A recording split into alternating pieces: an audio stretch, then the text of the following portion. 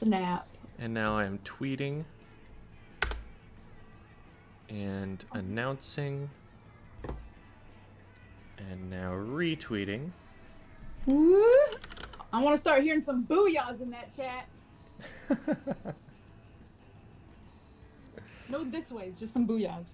Yeah, like, Allie needs to specifically hear the chat, okay, everybody? So you need to booyah loudly enough that it somehow, in some metaphorical way, comes through so significantly that Allie is able to hear the booyah. Absolutely. I need all caps. Oh, goodness. What's up, everybody? I'm gonna take a bite of breakfast real quick and then say hi to everyone.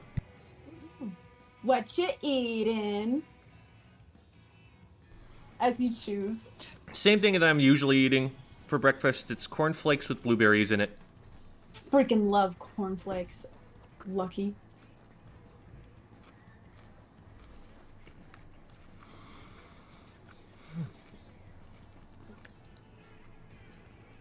There we go. We've got some loud booyahs in the chat. Very good, very good. Yeah, baby! Welcome, Joker and Codlactic and Spyburb and Devi and Hitcha and Sebastian and Bob Ross and Equilibrium and Sunday. Oh my god. Alrighty. Well, okay, so I have a little story to tell y'all before we get started, alright? I got a little context, okay? It's Friday night, right? Okay, first of all, you're going to want to change the title to your live stream. And now it's going to be, I was trolled in X rank, hashtag no clickbait, because honestly, that's what happened Friday night. So, basically, I'm like having a really hard time in X rank like on Friday night. And I'm like, oh my God, this is horrible. I'm like questioning my self-worth because, you know, everyone questions their self-worth when playing Splatoon. And so. True. I know, right? So I'm like, okay, I need to take a break. I'm going to watch your live stream because I heard you're doing X rank and I want to see it and all that kind of stuff and learn from you. So I'm watching it and I'm like, wait a second. I want to play a match with Gem somehow. And I knew that was kind of like impossible, right? But okay, so this is what literally happened. If anyone doesn't believe in manifestation, believe it now, ask, believe, receive, and you flag nog and get it. So I'm sitting on my freaking couch, right? And I'm like, okay, universe, I choose to play a match with Gem. So I'm going into my next match, right? And I'm losing bad. It's gonna be all over soon. And then all of a sudden I hear Allie. And I'm like, what? Who was that? God? Hello? Are you here to save me? No. Something even better.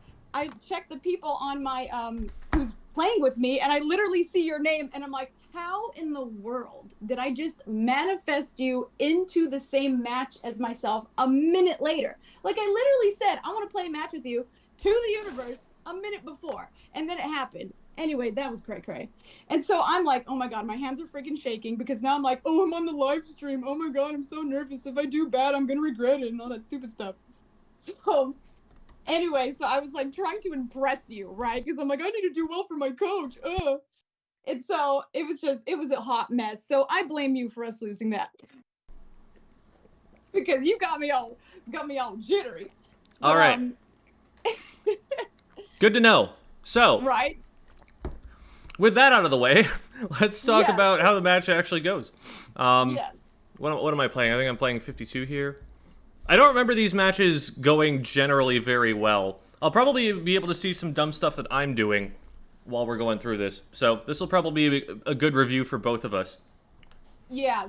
That's why I picked it too. I thought we could kill two birds with one stone because you review a lot of people, and I don't think you review yourself a lot because you don't have the time. So I'm like, why not give them the chance?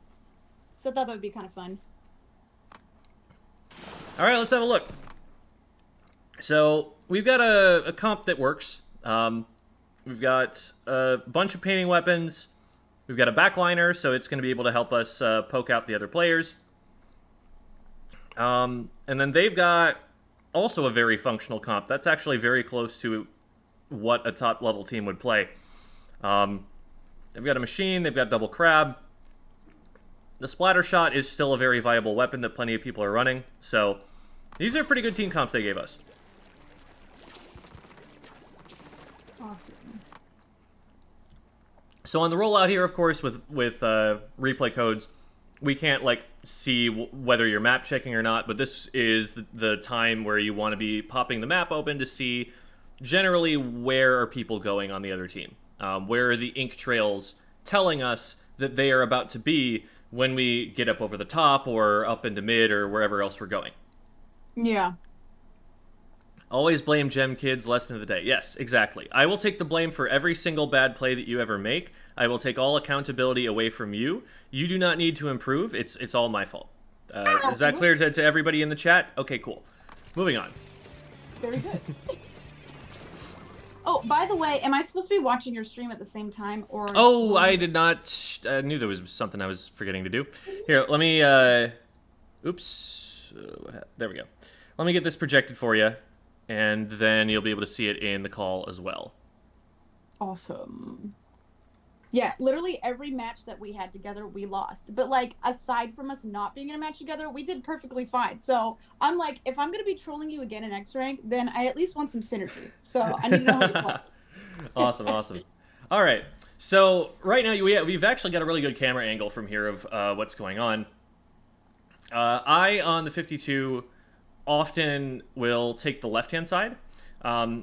On Sturgeon in general, the right-hand side is a little bit safer for a couple of reasons. For one thing, it's a ramp to get up to mid as opposed to a wall that you have to climb. Climbing up the wall takes a little bit longer, and falling back down off the wall also takes a little bit longer because you swim faster than you fall in this game. So if you have to back up and you have to fall down the ledge, opponents are going to be able to take advantage of that time to close distance with you and catch you as you run away. So taking the left side is a little bit riskier. And the reason that I'm taking it is that I have a splash wall, which helps mitigate a lot of that risk. It makes it so that opponents can only get so close to me. And so it's going to take a significant amount of commitment from them to get them to chase me all the way back into our court. So typically you'll see like a mid-ranged weapon, like something with a little bit longer reach, taking that side.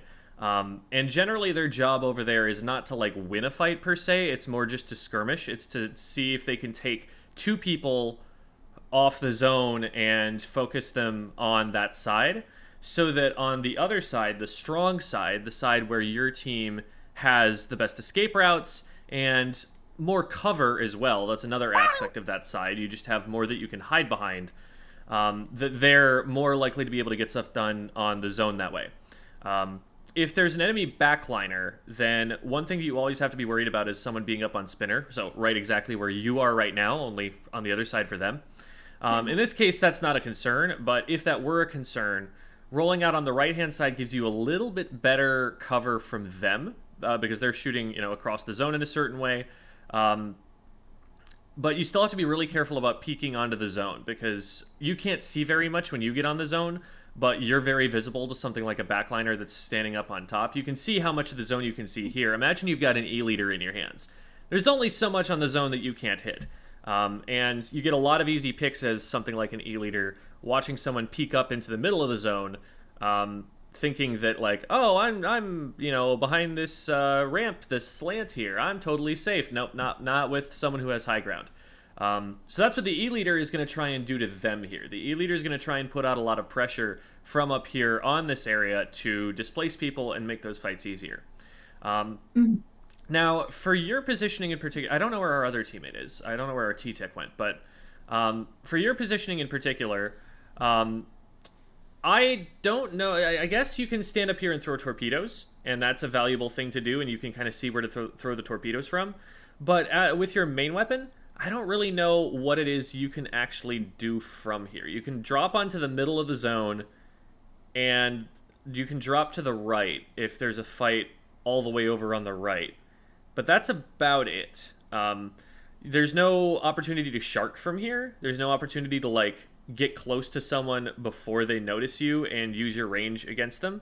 Or use your fast kill time, I should say, against them, because your range is not much. It's really bad. You basically, you're just punching people, right? It's a pair of brass knuckles you got strapped on. That's just kind of what the weapon is. Um, so you're from here, you're able to throw those torpedoes and maybe scout out. But at some point, you're gonna want to get closer to them if you're going to engage with the main weapon.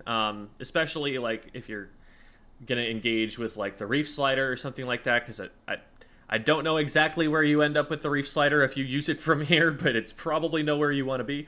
Yep. So we'll see where it is you end up going. But usually as the short-ranged weapons, you tend to see them more likely to roll out on the low ground so that they can use the cover. So that, for example, if there's an enemy E-leader, you're not getting sniped from straight across mid here. And so that you can get behind something that's sneaky and get close to someone before they know you're there. So let's see where we go. We throw a couple of torpedoes.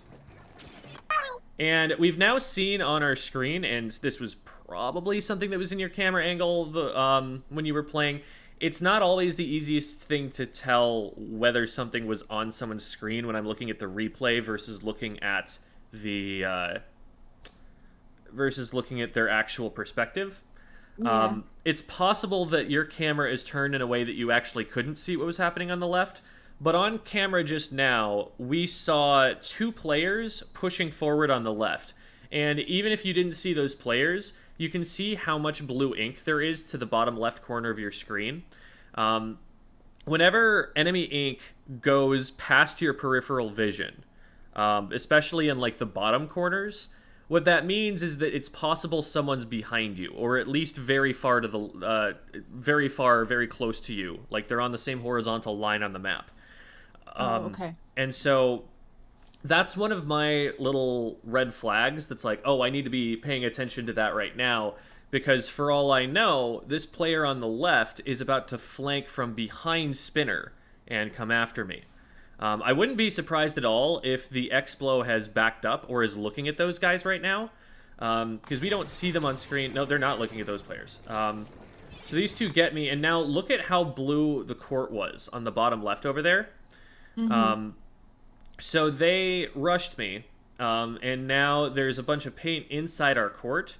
For all we know, again, there are people coming in from behind us right now. I don't think that's the case. I'm guessing that the Explo would probably have paid attention to that and would see that, okay, there's nobody coming. But from the information that we had there, I don't know if we knew that or not. And there is a possibility, although from that position I'm not sure if you would have been able to get there in time. There's a possibility that as they're rushing me on left, you're able to maybe come over grates and help out a little bit with that. It looks like I get a little bit too close here and they're able to rush me down anyway, that like it was basically only the Explo that was ever going to be able to help me with that, because of how quickly that engagement got committed to. But it's good to at least be looking out for opportunities to help teammates with that sort of stuff. Because if you don't know what's happening in the first place, you're not even able to make the decision. The decision is just kind of made for you. Right. So yeah, now there are 3 people on the left-hand side over there. So we don't necessarily have to, like, leave them the zone and just run straight away from them. It's only a 4v3. But we're not going to be able to, like, just dive on them and take a fight right away either. You're not going to be able to, like, force them out of the way and expect to win that fight most of the time. So what you want to shift into at this point is stalling and being very aware in case they run at you, so that if they do decide to hard commit, you're able to back up and not get splatted. Okay. So from here, what I'm thinking to do is just throw a bunch of torpedoes. If you had longer painting range, then I would say to be trying to stall the zone out and paint that as much as you can so that it takes them longer to cap it. But from this position as the Dapples, you can't really paint the zone very effectively, so that's not as much of an option. So torpedoes are probably your best bet here for being able to have an impact without being threatened too much. So yeah, you probably do need to get out of there because there's a machine attacking it, and this is really not a fight that you win unless you can, like, trick the machine into moving too close to you. so that you can get on top of them. Because if they keep their distance, if they know where you are all of the time and just keep walking forward slowly, you just don't have a way in before they're able to do lethal damage. So we have to respect the machine here, and so we're going to back up and just go someplace else. I jump in. Meantime, there's a trade between the T-Tech and the Splash. And our Explo goes down. Yep, that was a oh hell no. Where is... Okay, so here we see that the Explo is being contested from over spinner. The only way that that hitbox is going to be able to reach where it does there is if they're on top of the spinner, so that gives us the information that they're there. Nice pick, great job recognizing that they didn't know you were there, recognizing that they were about to push themselves into your range, and taking full advantage. So that evens up the numbers here, and we're going to be able to start moving in a little bit. This might be a little bit early to be moving in.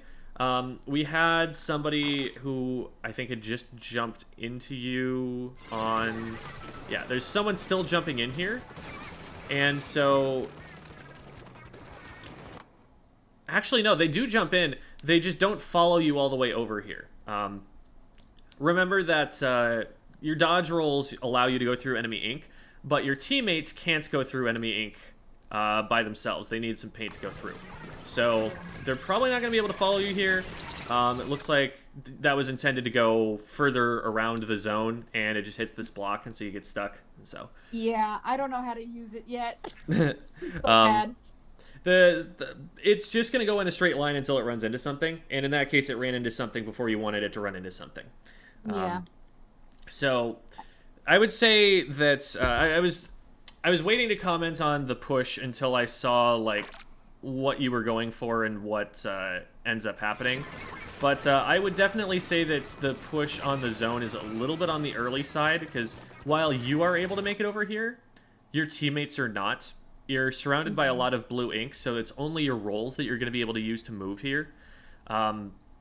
So rather than going in from here, you probably want to take a slightly more conventional route to get to the zone so that you can support teammates in whatever fights they're taking and try to help them get in instead of getting in by yourself when they can't follow you all the way.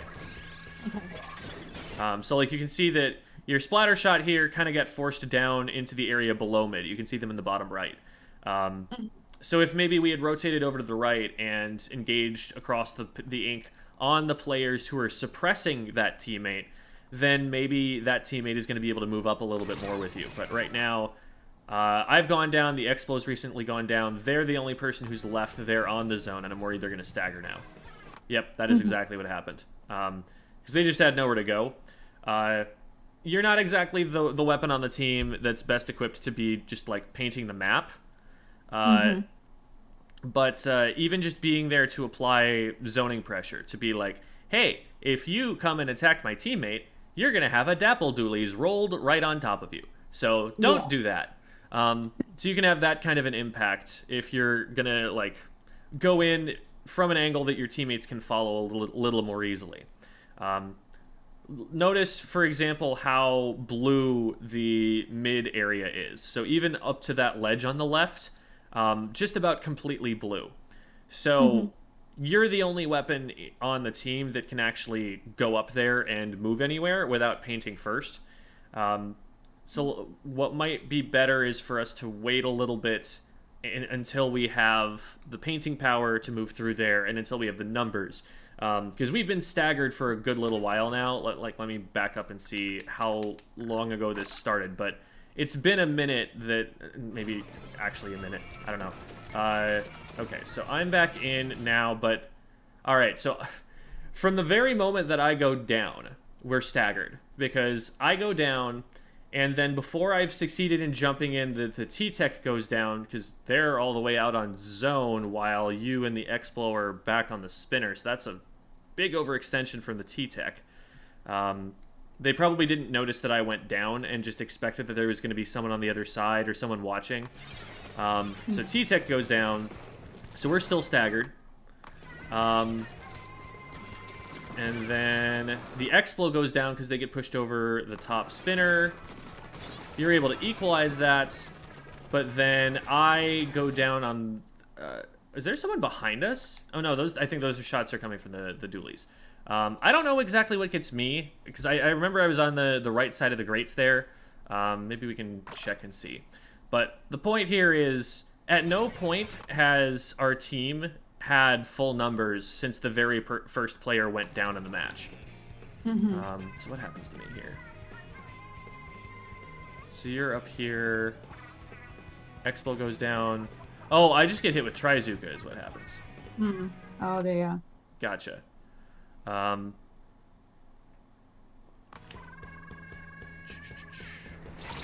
And so, have you seen my videos? You know the feed stagger loop? You know what that concept's about? I don't think I've seen that one, so gotcha. I'll explain. Do my homework. Okay. So the feed stagger loop is a very common pattern that happens in matches that players lose or get KO'd on, especially. If you're going to KO a team, the way you're going to do it is by staggering them. And here's what staggering them means. At the beginning of the game, I went down. I was the first player to die.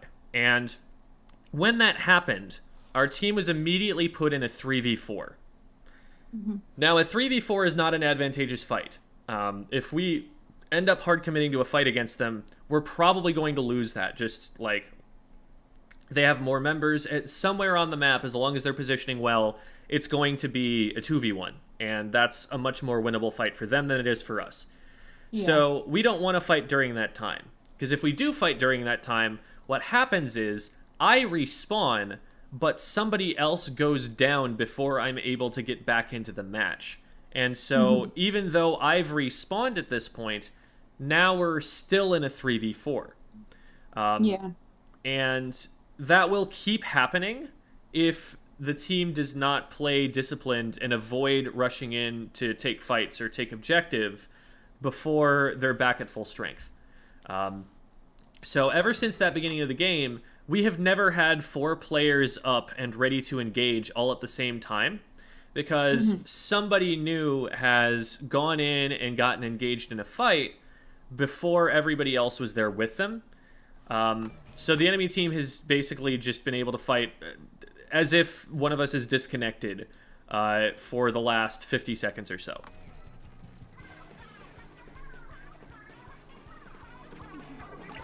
So now we're 3 down. So here it's especially important to not engage especially hard, to wait for the teammates to come back.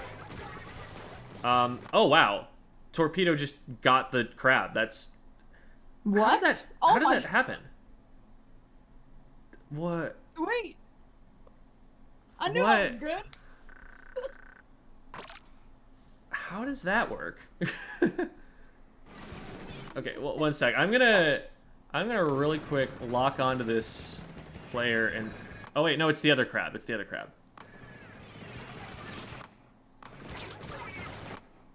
Did something else damage them? I'm just very curious how they got... Oh, it's the storm. The ink storm damaged them, and then the torpedo finished it off. Sweet. All right, cool. Had no idea that was gonna happen. So that's a nice, pick to get. But I probably wouldn't have dropped down to the right just yet, because by the time you're gonna get engaged on here, the rest of the team behind you can't be up there to help you yet. So this is still a 1v1, and it's against a weapon that has longer range than you, because every weapon on their team has longer range than you. So they're going to be able to stand up there on the high ground and just keep you away from them while this is all going on. If we had had maybe 2 or 3 more seconds and then you made this play, that would make a huge difference in the rest of us being able to get up here and help you. But as such, you're kind of just forced to move out of the way. I think I see a fight going on somewhere, and pop the whale to try and support that. And then our teammate goes down on the far left. So teammate went in on what looks like the opposite side from where I am at the moment. Okay, nice.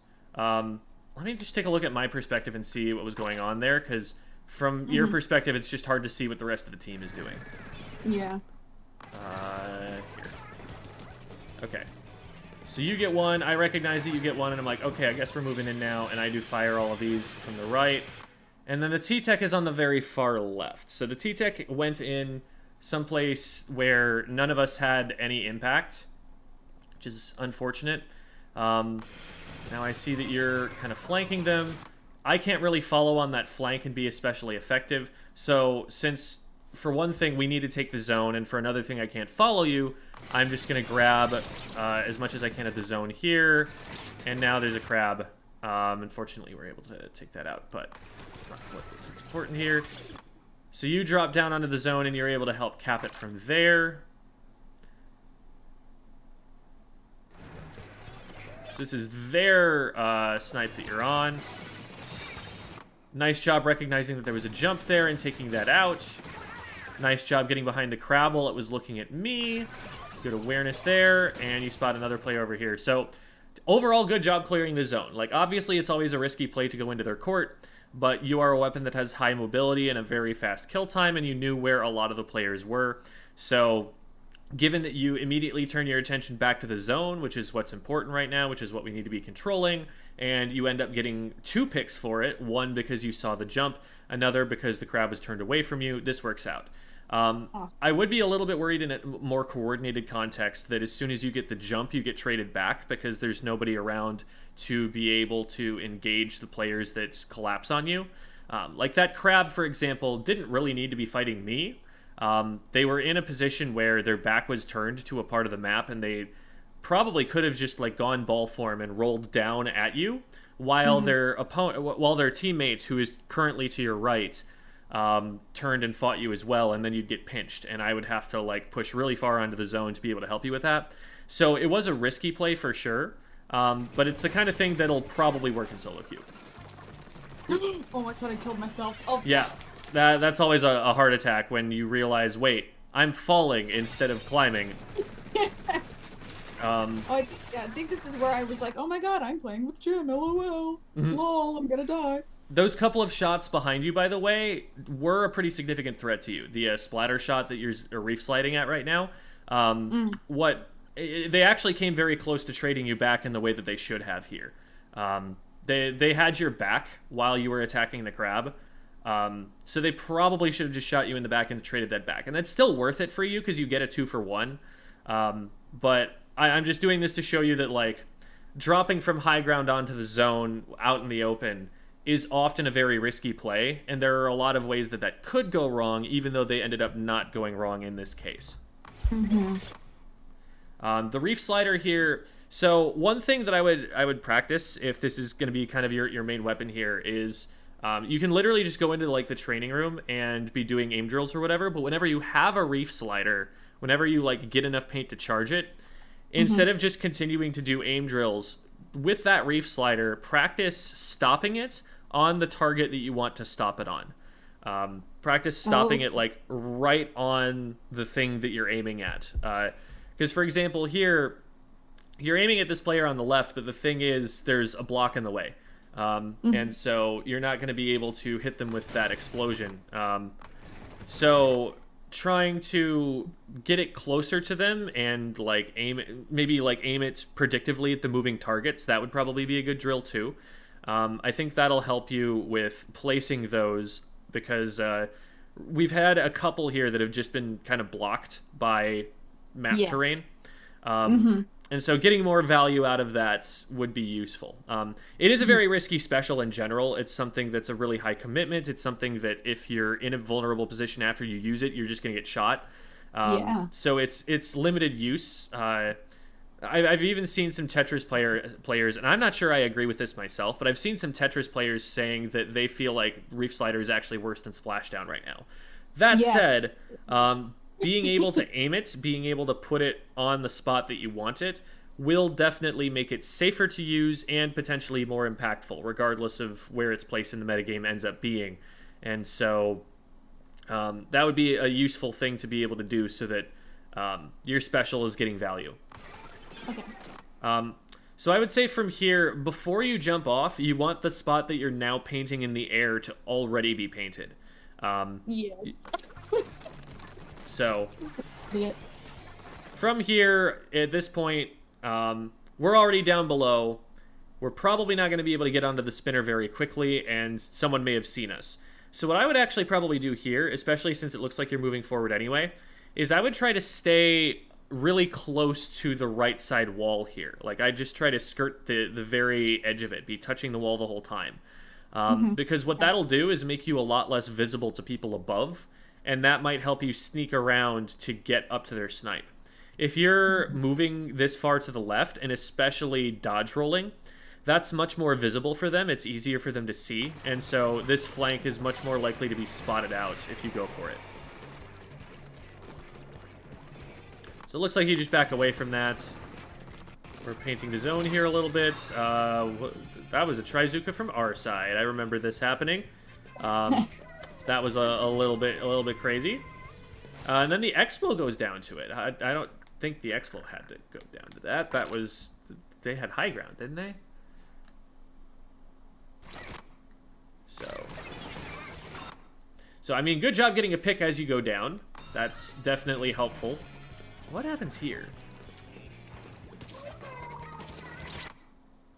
Wow, they just let the shot get too close to them. That's unfortunate. So I come here and try to get set up, but the wall doesn't go up in time. I think what I'm probably expecting there is that the Explo backs up enough and the shot spends longer looking at them before they have to turn around to see me. Yeah. I don't know. I was kind of surprised by it too, because the seeing a Trizuka coming from the wrong side of the map, that's a little bit alarming. So that play that the shot made has single-handedly cleared out a lot of us, unfortunately, and so now we're going to be in a dangerous position again. I'm a little worried, and as I say as we're not looking at you, I'm a little worried about this push because, again, there's nobody there with you yet. I've gone down recently, the Explo's gone down recently, so it's just our splatter shot, and the splatter shot you can see on the map right now is on the other side of mid.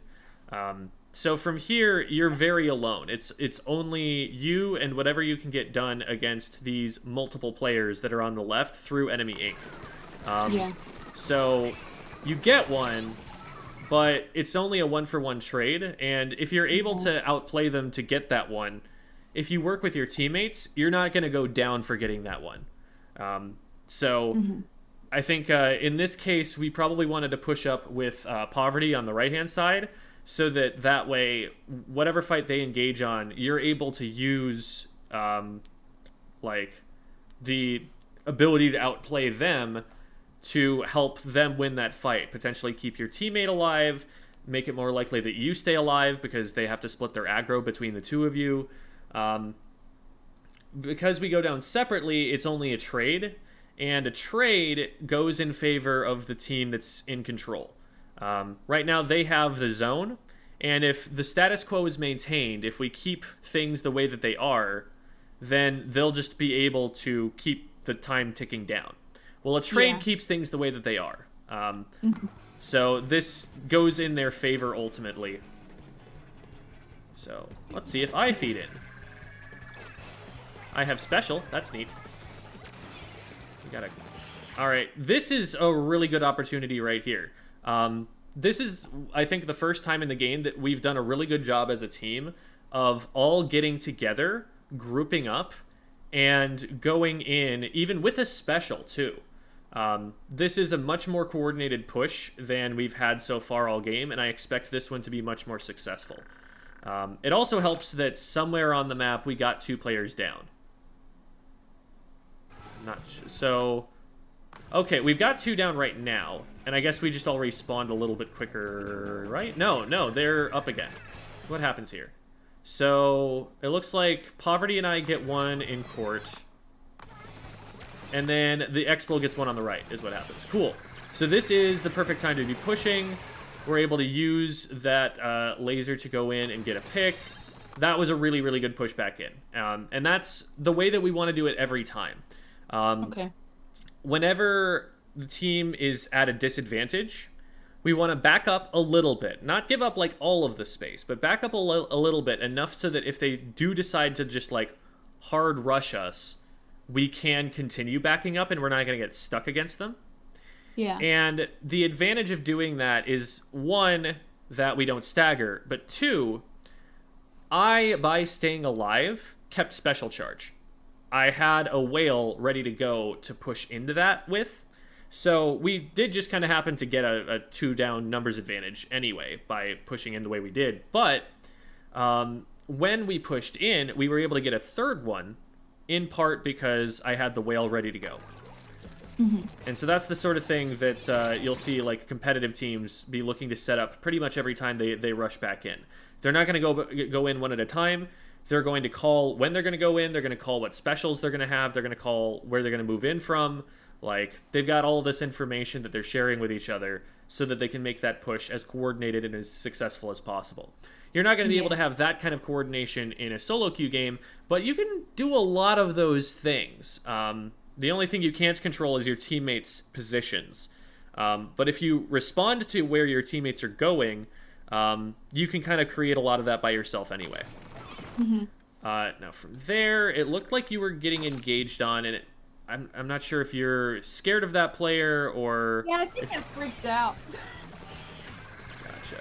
So let's see how this develops, because we get the one. We know that the other one is in court, and so we paint all of this up, and we go up over the top. Yeah. Honestly, not the worst idea to just get out of there. Okay, cool. Because... in theory, you know, you could have, like, dodge rolled to the right, landed on the grates, and had shots on them. But they'd already done some damage, and you didn't really have time to figure out which player they were aiming at. If they're aiming at you, and you've already been damaged, the play is that you need to disengage and let your teammate get shots on. If they're not aiming at you, then the play is to engage on them. But because you didn't really have the time to identify that one way or the other...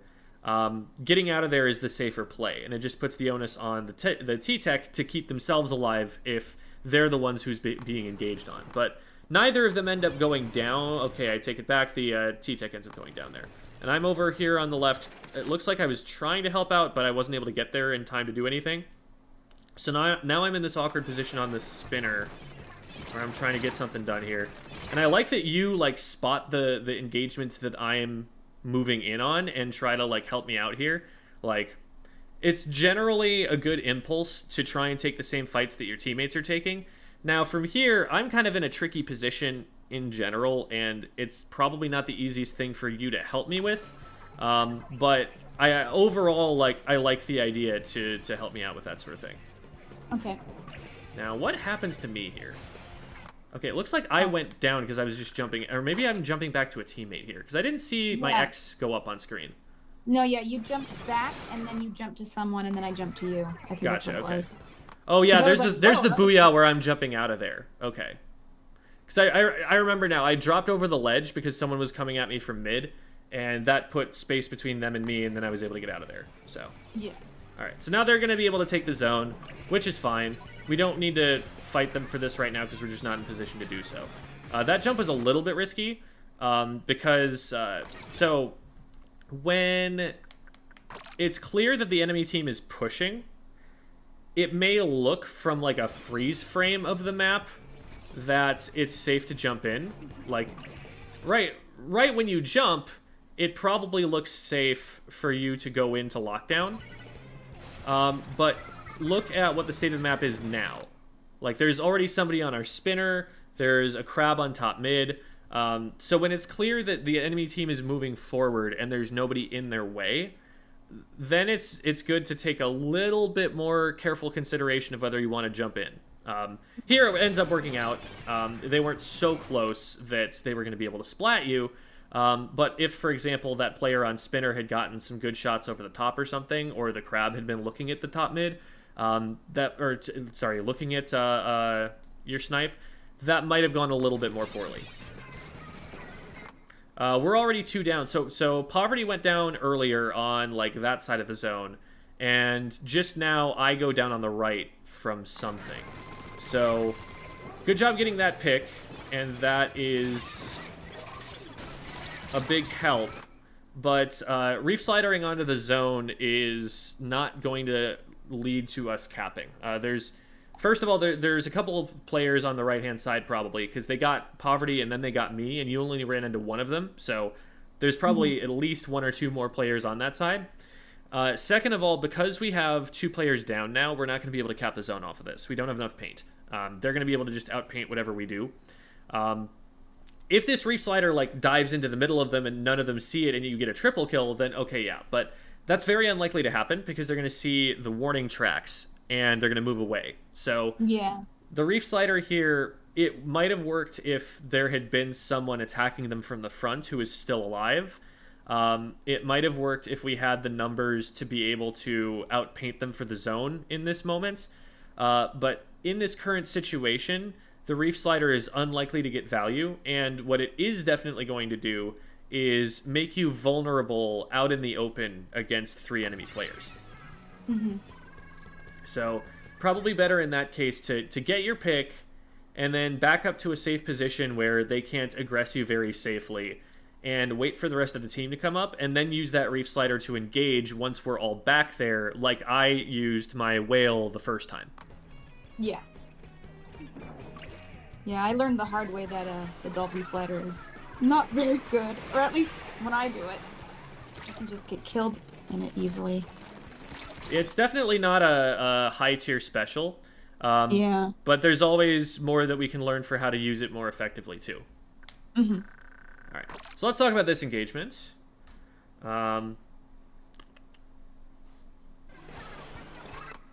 So I'm up on Spinner at the moment. Somebody rushes me and I get them, but then both Poverty and our Explo go down on the right.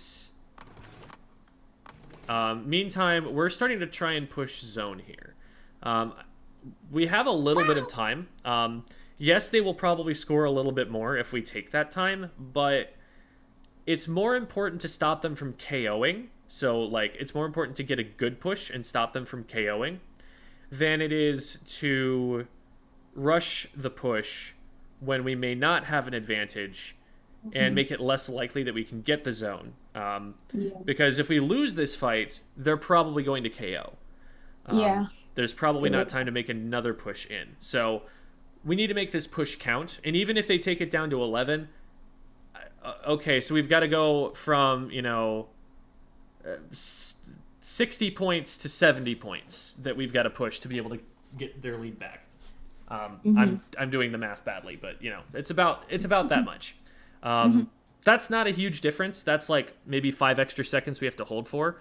And that's a much better outcome than if we lose the game right here and now. Okay. So we want to take the fights that are more likely winnable. Going down here keeps us at even numbers, and now they're scoring. I think I fall off the ledge, so that was fun. And now we are actually pretty close to being able to recap. I think right now we would want to focus the zone pretty exclusively.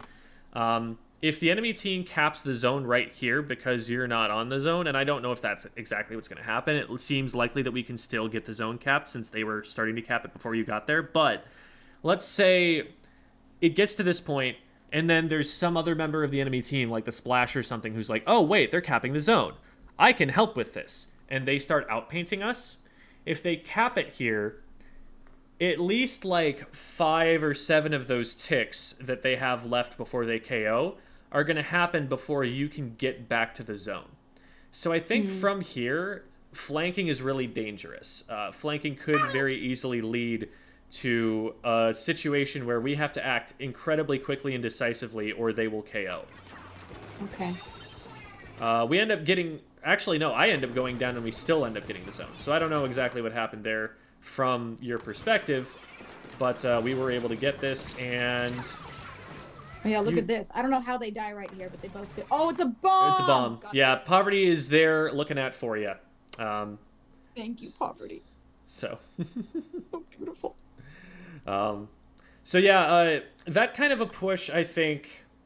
in theory, like, you're in a good position, but what needs to happen to set that up is someone needs to get their attention first. So I would actually maybe like try to ping this way before I engage on that to try and get your teammates to look at it and see if they can help you out. Because while you're flanking, if your teammates aren't looking at it, you're in a 1v2. And that's just not something that you should expect to win.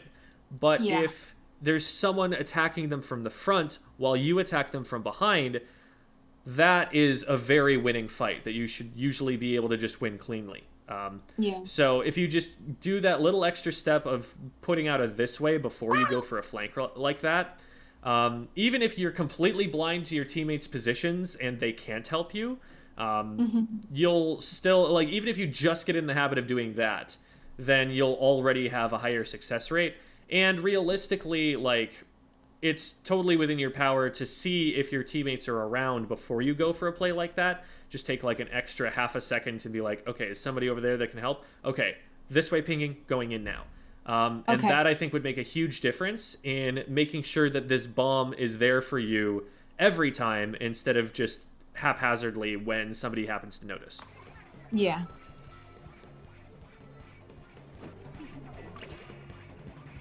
All right.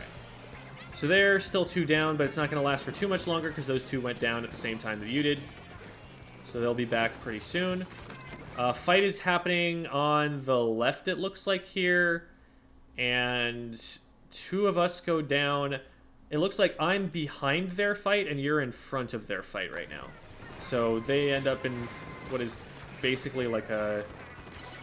Freaking foul. Oh, okay, no. I need to rewind here because we don't really see much of what's going on. I just want to get the fuller context here. So Poverty and I are pushing up on the left. Poverty gets forced over to the right. So I decide to just stay here. I get 1. And then I get pushed by someone else. I get a second one, and then the Zuka gets me. What happened to the other 2? Oh, they probably got hit by the enemy Trizuka. That's probably what happened. Because there's nobody over there with them.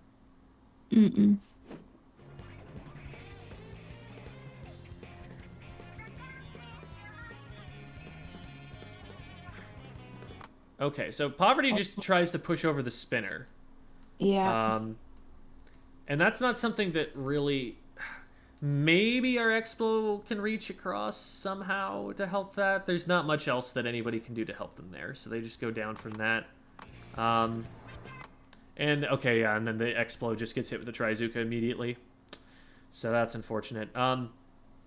So this is a really good illustration of something I've been talking to a lot of teams about. And it's something that there's less you can do about in solo queue, but there are still things you can do about it in solo queue. And what happened here is that everybody on the team took a completely different fight.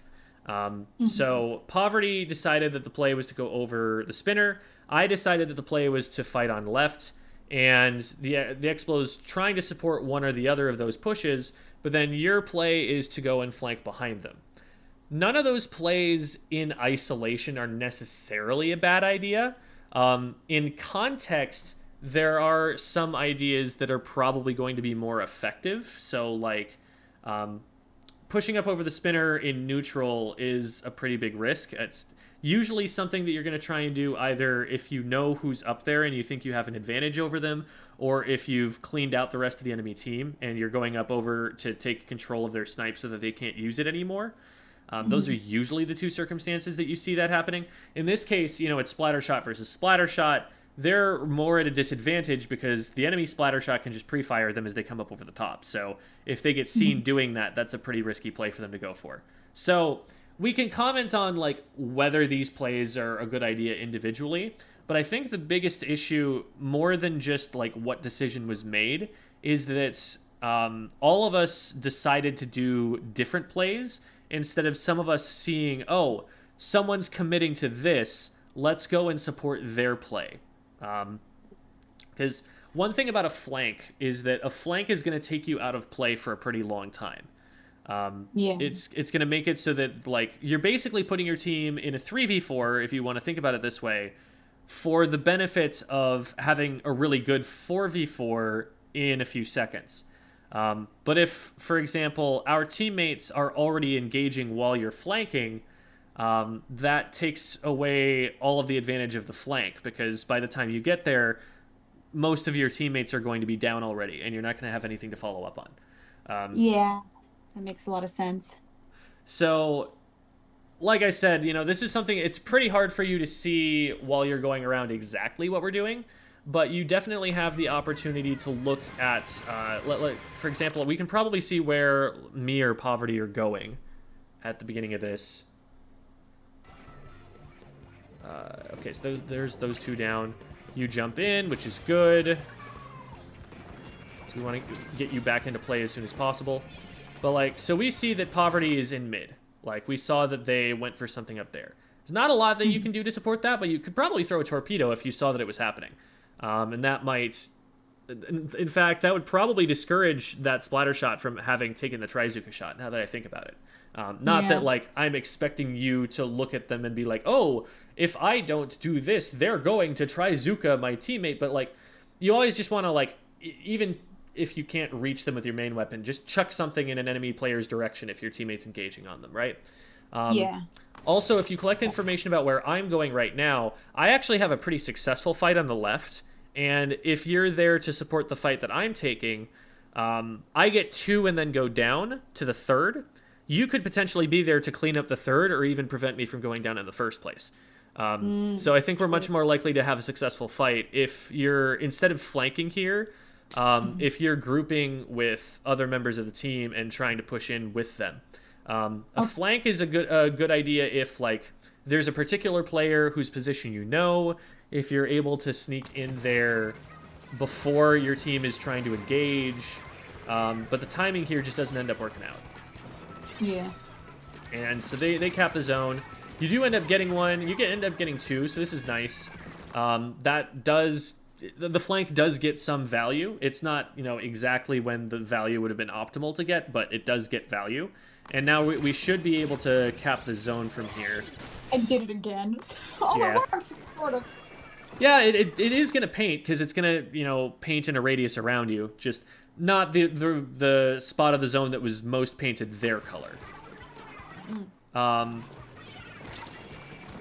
I like that you see the fight that I'm taking and try to engage with me here. It doesn't end up, working out, and we can talk about, the micro game of why, but in the general case, I like that you're seeing, there's a fight here, let's take it. Now, one thing that is a little bit of a concern here, I'm going to switch to the overhead real quick to see what's going on. Somebody has flanked our Explo, and we find out about this right here when they go down. So we don't necessarily need to immediately turn to deal with this, but the problem is that if we go too far forward here, and I'm already super far forward, so there's not a lot that I personally can do about this, but for example, if you notice this in time, that this player has gone down, you can be like, wait, the Explo went down. The Explo's not pushing up. The Explo should be in a safe position right now based on what kind of map control we all have. So if the Explo went down, that must mean that there's someone behind us that I didn't see. And so it's a really good idea in that position to check to see what's going on. Maybe look at the map, because we're very close to getting lead, and the point of us being this far up is so that we can keep them off the zone long enough to get lead. But if that player is able to get to the zone in time, we might lose the zone before we get lead, and that would be a big problem because there are only 30 seconds left in the match, and we only have so much time to be able to get it back. So, they're not going for the zone. They're just painting up our court and trying to lock the Explo out again. That's an interesting play from the splatter shot. That's probably not the play I would make. But let's see what comes with it. So we're looking at you. So you go in on this fight with me.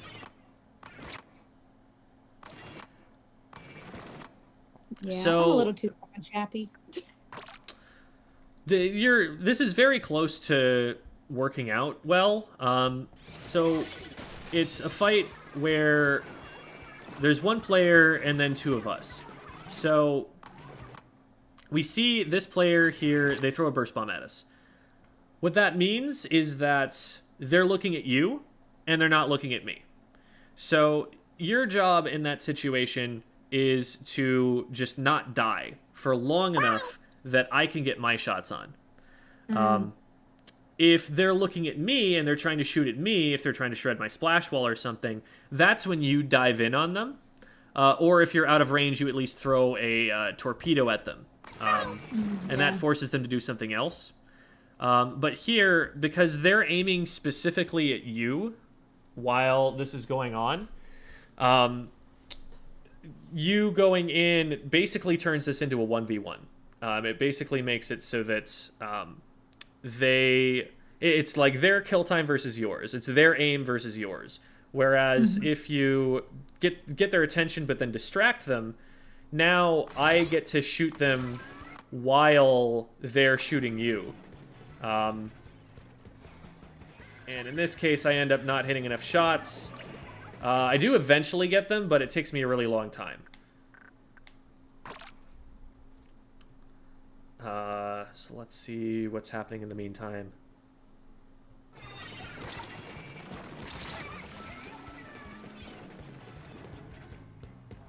So while all of that's going on, notice, okay, so the shot still hasn't actually left our court. They're just trying to set up camp there and stop us from getting back in. And eventually this does actually work because they're able to get their machine and their dualies out onto the zone. They probably could have capped the zone a lot sooner than this, but I mean, I guess if they're going to be able to get picks on the explode, then that works out. Now they back up. Now once they could have actually done something to camp our leaving spawn. So it seems a little indecisive on the shots part, but I digress. This is not a VOD review for them. Okay. So we get the splash, and then I back up to the zone because I see that shenanigans are afoot. This jump is a little bit risky, it looks like. Let's see what's going on as you land. Yeah, I was like, oh my god, we're gonna lose. I don't care. F it, just jump in. Yeah, that is honestly a good thought. And fortunately, you actually... Oh no, you do go down. Shoot. Yeah. I thought that it looked like your teammate was going to be able to help you with that. But here, I do get 2. And we are able to cap. And so now we just need to, like, keep the zone and, like, fight for mid control. And we need to win these. And you do win 2 of those. Meanwhile, on the other side, Poverty has gone down, and there's another fight happening here. Oh, you're so close to getting them. It was a little bit dangerous that you were going across the zone the way you were, because if you do go down on zone, then it paints the zone for them. True. But, alright, so you keep them off the zone a little bit. Like, you got 2 already. It's not like you didn't add value to that or anything. But let's take a quick look.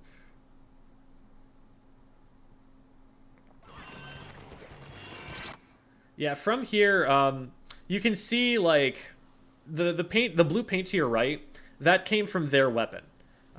So, like, you can see that they're outranging you and they're already shooting in your direction. So advancing into that paint is going to be dangerous because they're just hitting you before you're able to hit them. And if they kite you back intelligently like they're doing here, they probably win that. So once you see a player in that position, rather than trying to rush them head on, your goal should be to try and, like, get behind cover or find an angle where you can threaten them from. Or even just, like, get back, throw a torpedo, and then go in with the torpedo throw. So that they have to aim at something else before they can aim at you. Going at them across solid ground like this, even from here, you don't need to engage. You probably could have gotten away from this position if you just rolled to the right and put that wall in between you and them and healed up a little bit first. And then once you've got yourself in that position and you've healed up and you've gotten back to 100 HP, what can they do? Like, what's the furthest away from you that they can get? You can probably just drop over this ledge and be right on top of them, and then that's a winning fight for you.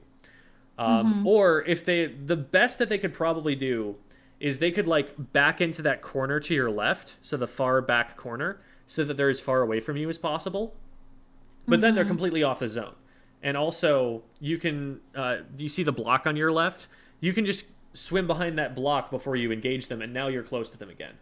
So like you want to use cover to get yourself closer to them, be full health, and then engage on them, because that's when you have the advantage. That's when your kill time being faster than theirs really helps you out a lot. And there's only one other player on their team who's up, so if you make a play like that to go heal, you're less likely right now to be interfered with by somebody else on their team before you can make the play. Okay. Yeah, I think that was just me freaking out, and I just started pressing the B button because I'm an idiot. That's what I do. When I get scared, I'm like, dodge. Whoa, that was interesting. What happened on that replay cam? Oh, you know what I think it was? I think you jumped to the spinner, but then the spinner started moving. Oh.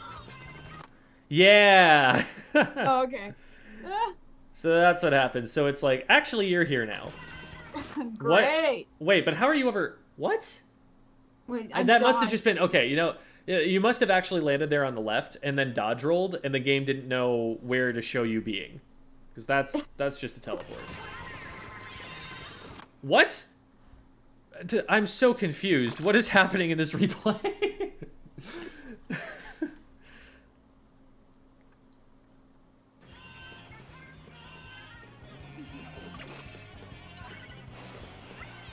So first, it puts you down to the left.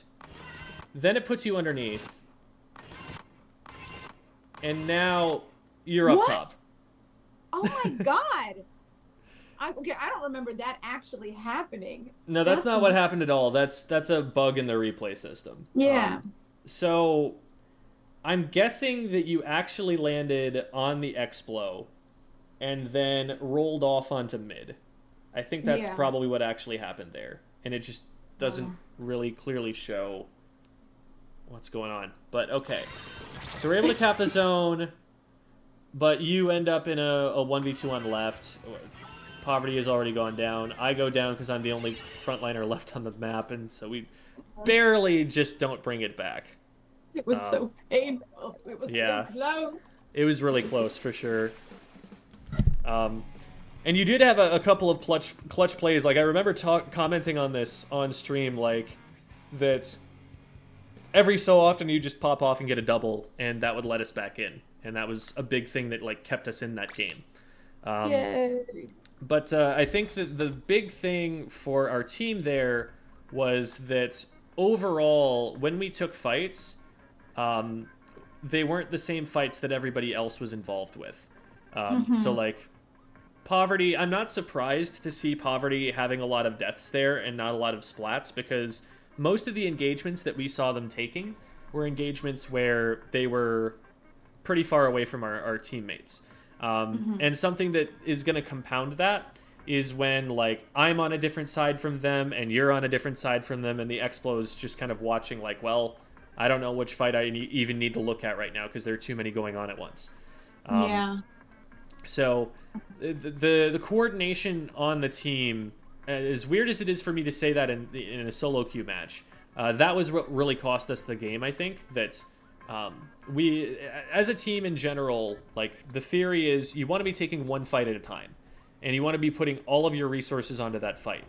Even if someone's out of range to be an impact on that fight, they should at least try to throw a bomb at it. And even if they can't do that, they should at least be playing in such a way that they keep other enemy players out of that fight. So for example, you'll see a lot of like brushes maybe go in and try to flank, and they're completely separated from their team. But if they're drawing two enemy players to their position by doing that, then their team of three is at a 3v2. And as long as they can survive in the 1v2 without necessarily even having to get picks, they're having a solid impact on the one fight that the team is taking. So that's the kind of thought process behind flanking and like living in their walls and stuff, is that you're trying to draw off more enemy players than can be in the main fight. But again, that's assuming that there is a one fight that is happening in the match. And so a lot of the time, like, I get a lot of people who are like, I don't get it. Like, sometimes I flank and it works, and sometimes I flank and it doesn't work. Like, should I be flanking or not? And the answer is conditional. It's conditional depending on what the rest of your teammates are doing and whether that flank is going to synergize with the positions that they're in. If you're flanking a position that your teammates are attacking the front side of, that's a lot more valuable than flanking when they're already taking a fight and your flank isn't even going to come in before their fight is finished. Yeah. So it's that kind of thinking about where are my teammates positioned that I think will give you the most benefit out of all of the things we've talked about so far. Right. Another thing for you to be thinking about is when you engage in a fight on the micro scale, like when you're thinking about your mechanics for how to take a fight. If you're there with a teammate, first of all, be thinking about that aggro juggling. So, are they attacking me? If so, dodge, let my teammate hit shots. If they're attacking my teammate, this is where I need to engage and be in range to be able to hit shots to protect my teammate. And to kind of have that back and forth. And that will switch up possibly multiple times during a fight. Like, sometimes a player will engage on your teammate, but then switch to you. And when they switch to you, that's when you want to be, like, disengaging and making it more difficult for them to hit shots. So you kind of go back and forth between slaying and skirmishing that way. But then also, like the fight we had against the splatter shot at the very end, if you're fighting against something that outranges you, you need to do something to mitigate that range advantage. The main thing that you're going to be able to do is take cover. Because if you take cover, you're able to move all the way up to that piece of cover, like to where you're touching it, and they still can't hit you. And all of that time that you're moving closer to the piece of cover, you're also moving closer to them, so that when you pop out from behind the cover, now, instead of being already lit, instead of being already having 2 shots on you before you get in range of them, you get to them undamaged, and you're able to pop out, and now since it's an even fair fight where both of you are in range and both of you are undamaged, you win that because you have a faster kill time. Okay. Gotcha. So basically what I'm getting at most of all is that I was having too much tunnel vision and I was trying to go into their base too quickly when I should have been helping my teammates and supporting them. So I was kind of, well, I wouldn't call it a support role because that's a different role, but Right. like, for lack of a You're better taking word. fights with them. Yeah. Okay. And yeah, I would definitely agree. Like, it's not bad for you to flank, but there are times and places for you to flank, and it shouldn't just be like your default mode that I'm just always going to flank every time. Especially if you're like jumping into a fight that's already in progress, the flank is probably not going to come through in time. One thing that you can do, which is really nice that this Dapples has that the other one doesn't, is you have a method of long-range poke. You can throw a torpedo at a fight if that fight is going on and you're not there to be a part of it yet. So that's a huge advantage that this particular Dapple Dualies has. So you can kind of just play it a little bit like a junior sometimes if you want to. Like at the very beginning of the game where you were just sitting right where the backliner was and throwing torpedoes, there are probably better places for you to be able to, get close to the match and have an impact from. But the idea that you can still have an impact from range and throw a torpedo absolutely makes sense, and you can definitely do that. But like with any weapon that has that kind of long range poke, the challenge that I give them is try to have an impact on every single fight you possibly can. If your teammates are taking a fight, have a torpedo there to support them. Make that like from a 1v1 into a 1.5v1, Or if you're able to like get in range and a teammate's taking a fight, then go and help them with that fight instead of starting your own. If you're on the flank, then at that point, it's still up to your teammates to initiate.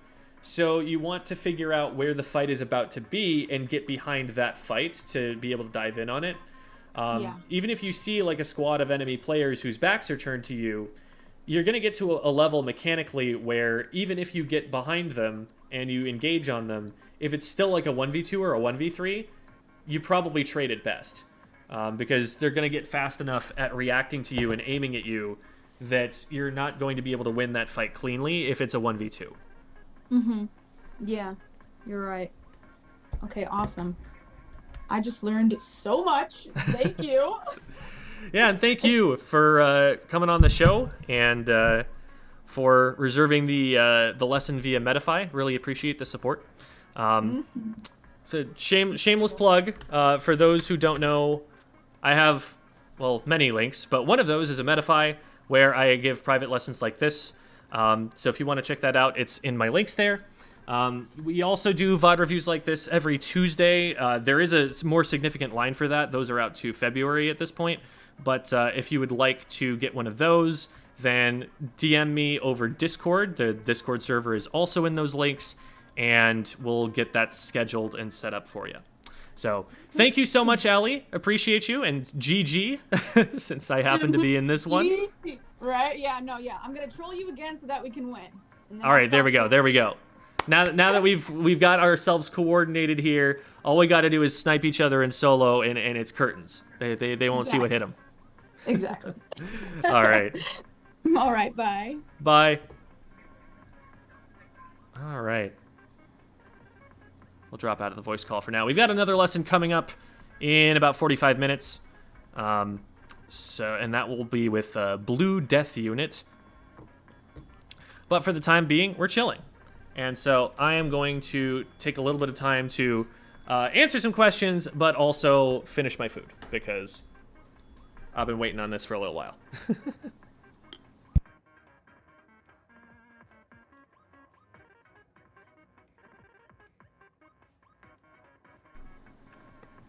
Hi, Buzziko.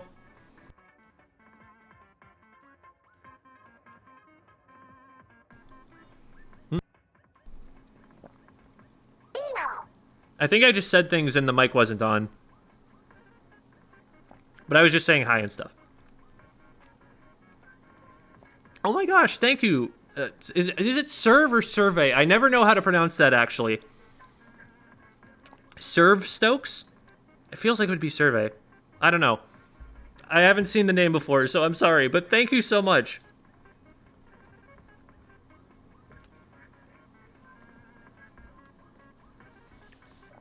Getting hyped for Ludi? Heck yeah. Gem eating on stream part. I'm sure it's been more than 1937. Eating on stream, like, I do this in work meetings. I do this on stream. It's just like, I end up not having time to just sit there and only eat.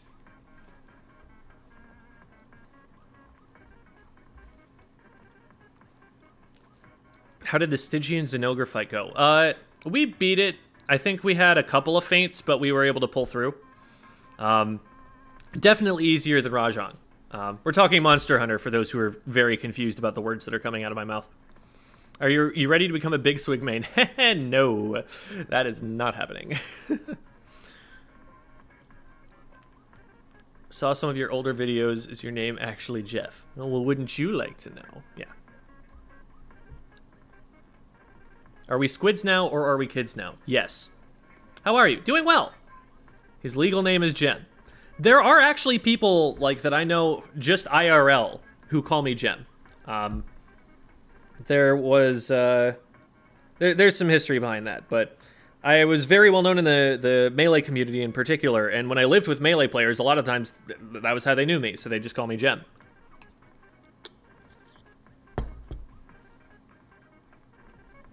Serve is in the verb. Thank you.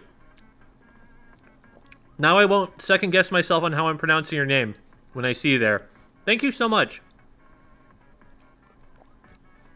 Been having some trouble finding a team. Watch video on team finding. Was wondering if you had any other tips.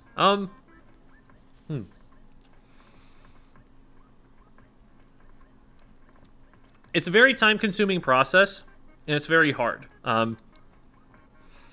Like I've made the comparison before, it's actually a lot like dating, where it's insanely frustrating to find someone who is just like anywhere near interested.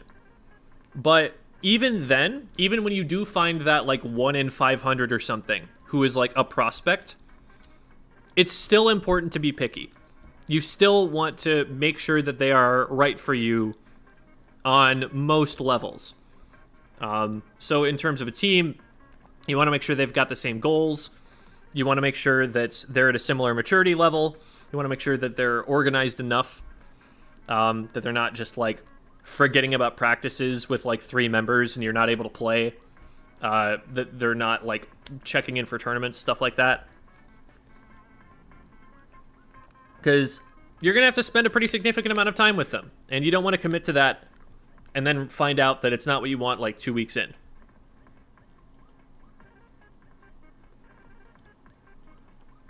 Suggestions on getting the most from triple Ink Strike. That is a special that I'm not especially great at, and I have not seen a lot of incredibly impactful use for it. Like, it's very rare that I ever get splatted by a Tri-Strike. And I don't see it being used to great effect in matches. It's like, it tends to make people sidestep a few feet away, and then they just don't have to do anything more. Missiles make you run further away, and also have more of a threat to splat you. Booyah Bomb makes you run really far away, but it's just not, it doesn't seem as strong, and so I don't know what all you're really trying to get out of it. One thing you can do is throw one of them really high into the air and then throw another one on the ground so that they go off at the same time. But it's like the lob and drill attack in dodgeball, if you know what I'm talking about.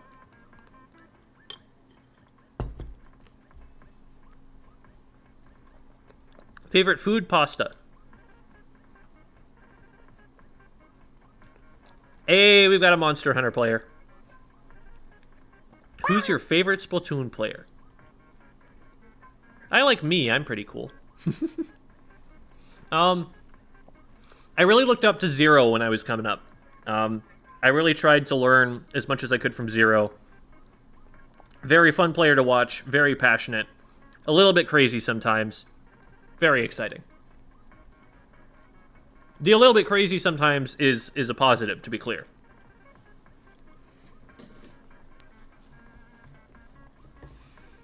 One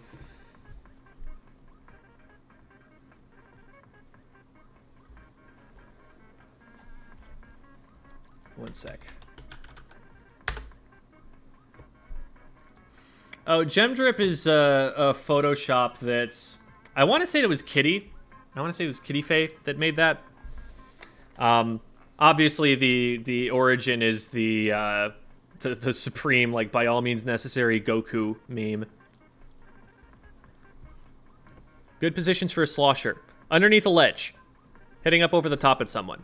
Or just using your slosher's weapon range, because it's better than the average frontline weapon. And so you're going to be able to kite people that way. Same kind of thing that a sloshing machine would do.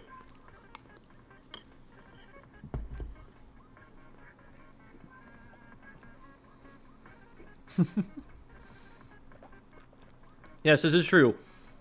Monster Hunter, Splatoon, exactly the same game.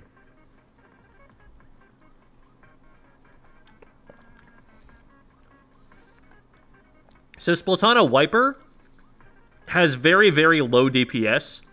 And as long as you're hitting shots at the same time they are, just about any weapon you're using is going to splat them faster. Unless you're, like, letting them outrange you or something. They just cannot do a lot of damage at once. So, since most weapons are going to be able to just outdamage the Splatana Wiper and beat them that way. Splatana Stamper is a much better weapon. There are some matchups that it definitely just wins. Your goal is to try and dodge charge slashes because they're so slow and you can actually react to them a lot of the time. And you do still outdamage them with, like, high DPS weapons. So something like a Splatter Shot, a 52, they have really good matchups against them, especially since they're very maneuverable and they can dodge stuff as well as being able to get on top of them and splat them really quickly. The Splatanas in general, they have to do their damage in parts. They often can't just stand there and wail on you because it takes too long. But if you, like, throw a charge slash out there, duck behind cover, and then throw out another charge slash, that's the kind of thing that you tend to get people with the Splatanas. So if you can get to a range where you can deal damage faster than they can, that's usually how you beat them. Do any pro players play Tri-Stringer?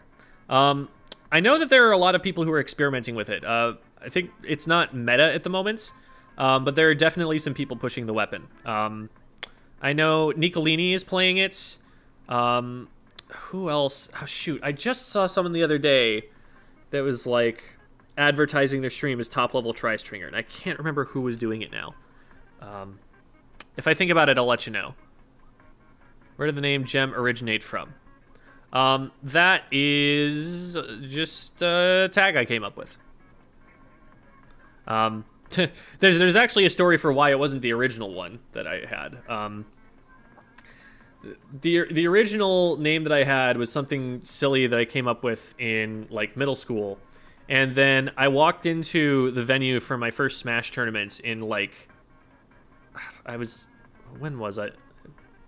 I was definitely like a young teenager at the time, and I was going in and I was like, wait, this name is dumb. I don't want this to be my name going forward, and so I just came up with something really quickly, and that's what stuck. Very happy for the Japanese player video because it's a problem the community has too. Oh wow, okay, I didn't know about that. Thought your name was Germ. No, Gem. This is a joke for legal reasons. Is V Junior better than C Junior? Right now, I would say no, because my understanding is that at top level, Big Bubbler is falling off a little bit. That people are generally not using it as much because it's just getting shredded so much that people recognize the threat it poses, and they're very quickly shifting to counterplaying it by just shooting at it a lot very quickly. So it only lasts for like 3 seconds against a top level team. But they're both pretty good. How do you feel about 2077 in clams being number 2522? I feel like that's because they've region locked it, right? So like that's your rank within the Tentatech division. That makes sense to me actually, because there are a lot of people who are playing in the other division. There are a lot of people in Takaroka. So I wouldn't be surprised at all if like 2522 in North America and Europe is like 13,000 or 15,000 or something in the world. Tentatech is so much better, and I disagree. Yeah, I personally think V-Shot is better. But there are a lot of people who are currently arguing with me on that. And I obviously, it's been out for like a few days, so I haven't had a chance to really dig into it and see what I think. You know that feeling where you go 26-2, but your team wasn't up to push? Yeah, I mean, at a certain point, you do have to turn around and actually deal with the objective if no one else is doing it. You know, you got to do what the team needs at the time.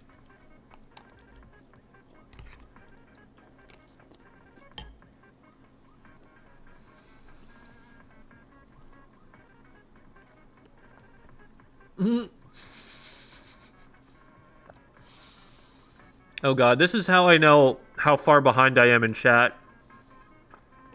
Because we're back to talking about the dating conversation in the chat now. I'm 10 minutes behind chat now.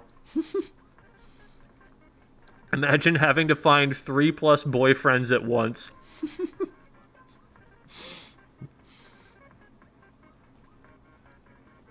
Oh no, I'm not good at dating either.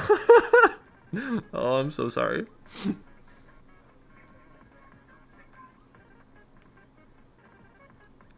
How often do people just form teams with their friends? It sounds like a great idea, but the only way it ever works is if all of them start off from the very beginning together. And even then, a lot of the time, they start to diverge. Because, like, people learn at different speeds. Different people are at different levels of passion for the game. But, like, I started off playing Melee with a bunch of friends from school. But I very quickly eclipsed them because I was interested in looking up advanced techniques and stuff, and they weren't. So even though I wasn't the best at the beginning, I very quickly became better than them, and then I needed to look for other people to play with because they were getting tired of just getting four-stocked all the time.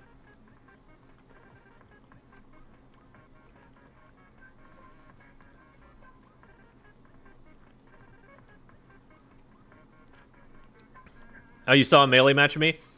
Yeah, I've got a bunch of those online if you know how to look for them.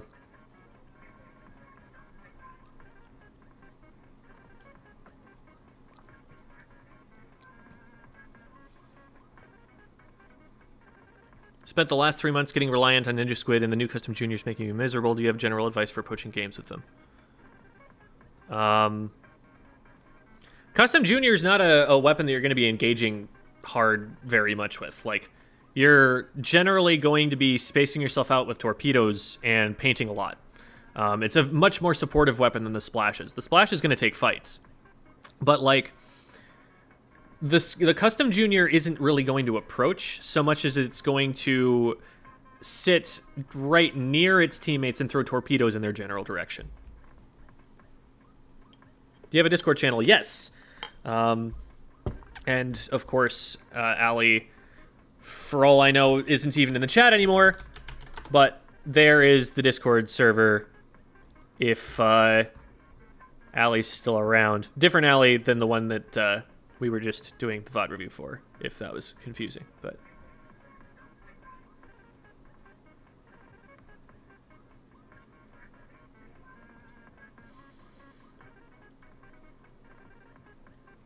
okay. For team fighting, you're really gonna have to curb your anxiety. Team finding, I think, is what they're saying.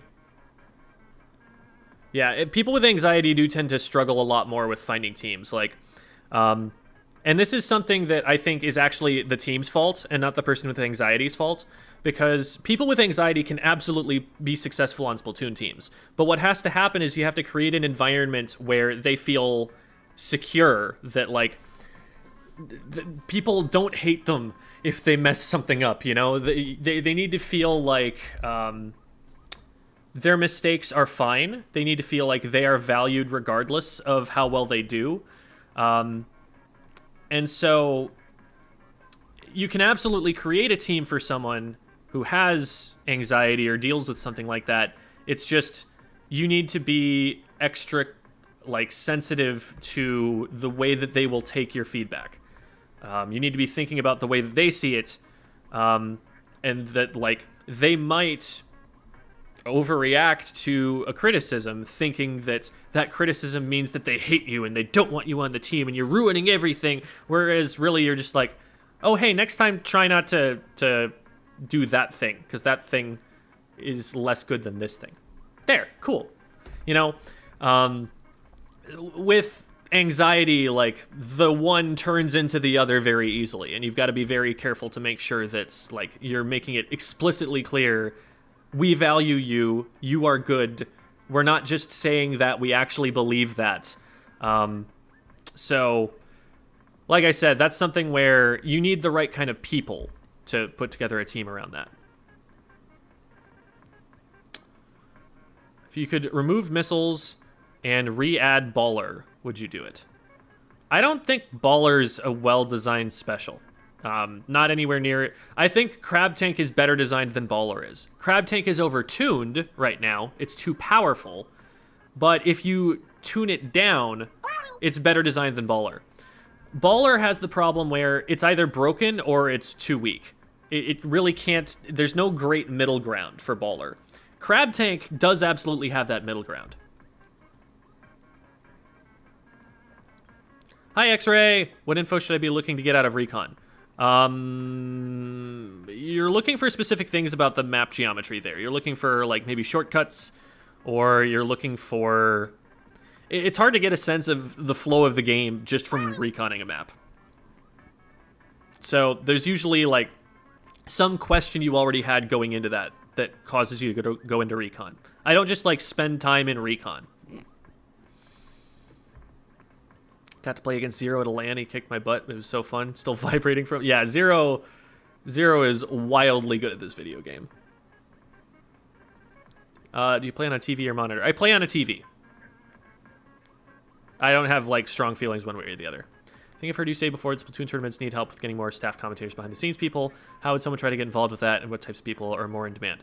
The biggest thing right now is production folks. People who can run a stream and, like... you know, do all the screen transitions and do, like, motion graphics, stuff like that. The kind of people who are putting up the BRB screen. Those people, there's not enough of to have as many tournament production companies as we would like to have. If you have those skills, then, you know, there are all sorts of different folks that I could put you in touch with. So just like send me a DM and I'd be happy to send you around. What are good abilities for Splattershot? It depends on how you want to play it, but I defer all builds questions to sendu.inc/builds. You have any tips, best practices for teams trying out players? This is a very good question, and one that I should probably make a video about at some point. How well they do is something that matters to a degree. Realize, first of all, that they're going to be nervous, and so they're not going to play as well as usual. And they're also not used to playing with your team. But something that's huge is if they're communicating. If they're not saying anything on the mic while they're playing, and that's something you expect of your teammates, that's a red flag. Dealing with someone who's not going to communicate is so hard, because that also means that they're probably not thinking as hard about what other players on their team are doing. They're probably a little bit like deer in the headlights about what's going on in the game. It's also really important for them to be able to take feedback well, be able to give feedback in a very constructive way. If, they're on the mic saying things like, guys, we're doing bad right now, we need to do better. Like, those kinds of comments that don't mean anything but take morale down are really bad. If they have, like, a toxic mindset, if they would go into a solo queue game and just be blaming teammates the whole way through, and like trash talking them to the point where the team is looking at them like, are you thinking those things when I play with you? If that's the sort of thing that's happening, that's also a red flag. But also recognize that the players may be acting a little bit differently in the tryout than they will in the actual team. So there are some things that you may only see after a longer period of time. So you tend to want to try them out at least maybe 3 times before making a decision on them, just so that, all of those sides of them are able to come out before you make a decision. Something else that's really good is to have some questions. I remember one team that I was trying out for asked me, how do you tilt? Like, what is it that causes you to tilt, and what is a sign that you're tilting? Those kinds of questions. That was such an insanely good question, and I was so impressed that the captain asked me that. Because that is really important. Keeping up team morale is extremely important for your team to be able to perform well, and for them to be able to last through a tournament and be at their best level the whole way through. And so when they asked that, that showed me that they knew that aspect of the game, and that they were trying to create a positive team environment around it. What's the final destination of Splatoon 3? Final destination is not actually the most neutral stage in any Smash Bros. Game. I know a lot of people get the impression that it's the fairest one, but actually, if we're talking about the final destination, we're talking about a map that's really swingy, a map that it will snowball really hard. So if you're asking about what's the most fair and balanced stage, the one that everyone wants to go to when they're trying to decide who's actually better at the game, we're probably talking about something like, it might be probably one of the Splatoon 2 stages, like Mako or what I'm blanking, Inkblot. Those are fairly neutral stages that people just generally tend to like. Flounder might end up being that stage, but Flounder has a lot going on, and there's a lot of analysis to do on it. I personally don't have as much of a read on Flounder simply because I never played Splatoon 1 competitively. And I never actually played Flounder Heights in Splatoon 1. I played the game for 2 hours. It wasn't in rotation. Best tips for solo queue. I have an entire video series on that. I will direct you to that instead. Oh my god, I'm 15 minutes behind now. Did your students think it was cool that you were a gamer? Yes, absolutely. There were 3 to 5 students per year who, as soon as I mentioned that I play video games, I could do no wrong by them. They could be getting a D in my class and they would love me.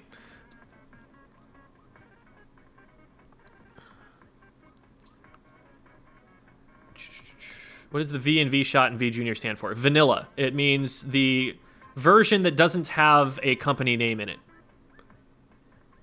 So that it, if I just say splatter shot, you're like, wait, do you mean the Kensa splatter shot? Do you mean the Tentatech splatter shot? Do you mean the Wasabi splatter shot? But if I just say V-Shot, now you know that I mean specifically the variant that does not have any of those titles attached to it. Are you going to accept my Metafy request? Eventually.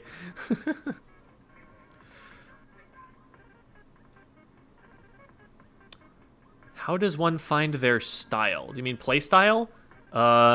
Figure out which weapon you like to play, and then see like what you would do with that weapon, and find the weapons that play that play style too, and pick the one of those that's best. Who drew your profile pic on Discord? It was Aplo, a former teammate. Aplo is a fun, goofy gamer. Was actually on Sillycomp Sundays yesterday. Any tips on managing a work schedule while also trying to rank up? Just make your job playing Splatoon. That's what I did.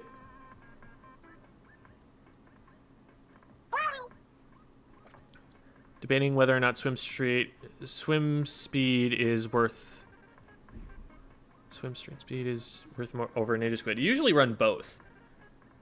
And again, any gear questions, I defer to sendu.inc/builds. Endbound, that was the other one. Endbound, I think, is making content for it too on the Tri-Stringer. Tend to blame myself more often than my teammates. Any suggestions to combat those feelings? That's something that came up as a result of that video that I was not aware of. That a lot of people tilt actually by getting down on themselves. And that is a kind of tilt that I don't have personal experience with. So I can only really... Oh no, what did I do? My scroll wheel didn't work. I need to refresh the chat. Hopefully that doesn't make everything go away. Oh no. Did I just lose the entire chat log? Oh no, I just lost the entire chat log. I messed up. Okay, but... So I'm sorry if you asked a question in the last 10 minutes because I wasn't able to get to it. But that's the kind of tilt that I get, is that I get mad at teammates. And you've probably heard that a little bit on my comms or on my... when I'm talking about my matches before, that like I'll get maybe just a little bit more on edge than I need to about the other people that I'm playing the game with. And so that's what I have the most experience in combating. And sometimes I don't have as much energy, and usually when I don't have as much energy, I'm worse at combating it. And that's when I get to see, but I have more knowledge of that form of tilting than I do of the other kind. And so it's harder for me to give advice because I haven't talked enough to those people about that very personal side of them that very few people will talk to you about openly. It's not like a casual topic of conversation like, hey, when you're at your emotional worst, how does that manifest? What are the symptoms of that? Like, nobody talks about that. So it's a lot harder for me to comment on. Have any advice for teaching? The hardest part about teaching is remembering what it was like to not know the thing. Because it seems really easy when you've known that thing for 10 years and had that so well practiced in your brain that you do the thing instantly. Like 3 times 8 equals 24. I've known that since the 3rd grade. That's very easy for me. But explaining that to a 6-year-old is not going to go very well most of the time, because you need to, break out the counting blocks and say, look, here's 3 groups of 8. And if you look at them this way, it's 8 groups of 3. See, it's the same thing. And they add up to 24. And you're just going to memorize that, as well as memorizing 3 times 8 and 4 times 8 and 5 times 8 and 6 times 8 and 7 times 8 and 8 times 8 and 9 times 8 and 10 times 8 and 11 times 8 and 12 times. See, you've got that, right? That's easy. It's not easy.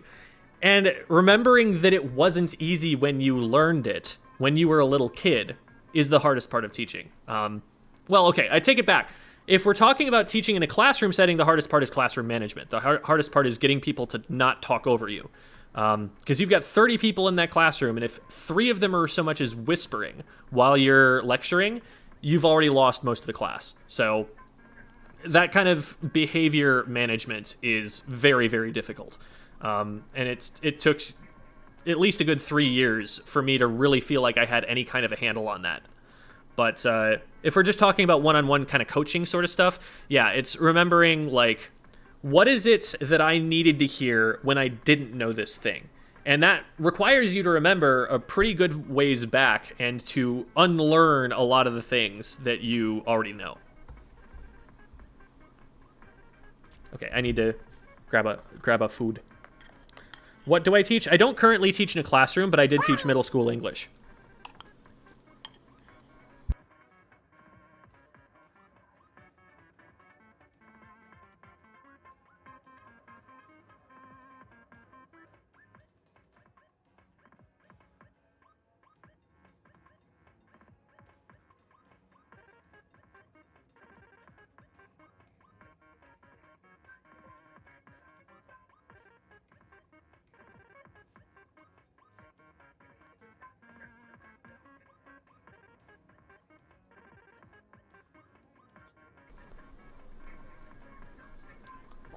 Good ways to start up a conversation regarding open spots for a team. Hey, I saw you guys made a recruitment post and I'd be interested in trying out. There you go.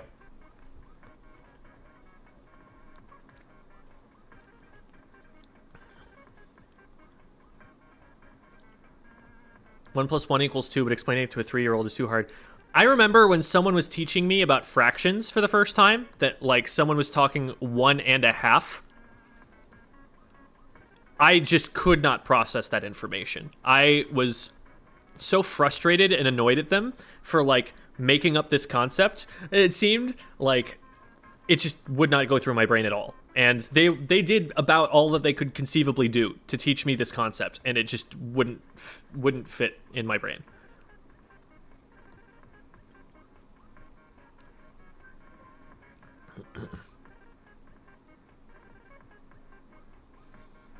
It's good that when you're teaching Splatoon, your students are excited to learn. Yes, that is true. There are ways that you can take away that excitement by, you know, making them feel like they're bad for not knowing something. And that's something that a lot of bad coaches will do. The best players don't always make the best coaches. Because a lot of the time, the best players are so far ahead of everybody that they just don't remember what it was like to be worse.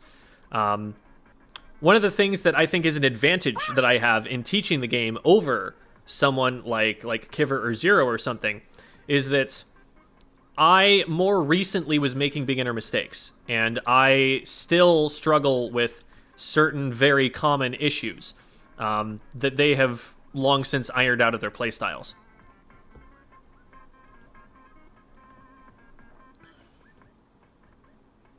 Why'd you stop teaching? Because I was making more money for playing video games. I mean, who wouldn't? Do you always eat cereal for lunch? This isn't lunch. I'm on gamer hours. This is breakfast.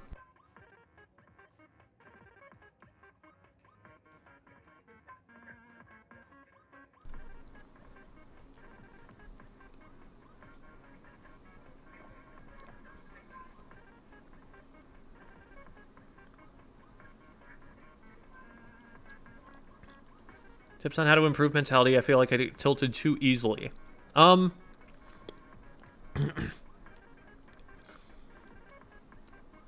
Self-knowledge is really important for that. What's really powerful is if you learn how to recognize the things that trigger you to tilt, the things that cause you to tilt.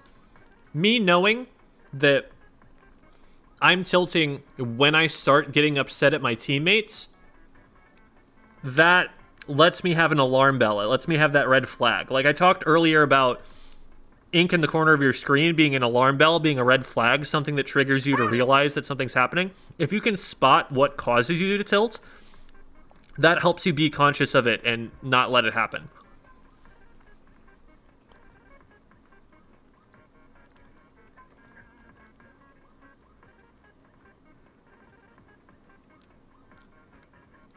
For April Fools, you should release an English lesson.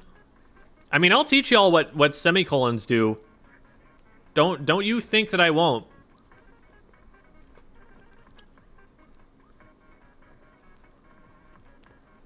I mean Splattershot.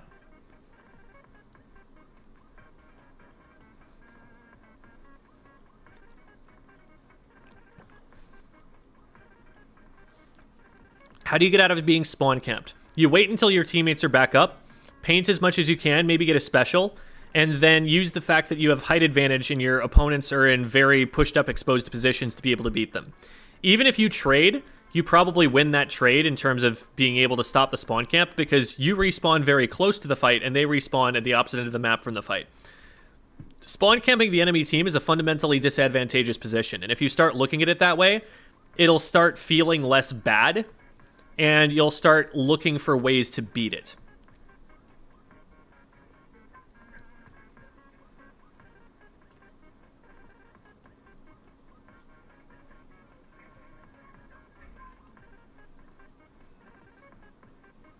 There was a question, does solo gameplay improve team gameplay? Yes, but not all of team gameplay. The mechanics and awareness you can learn from solo queue, but coordinated team play and making a macro strategy, that's something you can only do with a team. So the way that I view it is that there are three things that determine most of all whether you win or lose Splatoon games. The first is your mechanics, so how well you can aim, move around. The second one is decision making, so which fights you decide to take, where do you decide to push, how you decide to play the objective. And the third one is coordination, which is how you work together with teammates to create team plays. And coordination is basically not tested at all in the way that it's going to matter for competitive play in solo queue. So you can practice two of the three important things. Just recognize that there's more that is going to drastically change the game, and it's not going to be a perfect simulation if you go from solo queue to competitive play.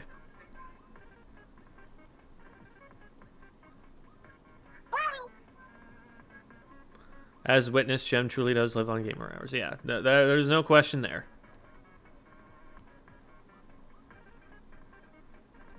Semicolons. Yeah, you use them to end lines of code. There you go.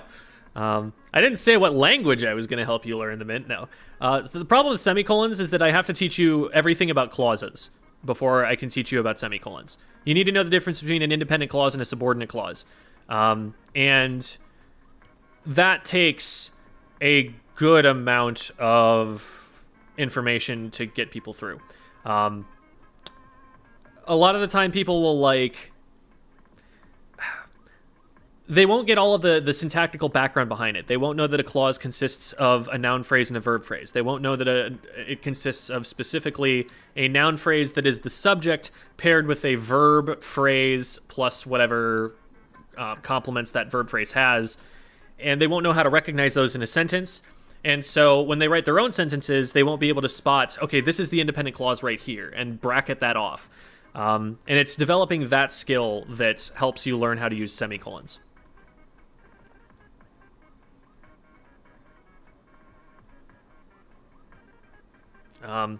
Semicolons, they tend to get overused because as soon as people learn how to use them, they're like, ooh, I'm smart. I know how to use a semicolon.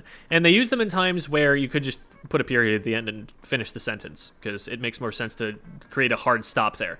A semicolon is typically used in situations where the two clauses are linked in some way that goes beyond just one being the next sentence after the other.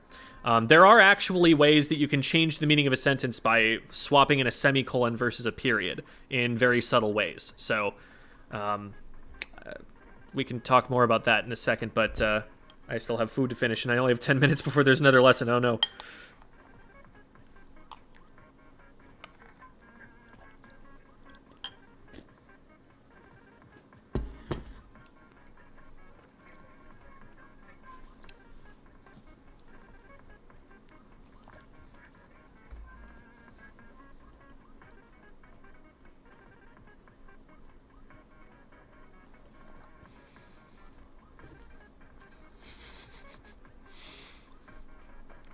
What does Squid Bestie do if you don't have Twitter? Oh, no. I'll be honest. It's hard thinking of perks. If y'all have perks you would like to suggest, my DMs are open, because I don't know what y'all want.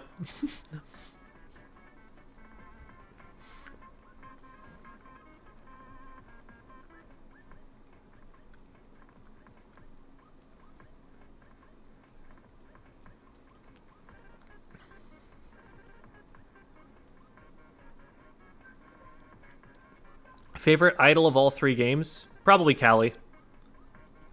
Callie has, like, major puppy dog energy.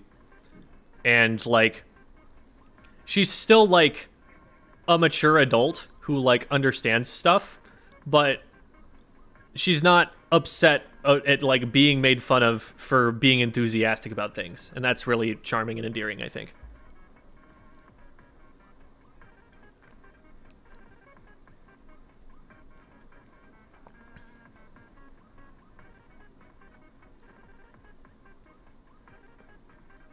Is mayonnaise a clause?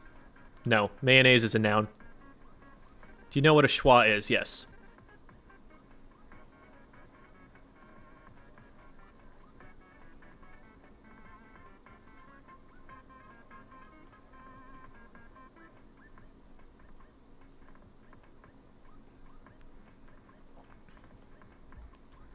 I could teach you about semicolons, but first I need to tell you about parallel use. I love that video. That's such a beautiful video.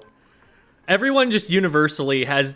So this video is finishing Watch for Falling Rocks in half an A press, I think is kind of the title of it. It's a challenge run of Super Mario 64 where you play levels by pressing A as few times as possible. And he has to explain to you that there is actually half of an A press. And if that's confusing, just wait until, again, he breaks out parallel universes 16 minutes into. It's such a wild ride, and it is the most entertaining nerd video I've ever seen.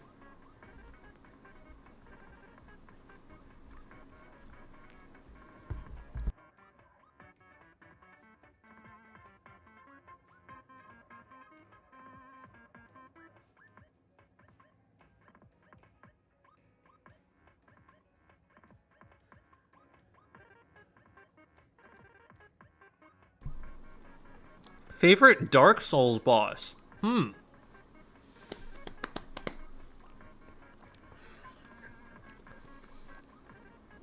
If we're talking just Dark Souls 1,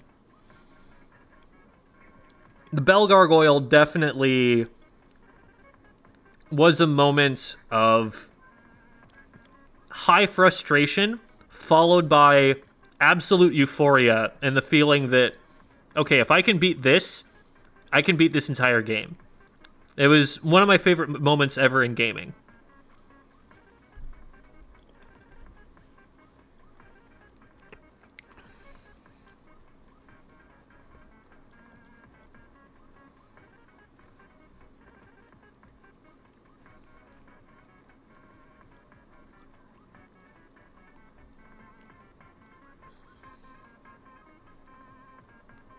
TG Henryoshi. I know TG Henryoshi, like, personally. That guy was an Arizona Smash Ultimate player, and I ran tournaments that he attended.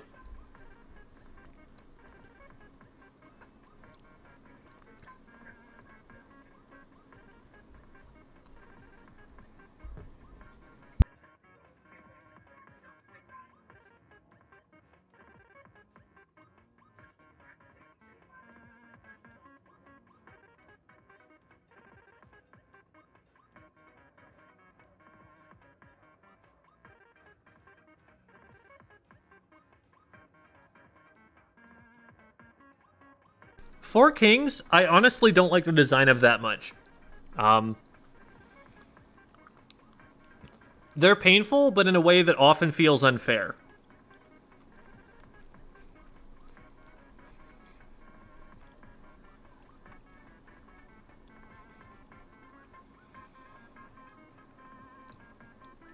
Oh, hey, Moolah Mixtape. Go check out Moolah Mixtape. In case you saw the tweet I put out about the chiptune, like Chirpy Chips style remix of Buddy Holly, that's who made that. And I had that song stuck in my head for so freaking long. It was so good. I think they called it Squiddy Holly, ultimately. But Yeah, they just posted like 50 seconds of it on Twitter randomly, and I was like, wait, I've listened to this 30 times. This is a problem. And I ended up using it in a video too. Yeah, it was good stuff.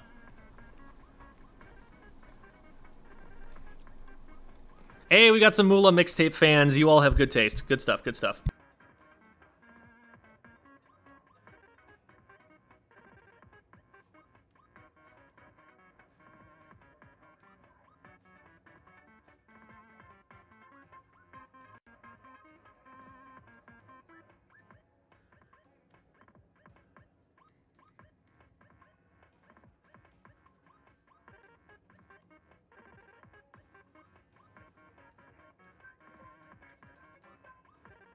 I just realized that I'm muted there. It's getting up to the point where I'm going to need to get Blue Death units on stream, so I'm going to send a quick message to them.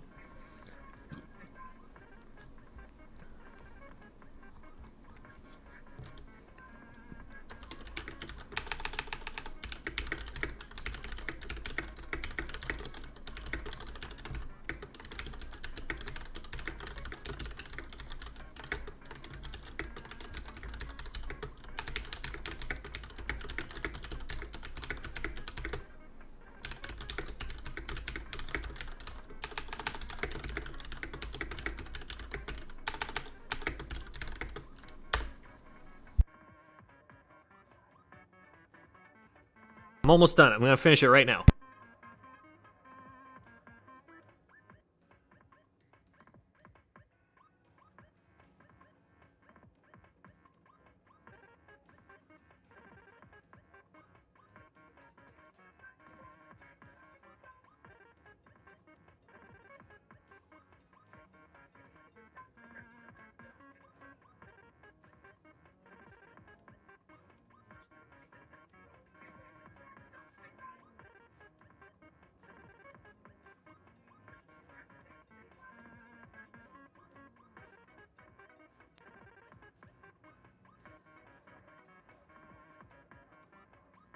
All right.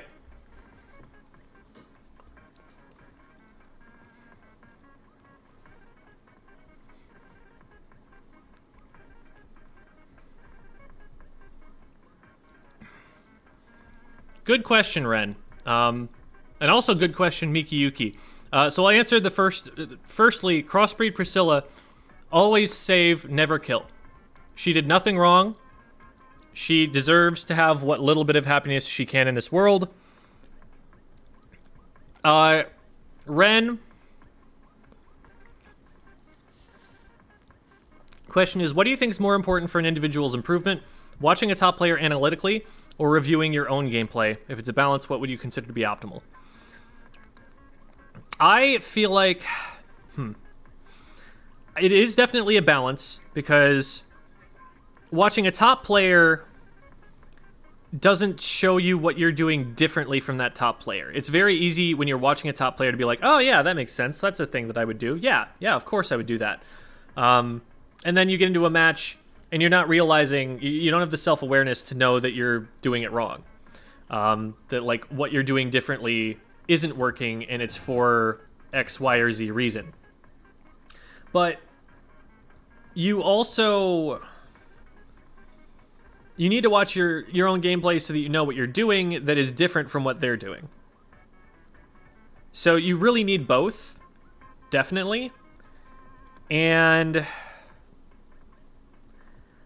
I'm probably about even, I would say. I don't know. I find I watch myself more, but I don't know that I'm all doing it optimally either. I feel like I should watch more top-level play to inform what I do than I am currently engaged in. So that's my take. All right. Hello, Blue Death units. You are up on stream. Welcome. How's it going? And you don't have to be on the comms or anything if you don't want to, but you are welcome to ask any questions at any time. And here is the VOD for you. and I need to get it on stream on OBS as well. So give me just a second to set that up. Mm-hmm. So that's still up, so we're going to get rid of that. And then we're going to come here and click this thing, and then we click this thing. And then we resize it so that it's the right size. Okay.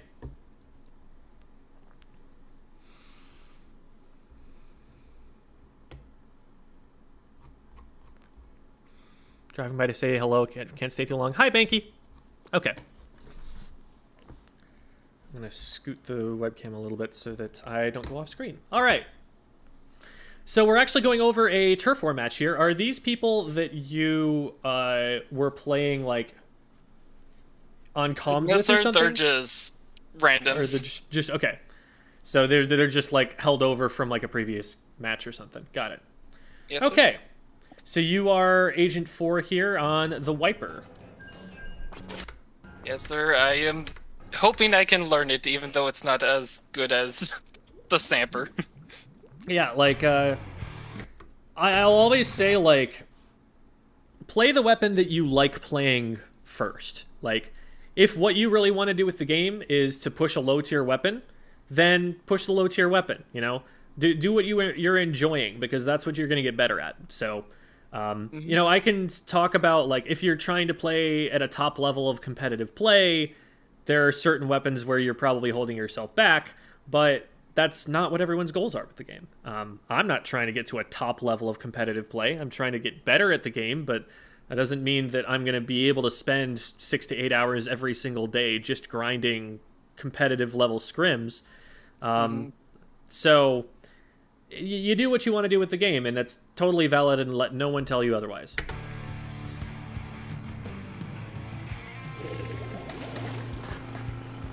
All right. So that comp got even weirder in between. Okay. So we got a lot of paint coming out of the Bloblobber and the Aerospray. And then there's not a lot of direct kill threat here. And one of the big concerns you're going to have is going to be the Tetradulies. If they get on top of basically any one of these weapons, they are going to win the fight. So it's definitely a weapon you're going to need to watch out for. The other weapons on their comp are going to be annoying and do chip damage, but they're not really fast killing weapons under most circumstances. So like you're going to be able to, you're going to be able to space out a Junior or an Aerospray just fine. You're going to be able to dodge around so that the Tri-Stringer doesn't lock you down most of the time, and you're going to be able to use cover to protect yourself from them. It's the Tetras that are probably the biggest threat to you. So let's see how we do here. So there is a lot of discussion about exactly how much one should paint up of one's base before moving out into mid. And I have weighed in on this conversation, and since I weighed in on that conversation in the biggest way that I did, I have come around to different ways of thinking on that. But what you generally want to do is paint enough of your base on your way out early on that you're at least getting special. Now, on a coordinated comp, I would probably try to plan it out so that the people who have the highest priority specials, namely not you, are the ones who are getting that paint. But that's not really going to be a thing that you can reasonably do in solo queue, even at the top level. So from here, you probably want to just paint like a bit of the base. The thing about Turf War is that on one hand, mid control is very important, and if you don't get mid control, then you're just starting the entire match at like maybe a 40 to 60 percentage deficit. You know, the other team has 60% of the map and you have 40% because you took longer to get out into mid than they did. But also, the beginning of the match basically doesn't matter, and you're basically never going to use this paint that's in your base except for getting special. So getting this stuff painted up now before you have to take the fight over mid and actually have to win it and have mid control, that's not a bad plan. And that's what a lot of like top level players will do. They'll maybe put 2 members out into mid and have 2 members stay back to paint the base fairly reliably, and only go in for fights to try and take control of mid by around the 2 minute to 1 minute 30 mark. So that's a thought on the theory of it, but we're probably, you know, not worried too much with totally optimizing our paint output in Turf War.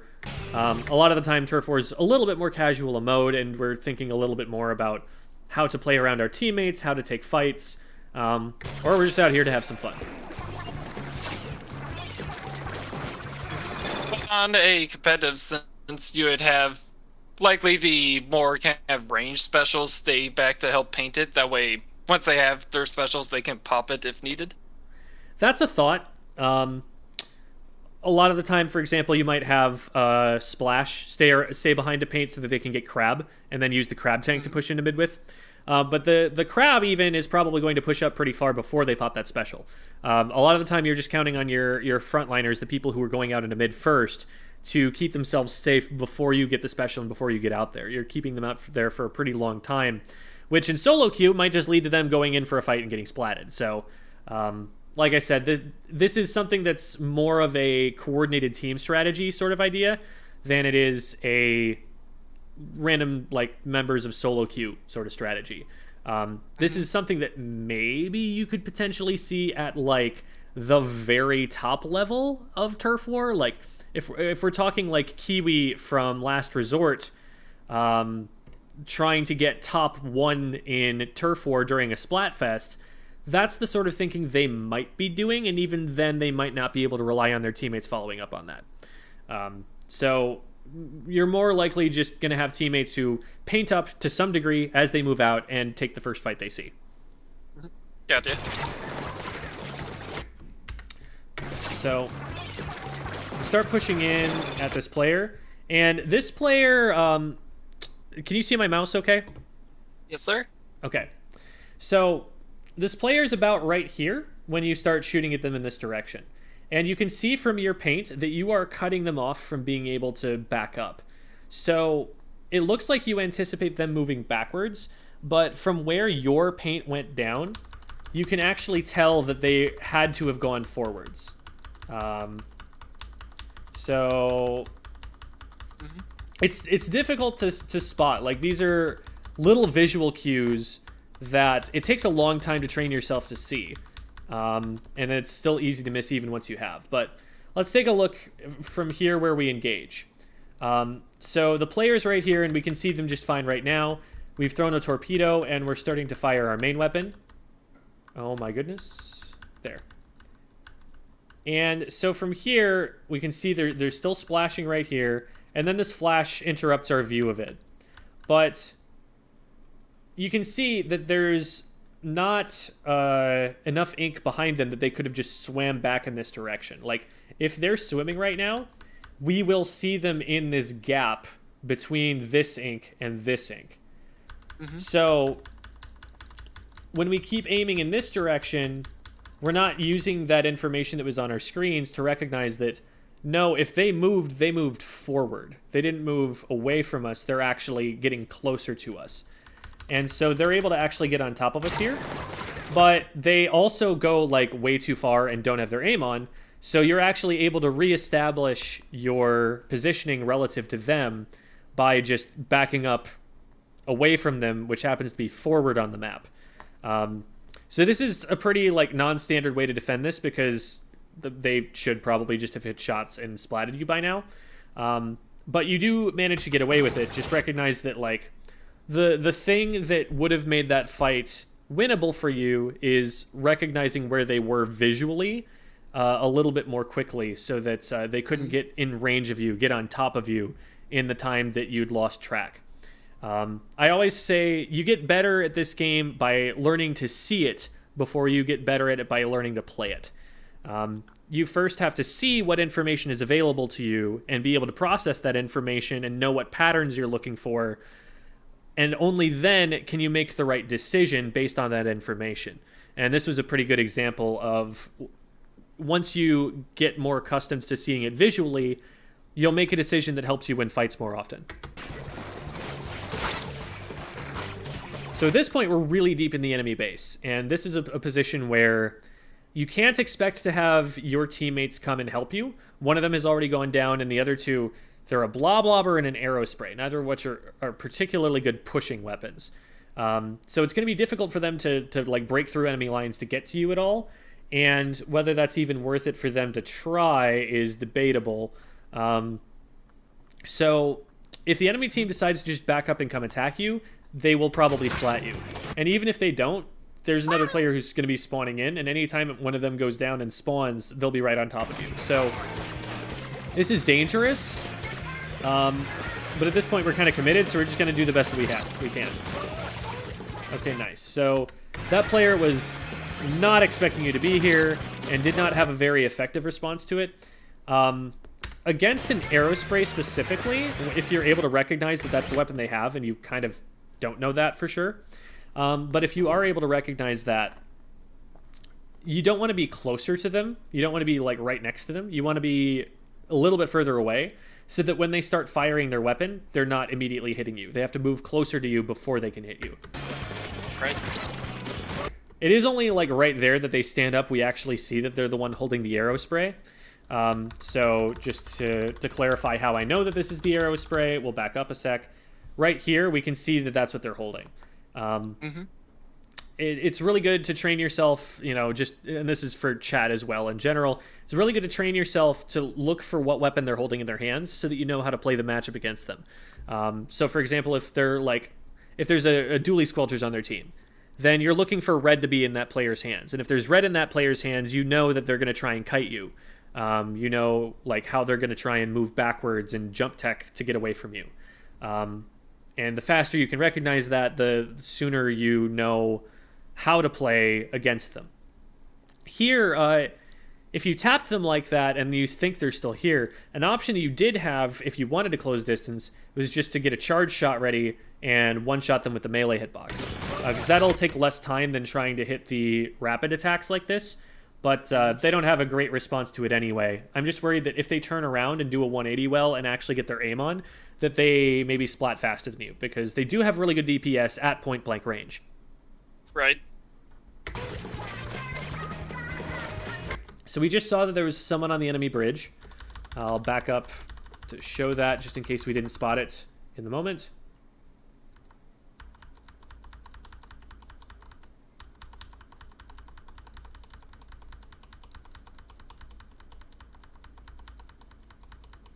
Right there. So we see the player here. It's on screen for a pretty good amount of time. So firing these shots, it could potentially give your position away to this player. If they're not looking at you, they might not know you're here. And what I would be doing instead of firing these shots is swimming over to this wall and getting on the wall and trying to look over to see if they noticed me. If they're like looking at me and trying to shoot at me, then I'm like, okay, they know I'm here, and I need to play that a lot more carefully. But if they don't know that I'm there, that might give me an opportunity to like get on top of them and maybe like one-shot them. Because that is, well, it's a tri-stringer. It's not going to have a super fast time to kill, but they are going to try and kite you if you don't like sneak up and get in range of them pretty tightly.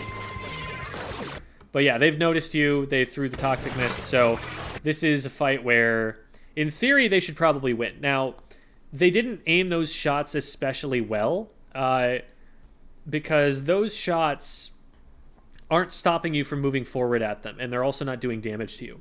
I think what would have been better for them to do is fire vertical shots, because those would have lined up in front of you. So even if you started pushing forward, you would still run into something. And it's not like they need the extra width to be able to hit you on this very narrow bridge. So that could have gone worse. If they're hitting shots a little better, if they're, you know, painting your feet, you could end up in trouble because of that, because they have better range than you do. And they're trying to kite you. But you get out of it, and that's fine. And now you're back to mid in a much more conventional, orthodox position to play from.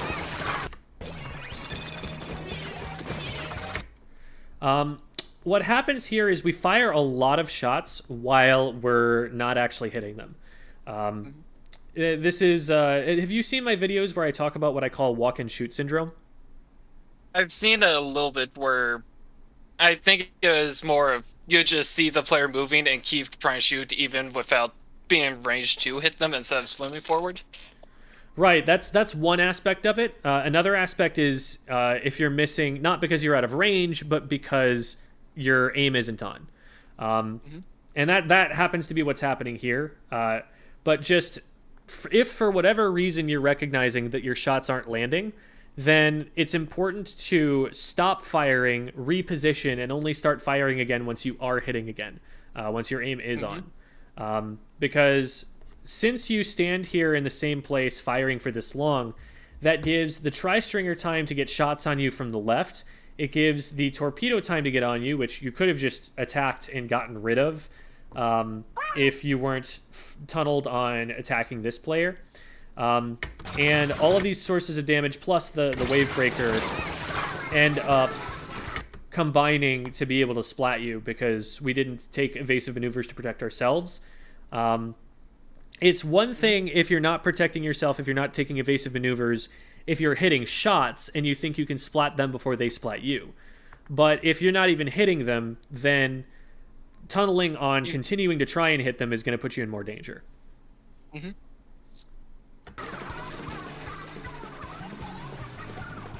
Alright, so we're down. We actually get wiped for that. I like this. We're cleaning up the base on our way out, but we're not spending so long being like perfectionists, getting every tiny little corner of it. It's getting you the maximum value out of your paint without taking a massive amount of time away from what else you could be doing on the map. This is a little bit risky. What you do here is you drop, and then you paint one trail directly in front of you and swim into it. So now that you have entered this like narrow little trench of your color ink in the middle of two sides of your opponent's ink, you've gone from a position where you have ink on all sides of you like you had before to a position where you have two directions you can go, forward and backward. And so if you commit too hard to just like running in right now, what the tri-stringer could do, and I'm not saying whether they are going to do this or not, but what they could do is cut off one of those options with one shot, and then you realize, oh, I have enemy paint on three sides of me, I need to do something. And your options are either to retreat in the opposite direction or to stand still and paint to reopen that route. And either way, your movement is going to be reactable enough to the enemy player that they're going to be able to hit their shots after they do that. Now, they end up holding their shot for too long to pull any of that off, but you do... at this point, going up over this ledge, we know that there's a second player there, and going up with a weapon with low DPS into enemy ink against two players at the same time, that's a really low percentage fight. That's something that you're unlikely to be able to win without any kind of support. So we want to be playing a little bit more defensively. We want to be playing more to paint up in front of us first and then advance into that paint, rather than painting a very small trail and diving into the enemy's color ink before we really have anywhere else we can move and cornering ourselves in a disadvantageous fight. So from here, what I'd like to see is, before you even drop, stand up here and throw some torpedoes and annoy them or something, but then paint the area below you so that when you drop, you can move in every direction instead of just being able to move in one direction. And then from below here, where it's annoying for the tri-stringer to try and hit you, maybe you throw some more torpedoes. Maybe you try and hit some like charge shots up over the ledge or something and try and clear them so that they're forced further back before you take the space up on the bridge. And that's what's going to make you more likely to be able to get in there safely and take that space. That'll also give your teammates time to recognize where you are, what you're doing, and potentially follow up if they have the mind to. Like we talked about in the previous VOD review, you can't always count on your solo queue teammates to actually go in with you and take those kinds of fights. But you're giving them the opportunity to. Like, if I were in this match and I saw where you were going and I had the idea that I wanted to go and help you, I still couldn't have done that because you dove into the enemy team so quickly. If you were to give me 2 or 3 more seconds before you went in, while you were doing so, you gave yourself more escape routes and more room to move and harassed them a little bit, and then I showed up to that fight, that's more likely to be a winning engagement.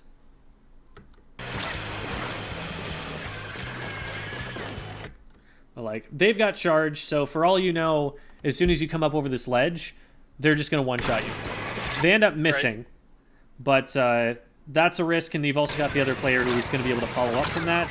The arrows do end up getting you, so we go down there. Now, our teammate makes a break for it and runs through to the other team's side. This is something you see a lot in Turf War at lower levels. And I say at lower levels because at higher levels, that sort of play is going to get stopped pretty much every time. It's not necessarily a bad thing if you can pull it off because it gets a lot of turf out of the opponent's side and gives it to you. But you need to not be noticed. Because if you are noticed, a team that has good positional awareness, they're going to see where their teammates are covering and cover what their teammates aren't. And make it so that on a narrow map like this, it's impossible to run through mid like that without getting shot at on your way. They're going to put themselves in between you and their base. And so that sort of strategy, it's going to work for a while, but know that it will fall off. And you don't want to develop too much of a habit of doing that because it can be stopped. And at higher levels, it will be stopped. And if you're intending on playing against stronger players, you've got to take your opportunities to do that and consider, the risks that are involved before you go for them. Now, if you're able to do that in the last 20 seconds of a turf war, that is absolutely worth it because you're going to really mess up their paint and their base to the point where that might really make a big difference. And paint is more valuable the more of your enemy of the enemy team's paint you're painting over. Paint that you put over the enemy team's paint is doing double duty. It's not just giving you paint, it's also taking paint away from them. And that is much, much better than painting over neutral turf, or worst case scenario, double painting over something that you already had control of, which gets you absolutely nothing. So when you can get into the enemy base, that's going to be more valuable for scoring. It's just that the risk is not worth it most of the time against players who know how to defend well. Right. And who probably have better situational awareness of it. Mm-hmm. Exactly. Another thing about it is that when someone makes a play like that, there's a certain way that you want to play it. It's the same kind of issue that a lot of people at lower level have with stopping the Rainmaker or clams when they're trying to push to the basket. A lot of the time, people won't position themselves in between that player and where they're trying to go. Or they won't, paint their feet and, put something in the way. You need to create an obstacle of some kind if someone's trying to rush like that, if someone's trying to get past you. If you just shoot at them, but your aim is trailing behind them, you're not actually going to stop them, and they're just going to get to keep running away from you. I'm really quickly going to switch over to the game so that I can show you what I'm talking about here. There. So you should be able to see my training room right now. So yes, sir. Let's pick an accurate weapon.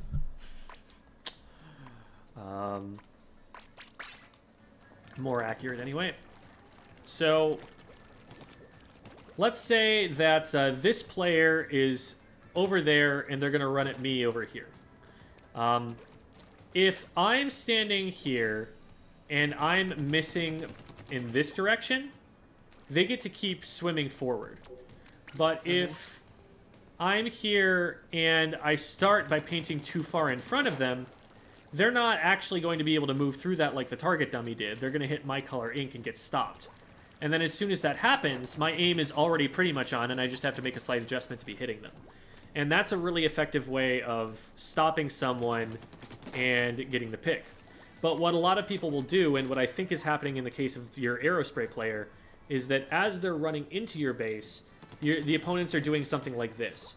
Or maybe, you know, as they're running into your base, the opponents are, like, positioning, like, back here and trying to chase them backwards this way, instead of already having been in a position where if someone ran that way, they would be right here, ready to stop them.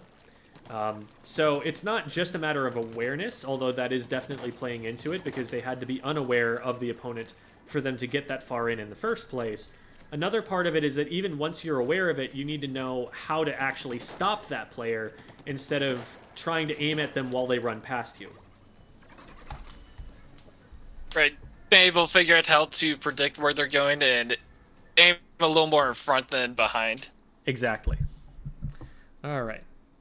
And lead their shots if need be, because, like, for example, you've got a Bloblobber on your team, and that is going to take a little while for the projectiles to get to him. Okay, so we come out here, looking around a little bit, and we recognize that there is a Reef Slider on the left targeting our Bloblobber player. So I would say that that is something that should be of immediate concern to us. That Reef Slider, first of all, was the Tetradulies, which is, like I said earlier, one of the weapons that threatens you most. Secondly, when they finish that Reef Slider, when they finish that Reef Slider, just like look at the track right now and project where they're going to end up. They're going to be behind you. And for all you know, what's going to happen is you push forward, you run into the enemy team and kind of get stopped, and you're at that sort of stalemate in mid, but then they come up behind you and now you're flanked. Now you're being attacked from multiple sides. Whenever someone gets behind you, like closer to your base than you are, that's something that you really need to be super careful of so that they don't close the door on that flank, so that they don't come in behind you and put you in a position where there's nowhere you can run.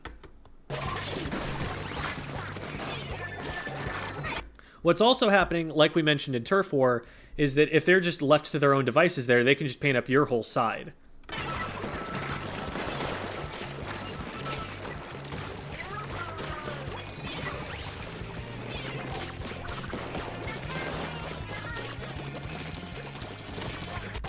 So we're pushing really far into enemy ink. Like those two players on the bridge, first of all, they both saw that you were here on the bridge and they saw you drop.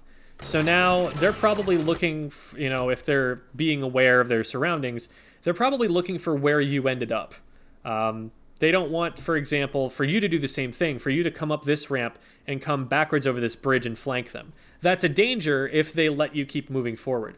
So stronger players probably will start shooting at you if you try to just, like, move forward like this. And by about this point in time, I generally expect that if I've, you know, been as clear in my positioning to my opponents as you have been here, I expect that by this point in time, they're already going to be in range and starting to shoot at me. Because you have to paint into their ink. They don't have to paint to keep swimming backwards to catch up to you. They've got all of this purple that was on your side here that they could just be swimming through, and while you're stopping to paint, all of that time that you're spending standing still, they're catching up to you.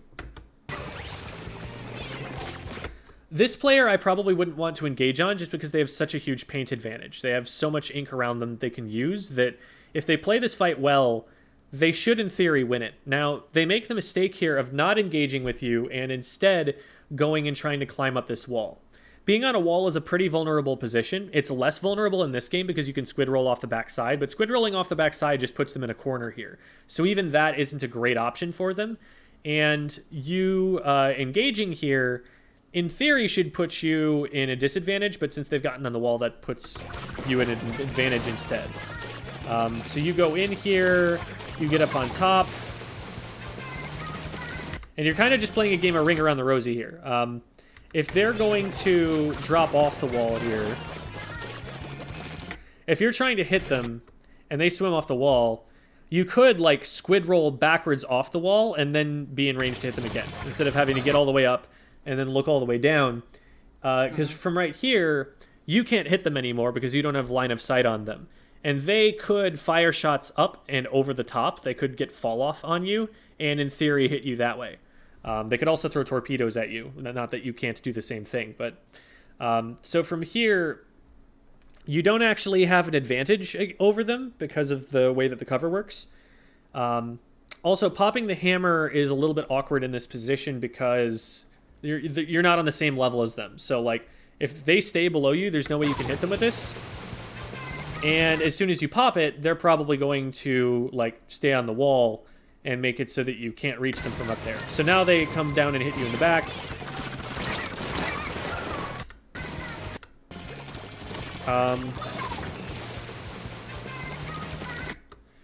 Something that... Go ahead. I kind of also worked myself in a corner here without being aware of being cut off. Yeah, I think from here, because you only really have to worry about this player for now, and you know roughly where they are.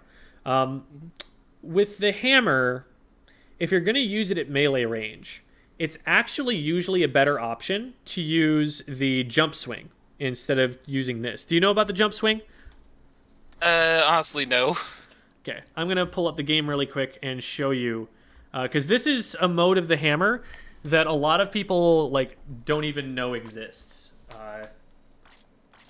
And they just, like, use the special without keeping in mind that it's a possibility.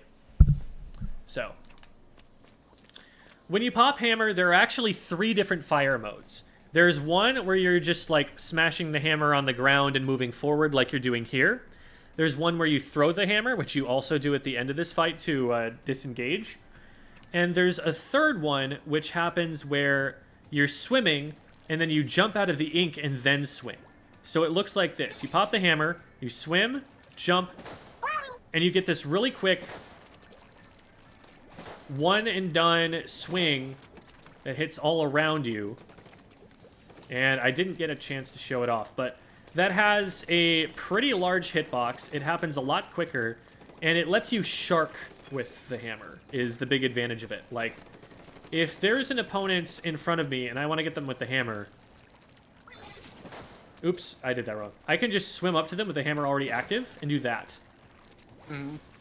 Now, it doesn't have a backswing, like I've just demonstrated, so they do have to be in front of you, but it's a way that you can be sneaky with the hammer, as opposed to very obvious and slow to turn around.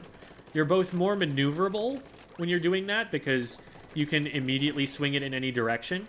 Like, if I like, didn't notice someone was there, and I pop it. If I didn't notice someone was there, and I swam past them, but then I'm like, oh shoot, they're here, I can just turn it really quickly and get it going in whatever direction I want. Like, I'm swinging, you know, in opposite directions much quicker than you can possibly do if you're pressing and holding ZR and going through that whole wind-up animation during which you are both exposed and not doing anything, vulnerable. So, right. When you see, like, a top player using the hammer and they're actually trying to go for picks up close with it, they're actually much more likely to do this than they are to try and do this to close the distance with them.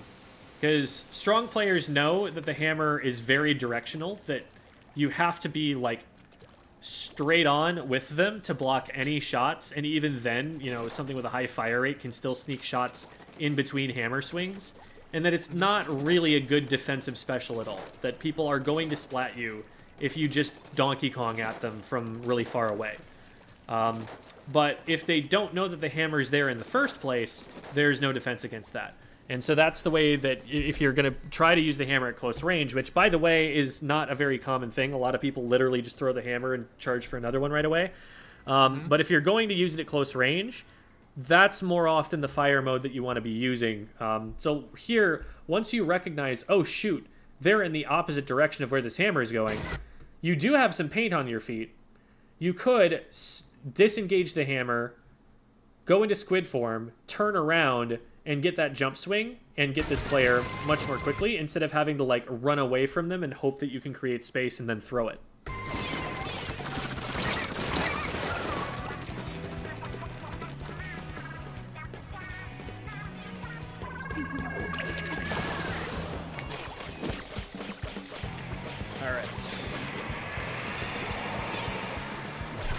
So last minute here. So it becomes more and more important as we get close to the end of the game to keep yourself alive and get mid control. The longer you're alive, the more paint you're putting down on the ground, and paint is the only objective. And if you get mid control, you have more access to the rest of the map, so that while everyone is alive and everyone is painting, you're getting paint on more of the map than the enemy team is. Right now, you're at an even numbers advantage. Sorry, I shouldn't say advantage. You're at even numbers, so nobody has an advantage one way or the other. So if you're able to win a fight, that puts your team at the advantage and you can start pushing in. If you lose a fight, you're going to have to back up. Right now, you can kind of hold your ground. But we see someone go in with a Reef Slider here, and that's a very aggressive play. Now, they are Tetradualies, so it's not going to be the easiest thing to punish them for this, but if you and your Aerospray both drop back on this player, you should be able to collapse on them before their teammate, who's way back here, is going to be able to help them. And they're in a 1v2. It's also a vulnerable position to be in right at the end of a Reef Slider, and so you can try and get some damage on them preemptively while they can't fire back yet, because they're in the recovery frames of the Reef Slider, and you can attack them there. But for the second time here, the Reef Slider goes in, and we just let that player stay behind us. And so now there's someone in our base painting it up, and we're letting them be there, but also not getting any extra control of mid for it. So I would say it's pretty important to remove that player from your base so that you're not going to get flanked or something. So good pick on this player. And also take the fight when we have advantage. Right. Take the fight when you have advantage, exactly. Like, you had a potential 2v1 situation with your Aerospray. You might have wanted to this way if you were going to try and get them into that fight too, so that you can be sure you have that 2v1, but you can definitely, get that fight started and have an advantage in it. But also, you just need them to not be taking up all of the paint that's in your base there, because that's going to be difficult to paint up with only 45 seconds left to go. Right. Now, you recognize that there's a player here. You do a great job of putting yourself behind cover while you get into the range that you want to be at and the angle you want to be at to take this fight. I love that you swam around the block like you did there to close the distance and take away their angle. From here, you can kind of press the advantage a little bit on them. You're starting to paint up. I like the angle you take here to paint this area so that they can't escape from here while you're behind cover, and only then do you engage on them. Everything about how you take that fight is pretty well done. The micro decision making is all really good there. This player... so this guy was the one who got into your base. This is the Tetradualies. So they came up from your side bridge, and they're dropping to try and get behind you. They end up accidentally landing in front of you a little bit, and they don't really dodge roll or do anything to get away from that. So you get a little bit lucky there. They probably should have been able to get you, and that goes back to letting them stay in your base and get behind you. But because they flub it on a mechanical level, they don't recognize what they're dropping into. They don't respond very well as soon as they see that you're there and hitting them. All they really needed to do was dodge roll backwards once, and they win this fight. Because that way they cross you up, their aim is already on, they're at point blank range, they have a faster kill time, everything goes in their favor if they just dodge roll backwards there. But you're able to take them out.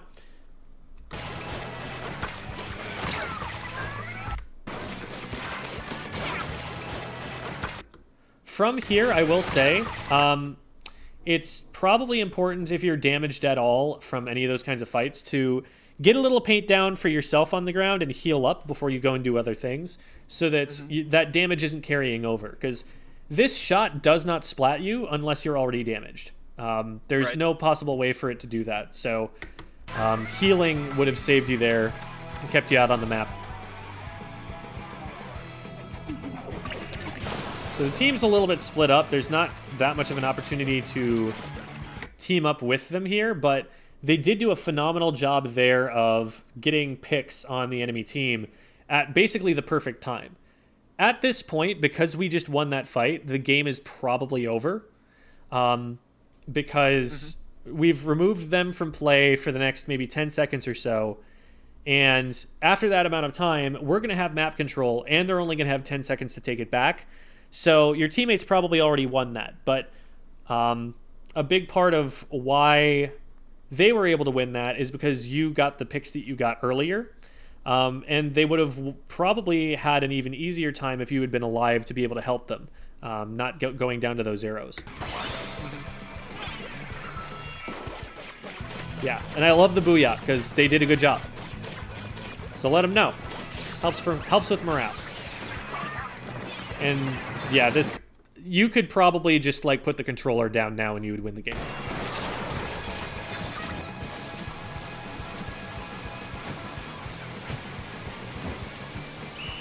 You will probably paint faster with your main weapon than you will with the stamp. So using that to paint is actually probably less than optimal in that situation. Or we could use it as the throw option, then swap back to main weapon. That will still be slower than just using the main weapon because you spend so long throwing it and popping it. You'd probably get like 2 or 3 horizontal swings in the time that it takes you to do all of that with your special. And the amount of paint you're getting from the special is not equal to what you could get with 3 horizontal swings that are lined up in front of you. So the hammer would be like, you think that there are enemy players and you're going to splat them and take them out of play with the hammer, and that's how you're going to contribute to the objective in that moment.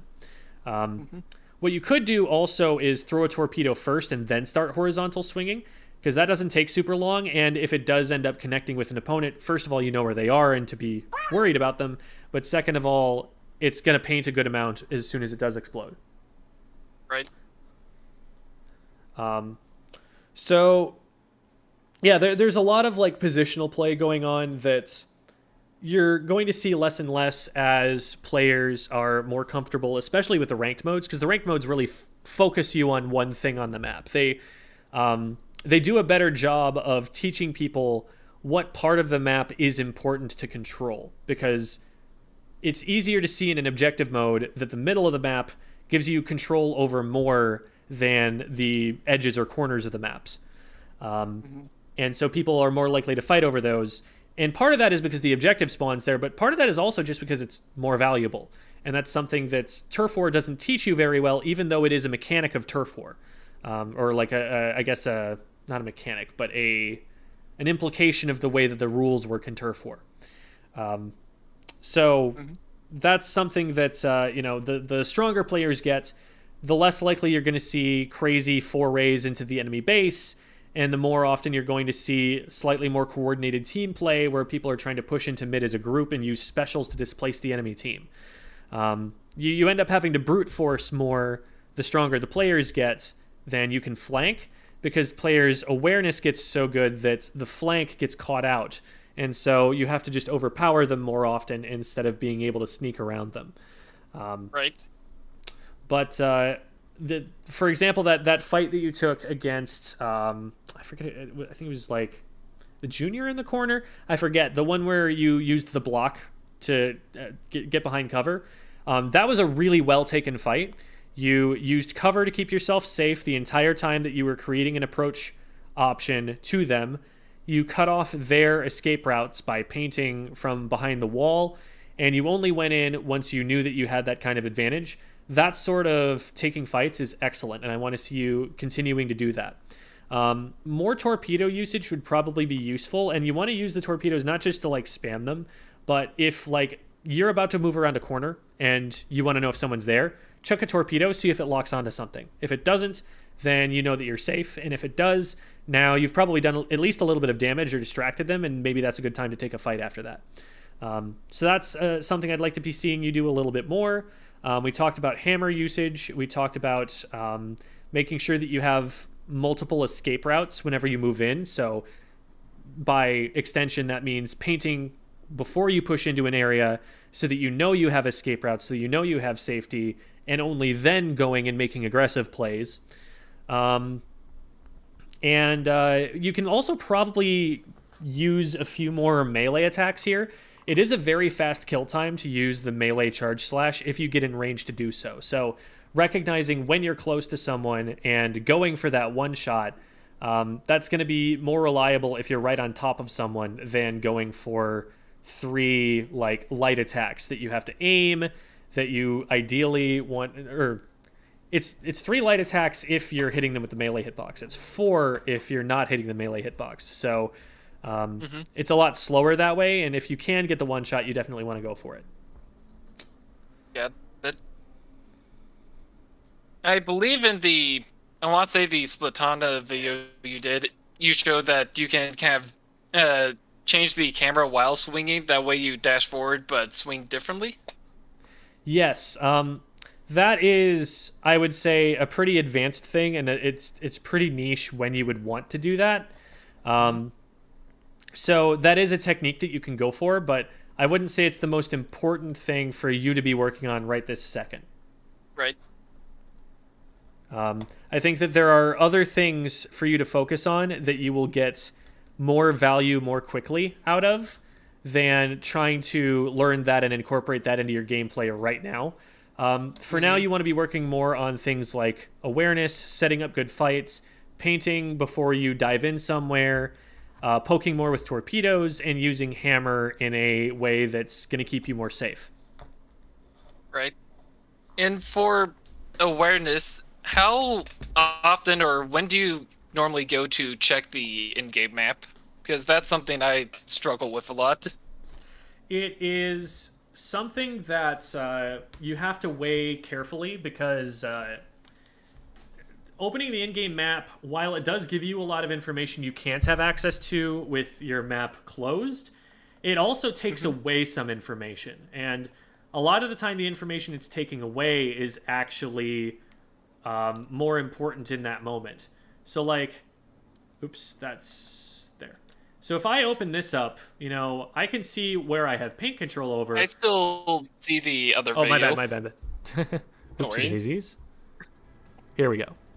So from here, you know, I can see that I have paint control in all of these places, but the map won't show me that, oh, there's a player right in front of me, you know?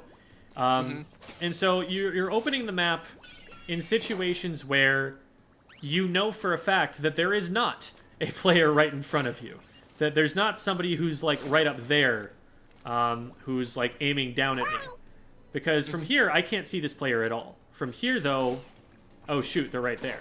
So it's positions where you're safe. Positions where maybe you're behind cover.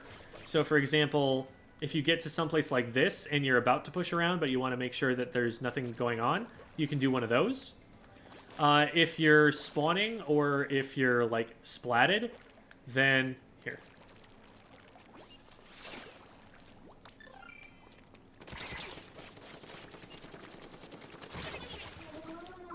No reason not to have your map open while you're doing this, because you're collecting more information by doing this than you are by just looking at the kill count. And if there's like a blind corner or something that you're worried about walking around and you want to see if maybe it's painted there. So like if I'm right here and I don't know if the other side of this box has enemy paint on it, this would be a time to really quickly check it and then do one of those if I see a speck of paint down there, just to make sure. Right. So if you're engaged, if you're like looking for a fight, if you're up pretty close to the front lines, you usually want to not be looking at the map. Map is for a situation where you are in a place where you know you're not going to be attacked for the next 2 seconds.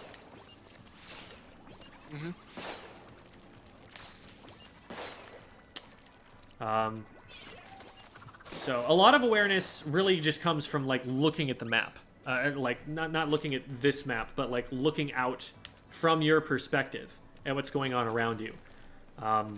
Because like using the right camera angle, I can see pretty much everything that's out there in front of me. I can see all of these enemy target dummies. And if I am moving while keeping those on my camera, even while I'm fighting, then I'm always going to have warning about what comes up. You run into problems if you get into a position where you're aiming like this, or if you're tunneling so hard on this one fight, or turning your back to enemy players, to the point where like, haha, I've got you, and then you turn around and someone's right on top of you. You know, that's the sort of thing that becomes a problem. So you always want to be like, okay, if I push into here, this player is going to be in range of me. And if I push into here to attack this player is going to be in range of me. So before I advance anywhere, I need to take care of this threat first. And then that makes it safe for me to engage on this target here. And you kind of like work your way in one threat after another to get your way forward through the map, instead of just swimming forward and hoping that they don't see you. Right, since at higher levels or good players, they will notice just any ink out the corner of their eye. Right. All right, so that brings us to about all I had to say. If you have other questions, obviously, feel free to ask. I'm happy to answer them. We've got plenty of time for that. And I can also play a round of Turf War on the Wiper here if you would like to see kind of how I would approach it. That'd be good. Just one quick question is, you're talking about kind of recognizing the weapons they hold. Is it good to kind of have an idea what each weapon kit is, or just more know what the main weapon is? Yes, so knowing the kits helps inform the playstyle. And I just kind of, take that aspect for granted because I've been playing this game for a really long time, and I've had them all memorized for a while now. But it is very valuable information to keep in mind, so that, for example, let's say someone throws a torpedo at you, and you know where that torpedo was thrown from, but you don't see that player.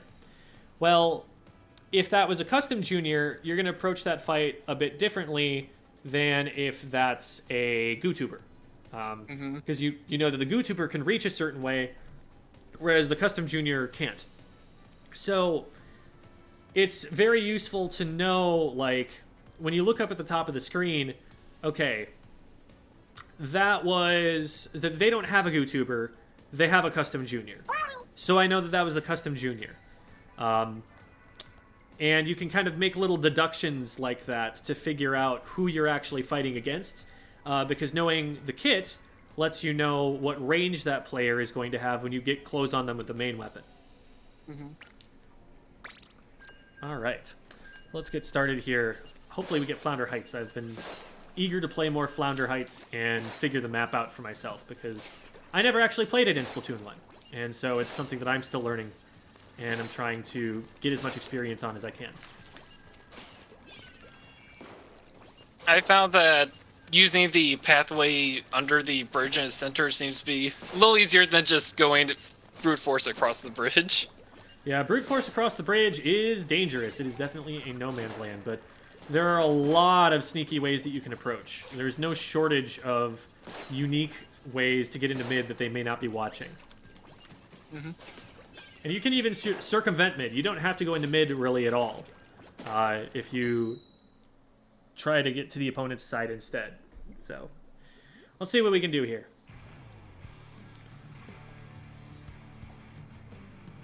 Okay. Stretching my wrists a little. It's been a minute since I played. Okay. So we don't have a ton of damage. We have oh, this is a slightly different map than it was in Tower Control. This is a little higher. We have a Aerospray who's very short range, not going to contribute as much in fights as they are to painting. I threw a torpedo there to try and help my teammate with the fight. Oh, I missed it. Shoot. I was trying to one-shot them as they came over the top, but okay, well, if you're going to dive on me, then sure. This is laid out differently than it is in Tower Control. This isn't just a straight line that I can swim through. There's a ledge there, so that's new. But anyway, when I see a fight and I'm not close enough to do anything else, I'm going to throw a torpedo at it and then try to move so that I'm in a position where I can have more of an impact. Since every little bit of help still works out. And I'm also going to do a lot of sharking on walls like this because it's very difficult for them to check every single wall that there could be a player on. You can see that player is getting really close to me before they even know that I'm here. I'm not engaging any further on that because if the flings had hit me one more time, they would have splatted me. So instead, I'm just disengaging, waiting for another opportunity to go in. Okay, there's the X-Flow. Let's harass them a little bit so they can't just do this to our teammates. We're able to close distance with them because they're looking someplace else. and as a weapon with faster DPS than they have at close range, we're in better shape. This is a little bit risky because I did drop. I didn't mean to, but I just didn't have the platforming available. Yeah, that's not a position I really wanted to be in, but I was hoping that, you know, if my teammates were able to push up with me, I might be able to make it work. I was also hoping that I could maybe get a hammer and start trying to do something forward with it. So we're down by 1 right now, so I don't want to hard engage. What I want to do is just play keep away and give my teammate as much time as possible to get back into the match. I'm not trying to give myself any extra damage, so I'm avoiding the rain there completely. And I'm respecting the capability of this flings a roller to one-shot. Cool, teammate took them out. I don't have to worry about them anymore.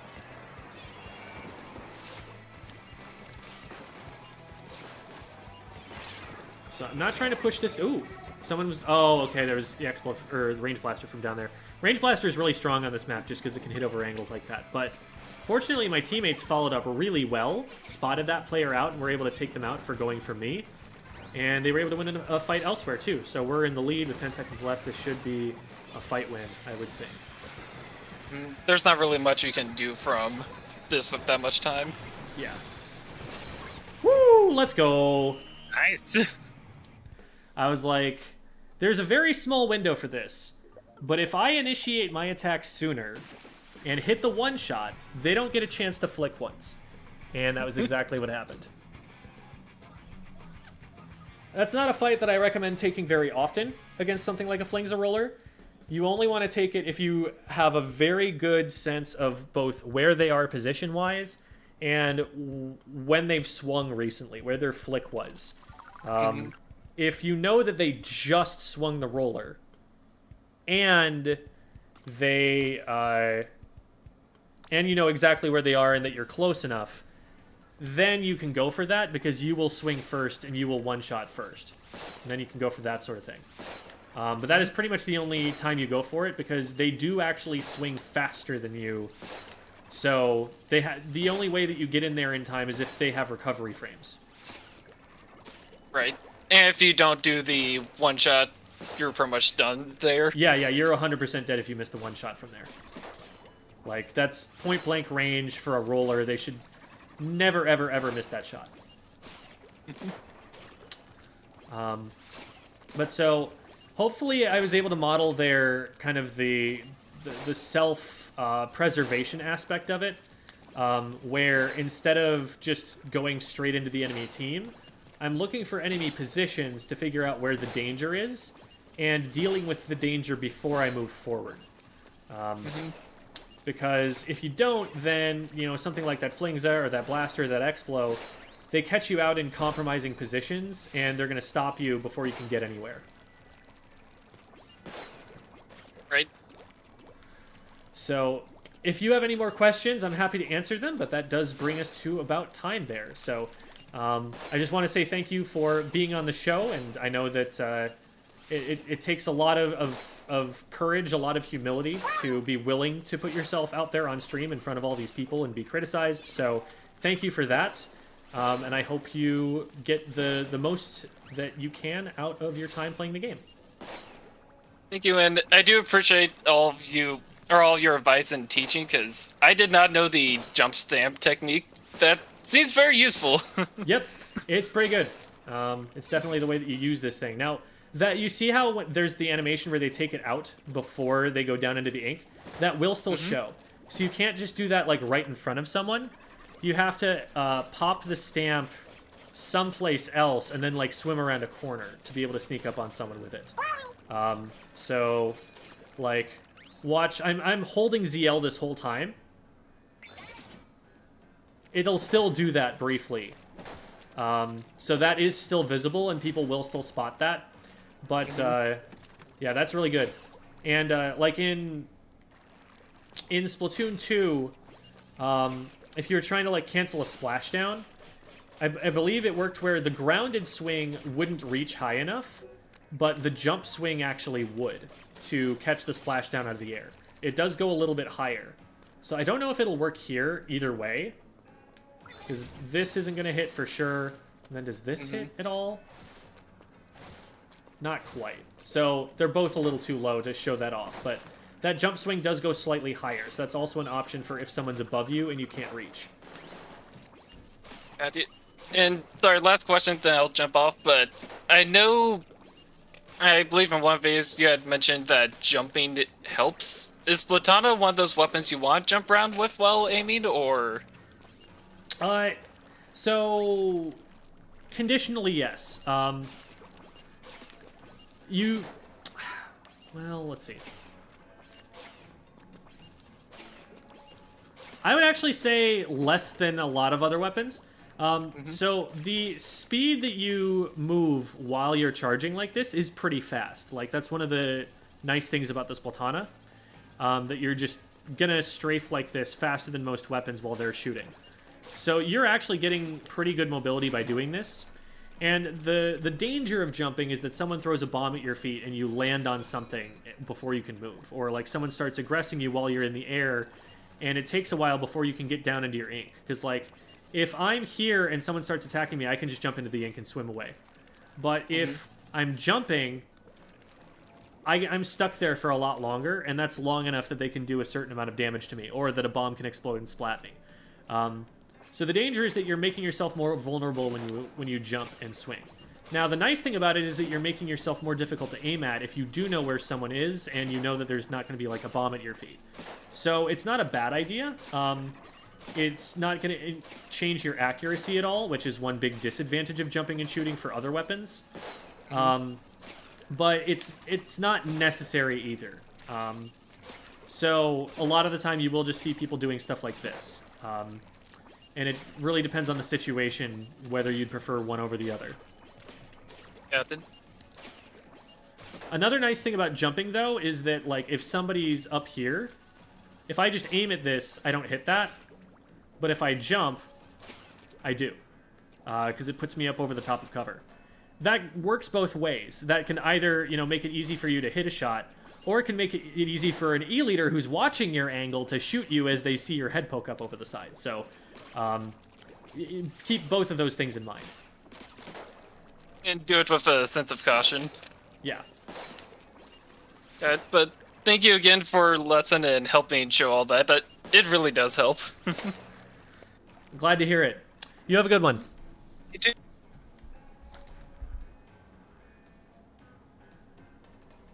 All right. That's lesson 2 of 3 out of the way there. So that was right with Blue Death Unit. And then we're going to have a lesson with... Oh, wait, we've actually got 2 after this hour. We got 2 in a row after this. It's going to be one for M-Dog and one for Sea Slug. Oh, wait, no, I think Sea Slug we're doing off stream. I think that was how that worked. So, but yeah, we... Oh, man. Lots of lessons today. But for now, we can do a little bit of a Q&A, a little bit of gameplay. I'm actually going to go and use the restroom really quickly, but I'll be right back to a chat that will probably be flooded with questions again. I'll see you guys in a second. And in the meanwhile, to keep you company, here's a frog.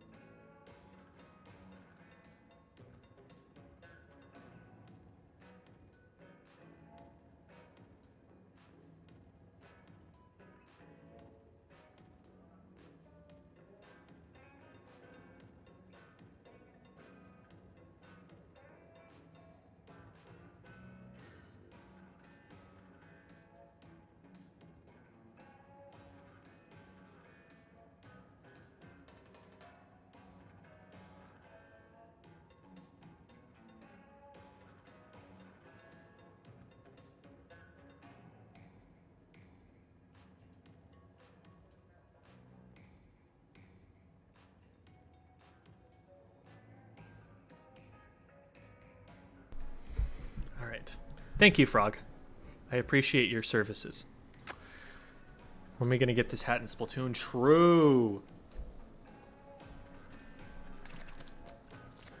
Okay. Let's see. Frog documentary.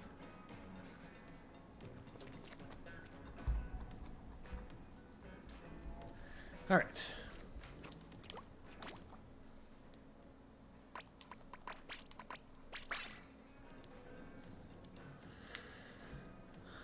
How do you feel about the current inkjet weapons? All 2 of them?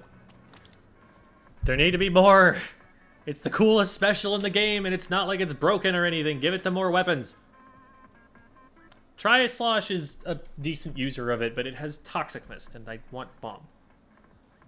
If Tri-Slosher had a bomb, I would 100% be playing the Inkjet Tri-Slosher. And I still... God, I still love that special, but... Sorry. There are only 2 Inkjet weapons, yes. There is the Ballpoint, there's the Tri-Slosher. That's it.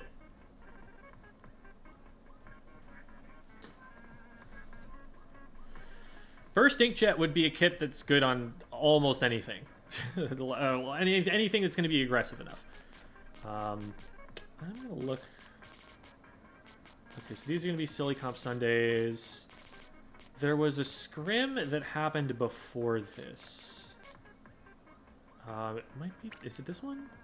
No. Oh, duh, that'd be private battles. Okay, yeah.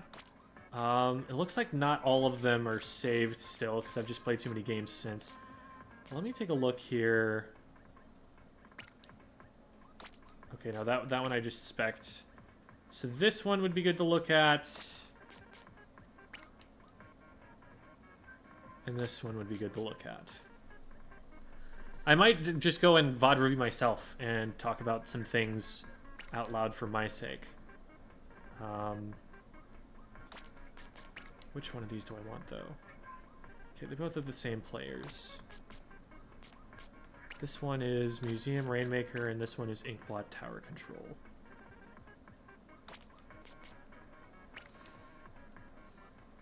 This one, it looks like I do a little bit worse in, so I'd like to look at this and see.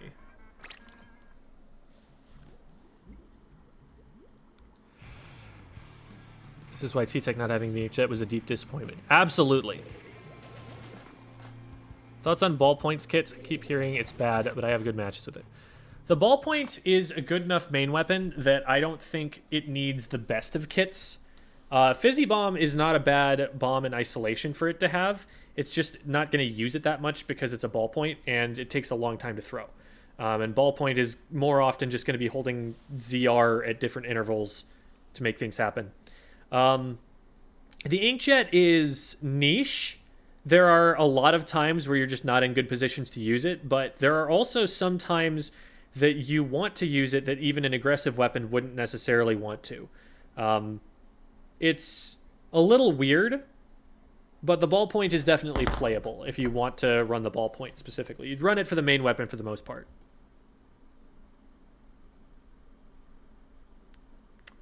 Killer Whale, not just because I'm a tri-stringer main. SPA. This is a team that I was playing with called Splatalot Aphelion.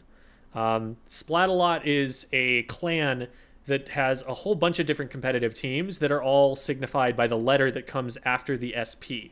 So this is SPA. This is their A team. But they have like Splatalot D, Splatalot I, Splatalot, like it goes back a lot of different letters. And they're all at different divisions in Ludi.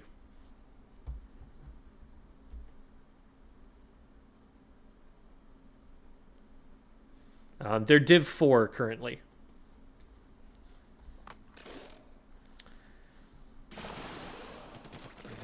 Div 4, but one thing that I would point out is that, okay, so there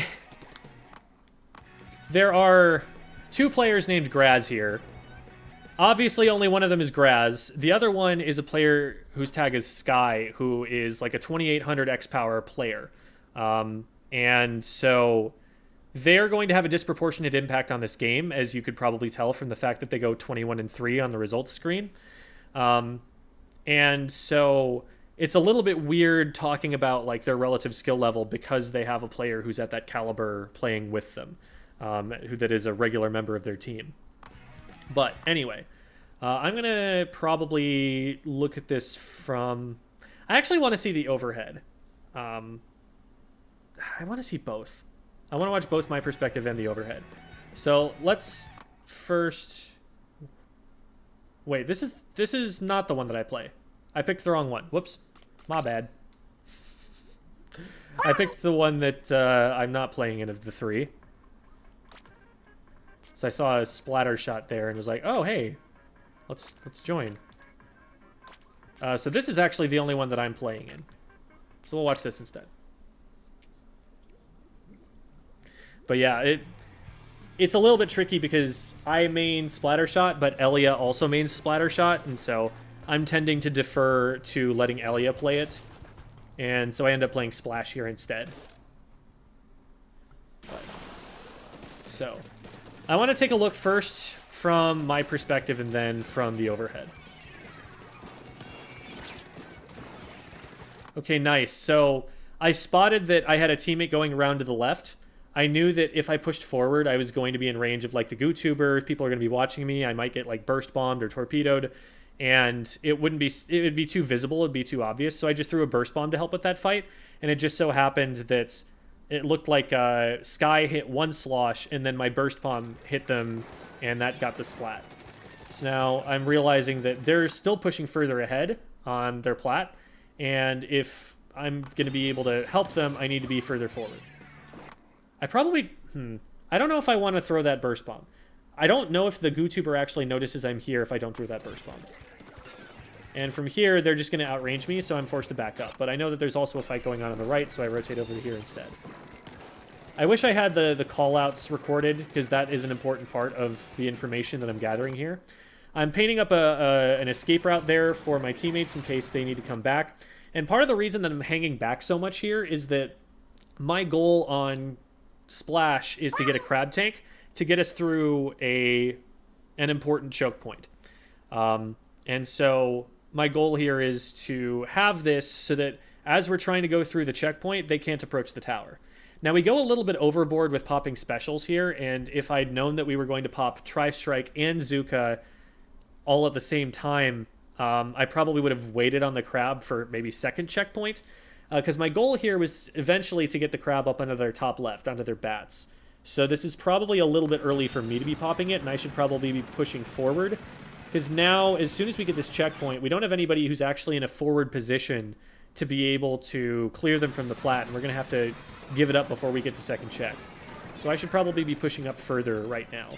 And we've lost our opportunity because one is going down, so we have to regroup. I'm trying to get a shark off here, see if someone's going to drop on this side. I end up going for it a little bit too early. If I had waited a second or gone a little bit earlier, it probably works, but they were looking right at me as I tried to jump over, and that gives them initiative over me. And I think I called the splatter shot was going over there, but probably not in time for my teammate to avoid it. It's not great so far. Like, we did get the checkpoint, but also we only got the first checkpoint, and that's the easy one. And we blew 3 specials on that and weren't able to get anything more because we weren't pushed forward enough afterward.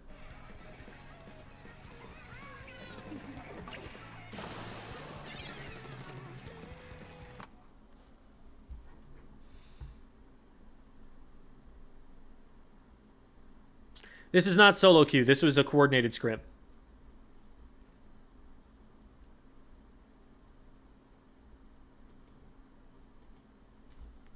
Okay. So we're 2 down. And what the opponents probably saw here, because I was not expecting them to just pop Zuka right here, but... Okay, I did actually paint this, and I kept swimming forward. I should probably have painted this and then waited to see if they, like, did anything about it. But I was thinking that, like, okay, none of them have the range to hit me if I'm up here.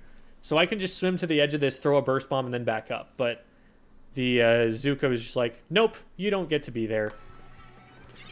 And that's a really bad death to take because that puts us at a numbers disadvantage as they're going up to the second checkpoint. So now the rest of the team needs to play especially safe and give up space. And some of that space they're going to have to give up is on the top right over here, which is a really important area for them to hold if they're going to try and push through the checkpoint. So that definitely put us a lot further behind than we wanted it to. We're able to pick one as they push too far in and don't respect this side. I lose track of this player. I think they backed up to the far right, and they're in front of me now. Here, I'm recognizing that they're trying to get jumps behind the stacks over here, and that if we're going to maintain control, we need to rush this and get control of it before those jumps can come in safely. Here I'm recognizing that I've been forced out of position, that the opponents are going to be able to see me before I'm going to be able to see them, and so I pop the crab tank to keep myself safe here. And they sneak behind me, but I'm able to just bump them to death because my teammate responds to my call, comes over on the right to help me, and so we get one for that crab. So that's some value. We want to keep putting on pressure, but I'm also a little bit nervous because they have both a crab tank and missiles ready to go, and the tower is still only in mid. So we can take some space here and put a little bit of pressure on, but we don't have a huge numbers advantage yet, so we don't want to go in too recklessly to trade, to let them trade back, I mean. And also, if they do get a pick here, they actually have an advantage because they have more specials than we do. So I'm going in and poking a little bit, but I'm not going to hard commit just yet. And there, someone does go down, and now all of a sudden we're at a disadvantage. I go in there to see if I can possibly trade it back, but I recognize that that's not a possibility. I was going to drop down to the left, but I realized that that would land me on top of my teammate's missile, and so it wasn't going to be safe. So I just got up here with the crab to see if I could do anything, but I was kind of already out of position. I probably needed to run away and not just go to the top left as soon as my teammate went down.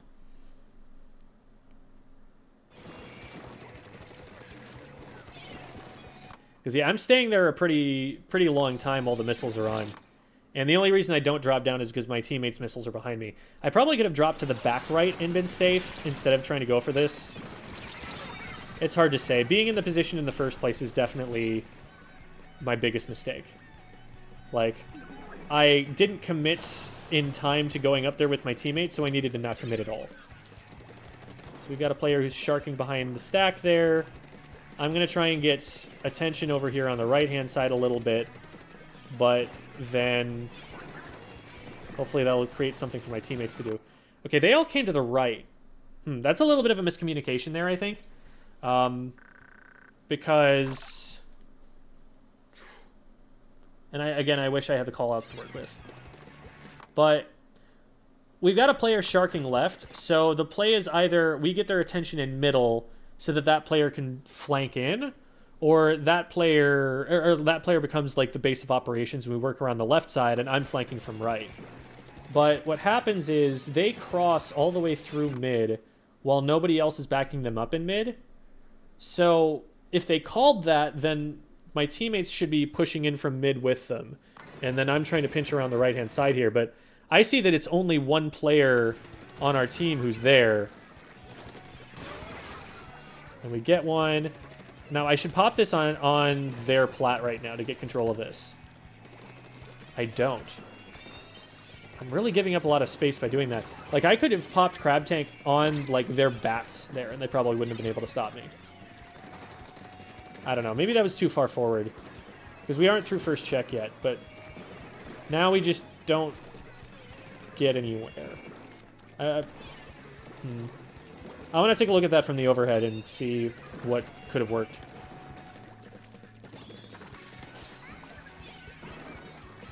So like I said, my goal is to get the crab on to top left over here.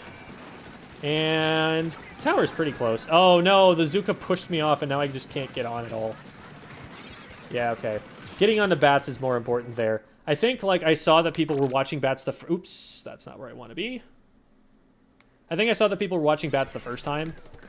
And I just got scared off of trying it again, but they were definitely distracted by other stuff. So we have 2 specials ready. They have 2 specials ready. We're just poking around, looking for opportunities. I think part of my thought process there is maybe I can crab from the left stack and it's going to be helpful, but they end up not committing too hard before we use specials. So I see that the GooTuber's holding that area, but the GooTuber is moved from here. Like, I could definitely keep trying to pressure the left rail, and in fact, a teammate goes over left rail there to help me, and they get one when they do that. So I shouldn't have given up on the idea of going to rail as easily, just because one player was watching me once. And now I'm trying to get up there to help my teammate. I am able to get a burst bomb on someone to finish them off. But yeah, I'm playing really passively right now. I think I'm trying to play reactively. I'm trying to play, like, to wait for my teammates to call out a fight before I go for one, but there are definitely moments where I'm seeing myself being able to play more proactively and just go for something because it's going to work. Oh, they've got a disconnect? Well, okay. Well, we'll back up and watch at least that much from the overhead, because at this point it's not going to be super difficult for us. So this is the part of the match here where they've got 4. Oh, did they never have 4? Was it always just a 4v3? What? Okay, now they're moving. That's weird. So they should be able to collapse on that player, and they do. So now it's 3v3.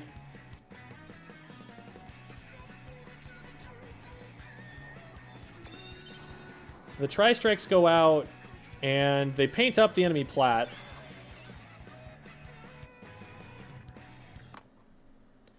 But nobody's able to go up and take the enemy plat.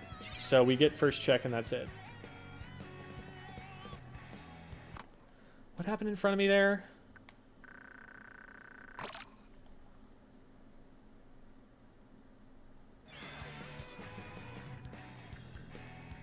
So Elia was trying to go up over the right-hand side, but nobody was with Elia. So that's probably something I could have helped with. So Booyah goes out, but that only isolates... I think Sky is the machine? I don't know. Okay, good jump out from Elia. We were probably yelling about that on the comms. There I go down to Bazooka, which we talked about.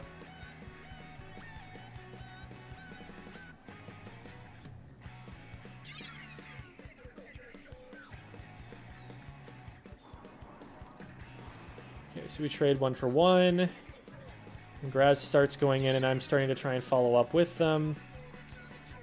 Nice, okay. And we're able to clear that out. I get forced out of there by a bomb, so I pop this.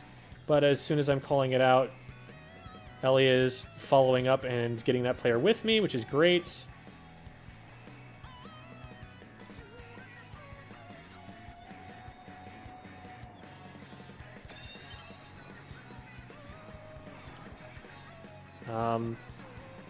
This honestly isn't bad right here. Once Graz goes down, we lose a lot of our opportunity here. And me going in there is what gets me splatted in the end, because we don't have any escape route behind us. Oh, they took the rail back. I definitely could have just dropped to the back right. I should have thought about that. Yeah, better to drop to the back right than to just try and stay in here. Like, the crab play was... I thought maybe this is going to keep me safe enough and I get a trade back or something, but nah. That's not a good fight to take. So it's somewhere around here that they're going to DC.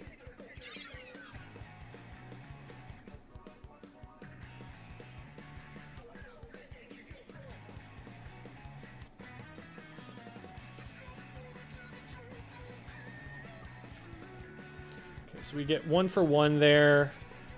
Another 1-for-1. Now I'm trying to get up here, and Graz is actually really far back right now.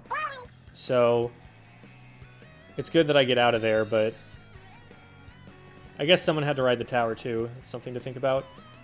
Ellie is bombed, or jump gets bombed. So we just back up and paint a little bit. We don't need to push yet. Although the fact that Graz is fighting on the right, one of the Grazes, I don't know which one's which, we should probably be trying to help that at least somewhat with shots going down there. Because we're all grouped up on the left, and then there's just one on the right. We need to be putting on some kind of pressure over here. And I don't remember this being the situation. Like, I don't remember people calling this out. So I feel like I'm acting on... I'm very cautious because I don't feel like I know enough to know that this is safe. So I'm trying to get up there to help our bucket, but at this point, I'm just completely cut off by them, from them by not being able to go. Nice. So we get one with the burst bomb. And I back up there, which I think is wise. Graz actually is able to follow up and get one from that, but I should definitely still be there, though, to help with the splatter shot here, because that forces Graz out.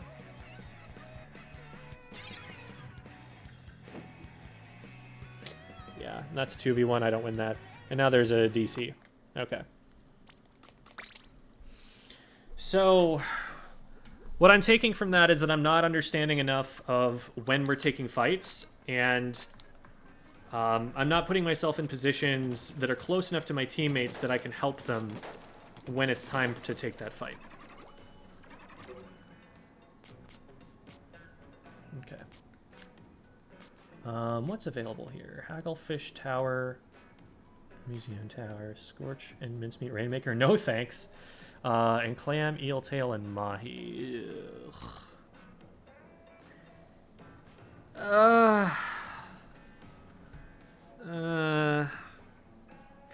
I'd rather do X than series. I'd really rather not do Mahi, but I'm gonna do it.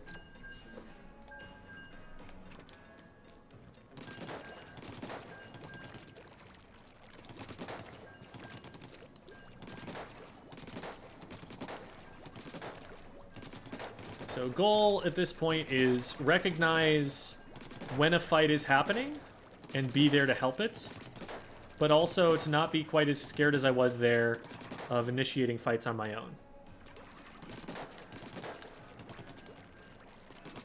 And I'm sure that there were some communication things that we can talk about with that replay in particular there, because there were definitely some plays where I was like, oh, I don't remember them pushing that on that fight. So that's either I'm not hearing a call out and like registering that it's happening, or it's not being called. It's impossible for me to say, of course, because I don't have the recording and I don't have photographic memory, but... New hatred for Mincemeat? Oh yeah, there are a lot of Mincemeat maps that are just not okay competitively. There are aspects of the map that are really fun, but they're overshadowed by just not having enough routes to get anywhere.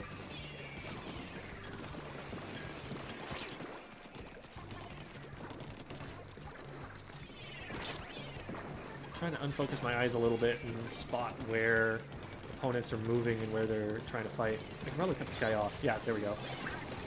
Oh, and they're down too. Nice. They got too far in front of the vac.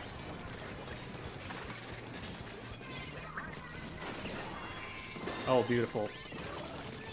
For spacious skies and amber waves. Oh, that's water. That's water. I cannot go there until the water level drops. Whoops.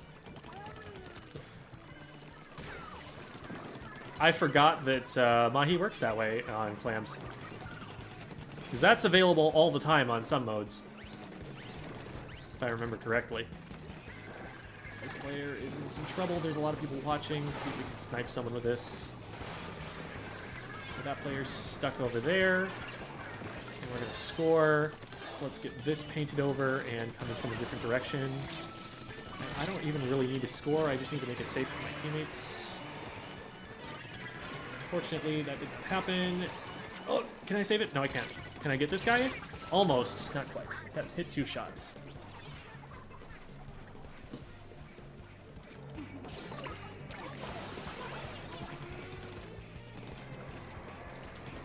There's someone right here. And I'm not going to drop down because then that bomb hits me. I'm also not going to drop down because I need to run away. Well, I feel for you on that one, buddy. But I'm just going to pre-fire that, and you're not going to get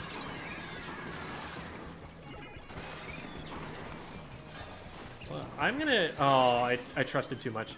I said I was going to trust that my teammates can actually stop what's in front, and that I can maybe get in on a flank route. But they were able to score.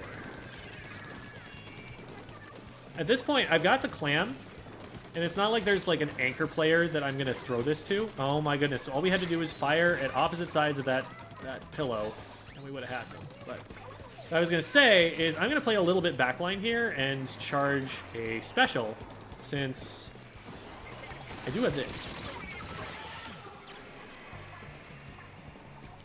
Now, unfortunately, we didn't secure the area around the front of the zone. But I'm going to be able to get this in anyway because we still slayed as soon as I went down. So good play overall. They probably could have had me there. We just need one kill. That is a big swing. And that's why it didn't kill me. Okay.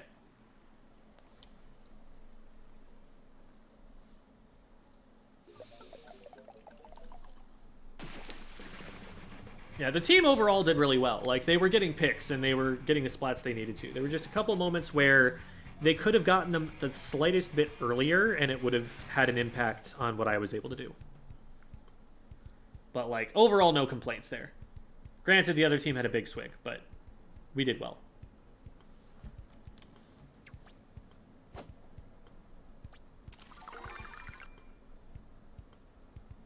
Good luck on your rank up battle, Biscuit Guy. I hope you win unless it's against me. I don't think that's actually how it works next. I don't think you have rank up battles here. So yeah, you're good. You're good. So go get him. Fight. Win.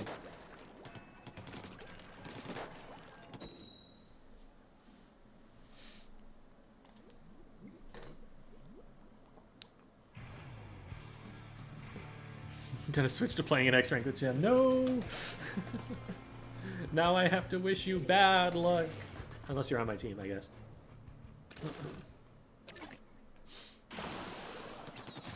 These are some wacky team comps. A couple of weapons that you're just never going to see competitively.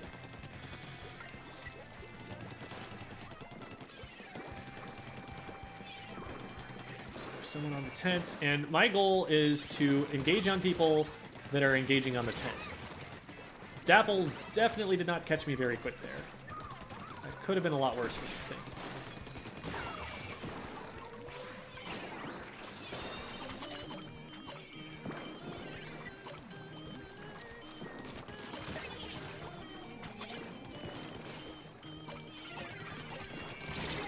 Oh, I got the trade, but it wasn't fast enough. I was trying to just keep the clams there so that we could keep the basket open for longer. We're actually doing a really good job of stalling it like that. I did it again! No!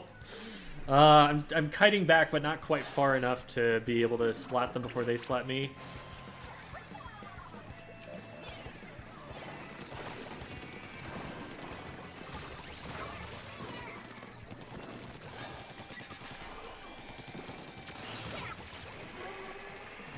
Having done as much damage that I did to them as they were going up, I don't know what splatted them. I'm hoping it was just a bomb. Oh, crap.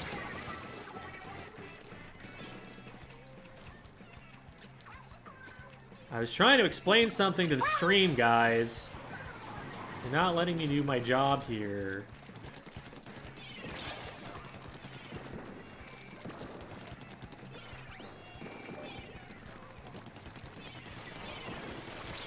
No, I'm probably dead. Yeah. Tunneled way too much on the Booyah Bomb there. I should let my teammates get that, if anything. 1v1. They're not going to get a lot out of that. Or maybe they are.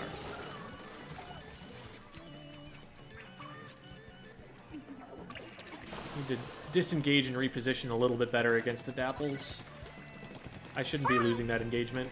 It's just not a winning fight for them.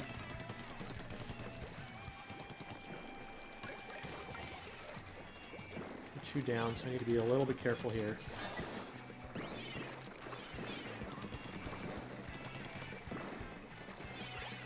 Well. Oh, I got baited. Oh my god. Alright. Stop dying to the Dapples.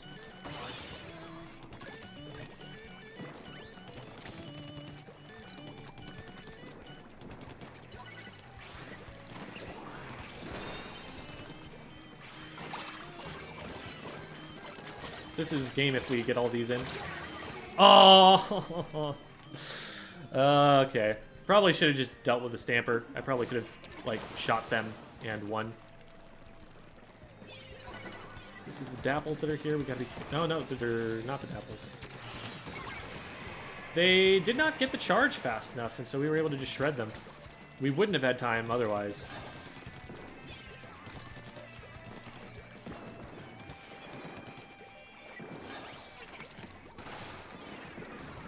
Ah, okay. Well, at least I got the indirect damage.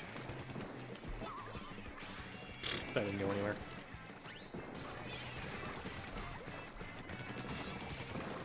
Paint this up. And they're probably going to be, like, yeah, expecting me, I was going to say. That was good aggro juggling from them, but that also took too many players off the basket to prevent it from being scored on. And that's game, because we just dropped the... Nope.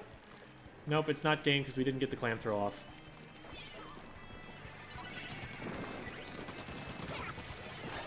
We just pre-fire that angle, because we knew that was the angle they were chasing my teammate at. And so they either have to back off from my teammate, or get splatted by me. Those are the only options they have there. What if we just need one clam to win the game? Well, okay, running in with a power clam is not going to be successful in that position.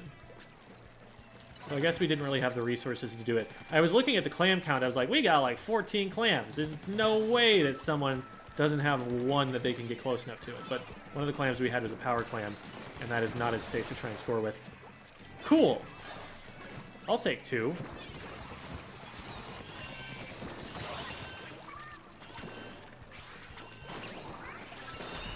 And that's a knockout, even though we got it in overtime.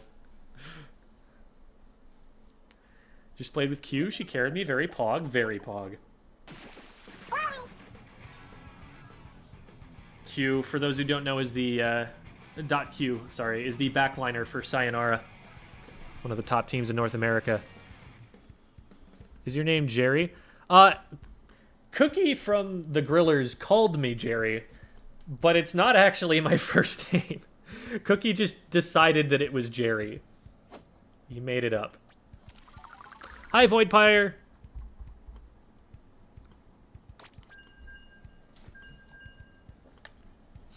GG, Dinky.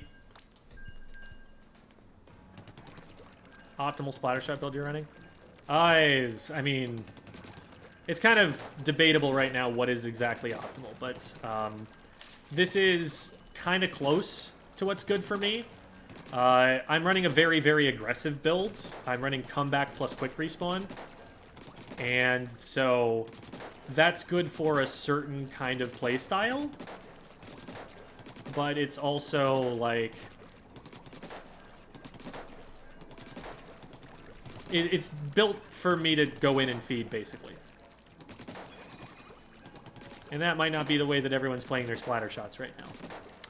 I would recommend going to sendu.inc/builds for any questions about builds rather than asking me.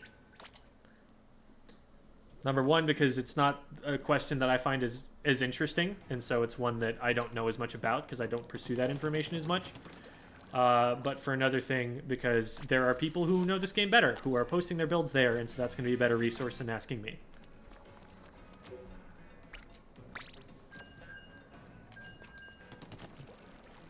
Six to 11 deaths a lot per game.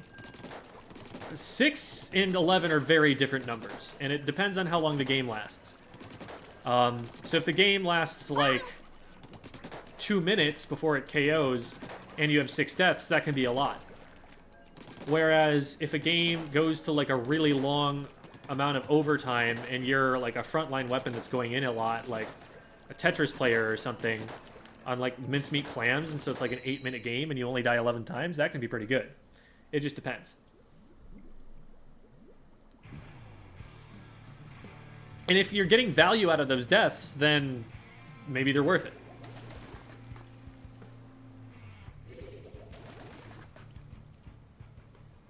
Comeback meta now. Comeback is for extremely aggressive playstyles. Because comeback only matters if you're going to die a lot.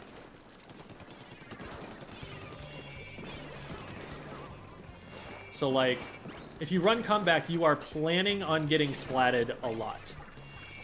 And that's not something that a lot of weapons actually plan to do.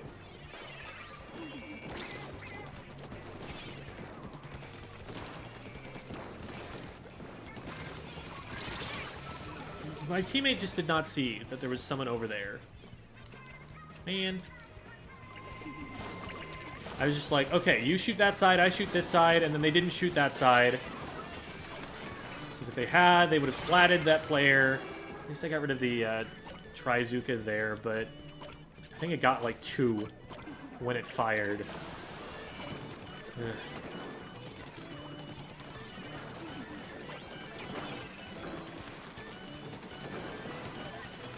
Come on. Okay, there we go.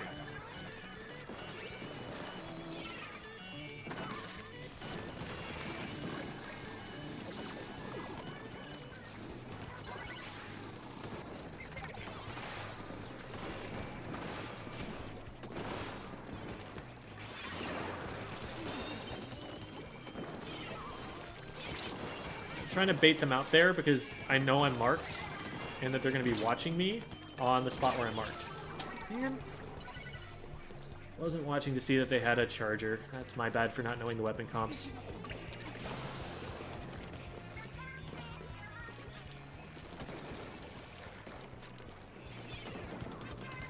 Let's get some paint from here so we can get special. And then see if we can get anything done over here. Let's back up a little bit. We are being watched by the charger, but I don't see an opportunity yet.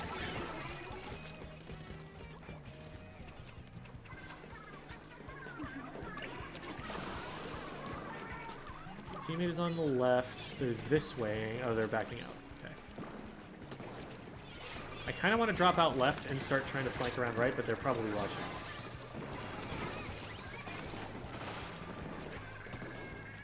That's 2 down over there. I don't see anybody. Just try and keep this guy to get in. I can't really get in there and score anymore afterward. Man, that bomb didn't even get him. That's unfortunate. We'll get this guy and then die to the roller.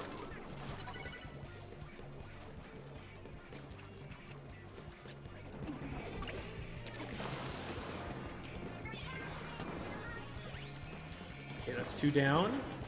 Need to get some space for this.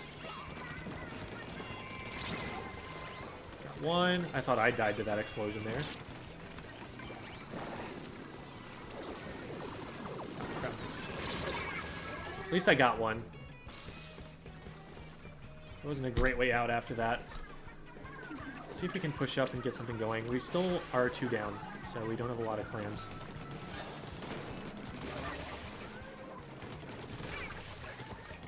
That's a good 2 picks, so it's just the charger we need to worry about.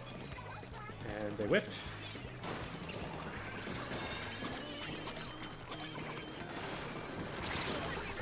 Alright. Do some of them with that. Let's go. Okay, that's... I don't think I jump into that. Yeah, that's not a thing you jump into.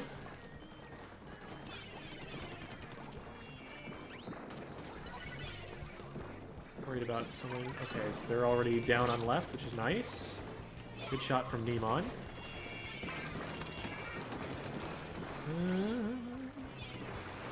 Yeah, I knew there was another shot. Didn't want to take a risk yet. have time to pop that.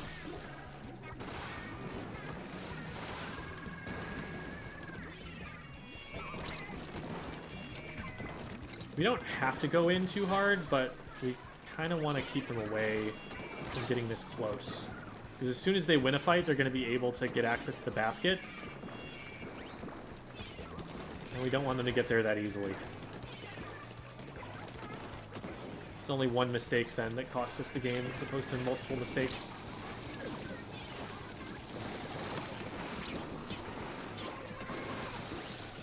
I don't think they saw it.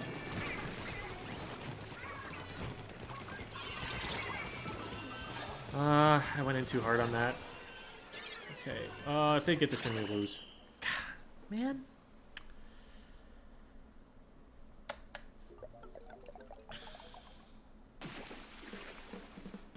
I wonder if we win that if I get the charger. I still feel like it would have been hard. Just too many of us went down.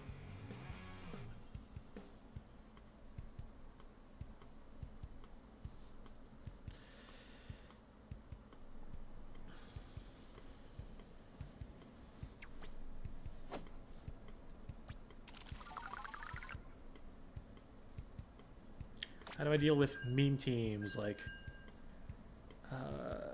lots of booyah bombs? So generally a team that has all of the same weapon are going to have all of the same weakness. So like if it's a bunch of arrow sprays, just abuse their range.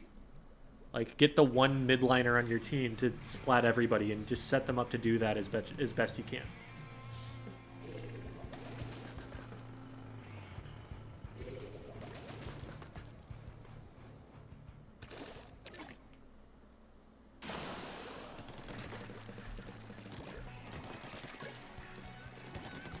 Favorite mode? Clamblets. But I like a mix of them.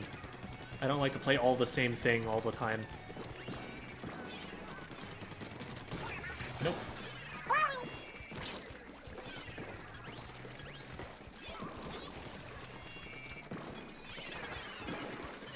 Well, okay. That'll make me move. Somebody just rushed in and got that. We're not going to get anything more out of that. We're, in fact, probably going to feed in and die because of that.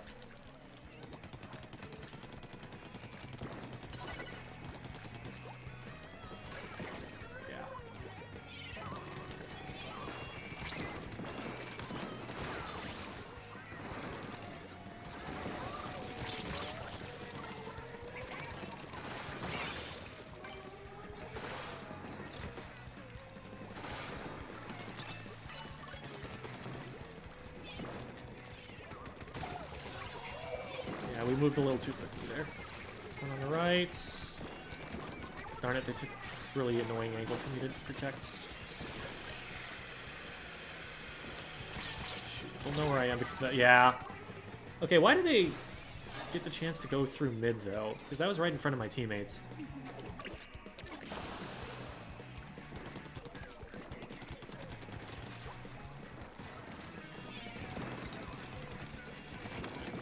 Looks like we've got control for the most part. Ah, hi. Okay. I'm a little bit more comfy with the range blaster doing that because they can scout, but they clearly didn't scout enough. They're getting sharked a lot.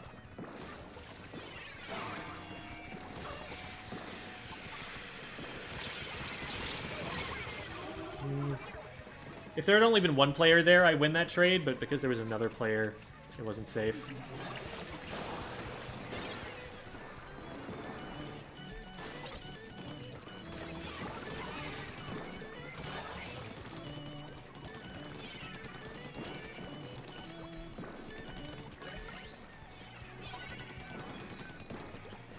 Let's see if I can... They're gonna pop up on the left side here. Darn it, I did it a little too early. Needed to let him get a little bit closer. Oh, there's one on the left. Oh, there you go. Up. Stay on the side. Ah, crap. I should get this. No, I missed the one shot I needed.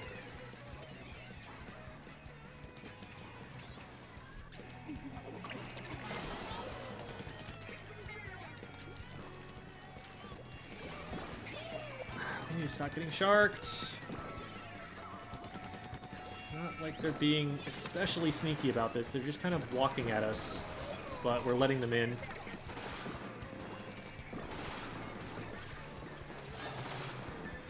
Darn it.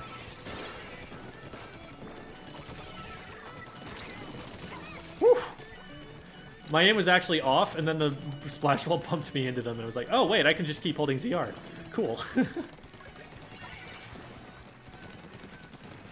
Let's try and cut off some of these flank routes, give our blaster some room to move and stuff.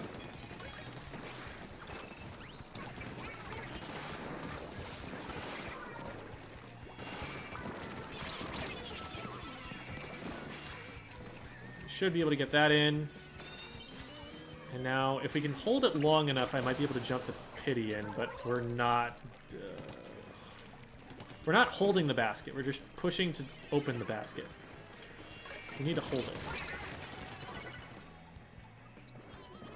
Notice I'm not going in yet because I'm not healed. Okay, cool. They made me move, and now I'm back. Just gonna follow up on that. We didn't have to trade with that bomb.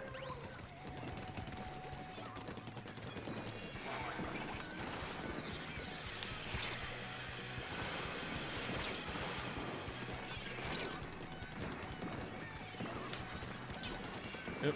Hit it on enemy ink so I can move. Hey, stop that. My friend.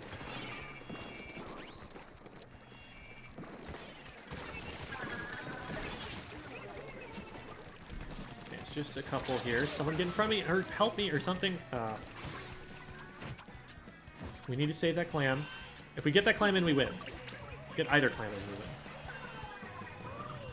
We need to go. There, that's game. Alright. Didn't feel super comfy about that. Probably won't stay with the same team, but we did pull it off at the end.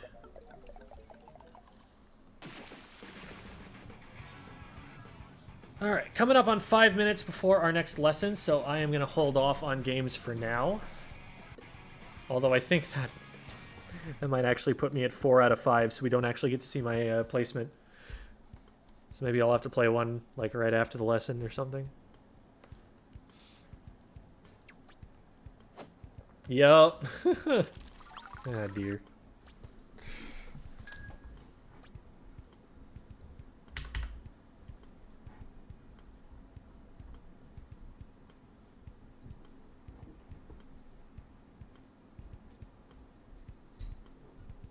All right, cool.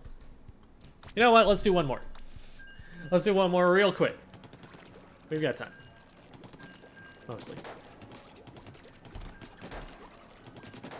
But, okay, cool. I have the video from... It was M-God, not M-Dog. I got the letters flipped around a little bit in my head.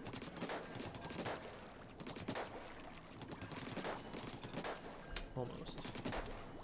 Oh, overcorrecting a little bit. Need to stop doing that.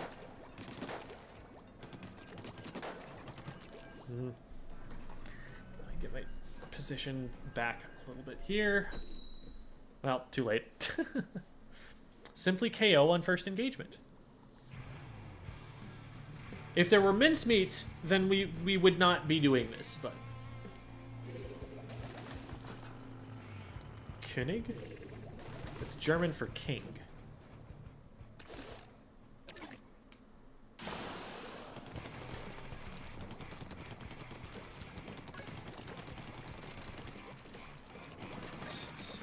They are... Which weapon? Dualies. I'm going to try and support them in their fights. We'll trust that they'll take good ones. Is that max like Div 1 max? Or Div X max? I think it's a max, actually. Oh dear.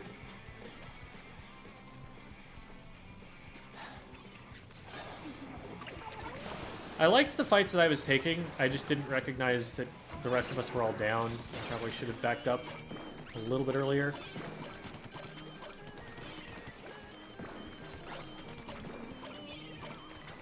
Man, we're getting bopped now.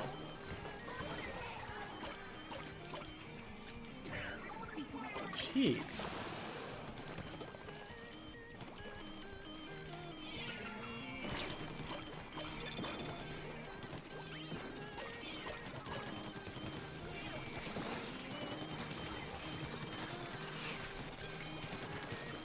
I'm just going to ignore that and go after this guy because they think I'm not paying attention. God, what happened there? There's just no pressure on the enemy team. They won a ton of fights. Against my teammates specifically, I only died once in that game. Well, I guess there was time for one more for sure.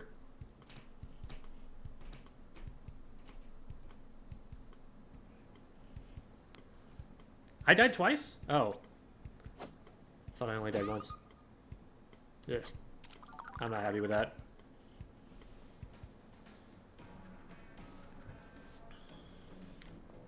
I'm gonna take a quick look at what was happening there.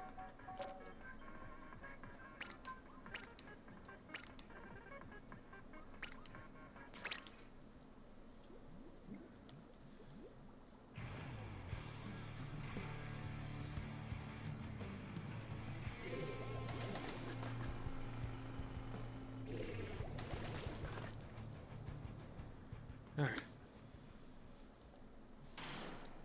Should I care about my X power? It's a much better measure of your ability than series rank is. Series rank is a measure of how long you've played. X rank actually uses the Glico system. Now, it's not a perfect use of the Glico system because there are it's actually inflated a little bit. If you win a series, you get 10 points just for winning. Whereas in Glico, you would only get as many points as you get for beating a player of that level. But it's...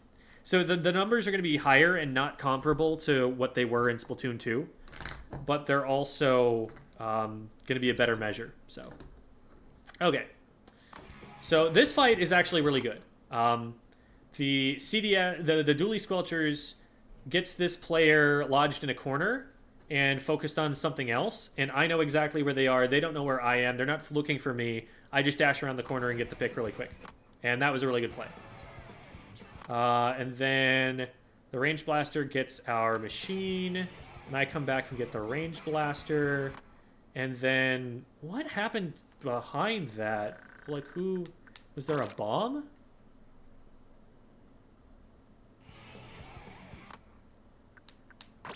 Oh, I think the Range Blaster gets the Dually Squelchers as I'm splatting them. They get 2 as I'm splatting them. Man, I thought they were just missing me. So now I'm alone and I need to run and I can't get back in time.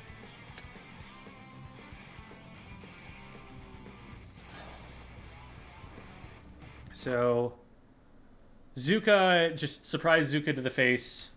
Not much you can do about that, even with dodge rolls. And then they rush forward and trade the machine, so we're in a 2v3. They score. Look for a second at how much control they have of our base before they open the basket. Like, they know they have control of everything behind the basket before they open it. This is something solo queue players do not do enough. You've got to have control of the area around the basket when you try to score. Don't just score and then die and lose control around the basket and put in 20 points and give them a pity clam for free. Make sure you actually have the area around it safe to score more, and that's what's going to get you advantage here. So I go in and try to fight this. I try to throw bombs. I get oh, okay, I get directed trying to go up there immediately. Yeah, that Range Blaster was just hitting everything.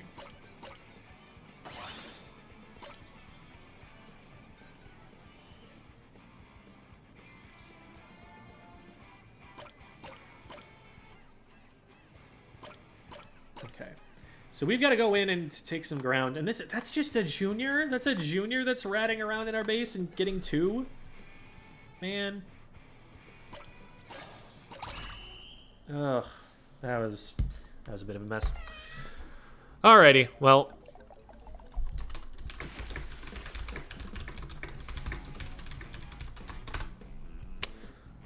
We'll get M-God into the waiting room VC. so that we can drag them up into the VC we're going to be using for the VOD review. And I'll work on pulling up the video in the meantime. Hi there, cat.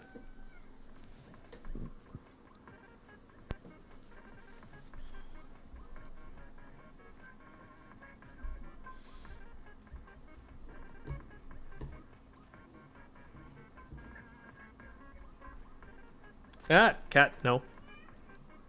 You don't get to go up there.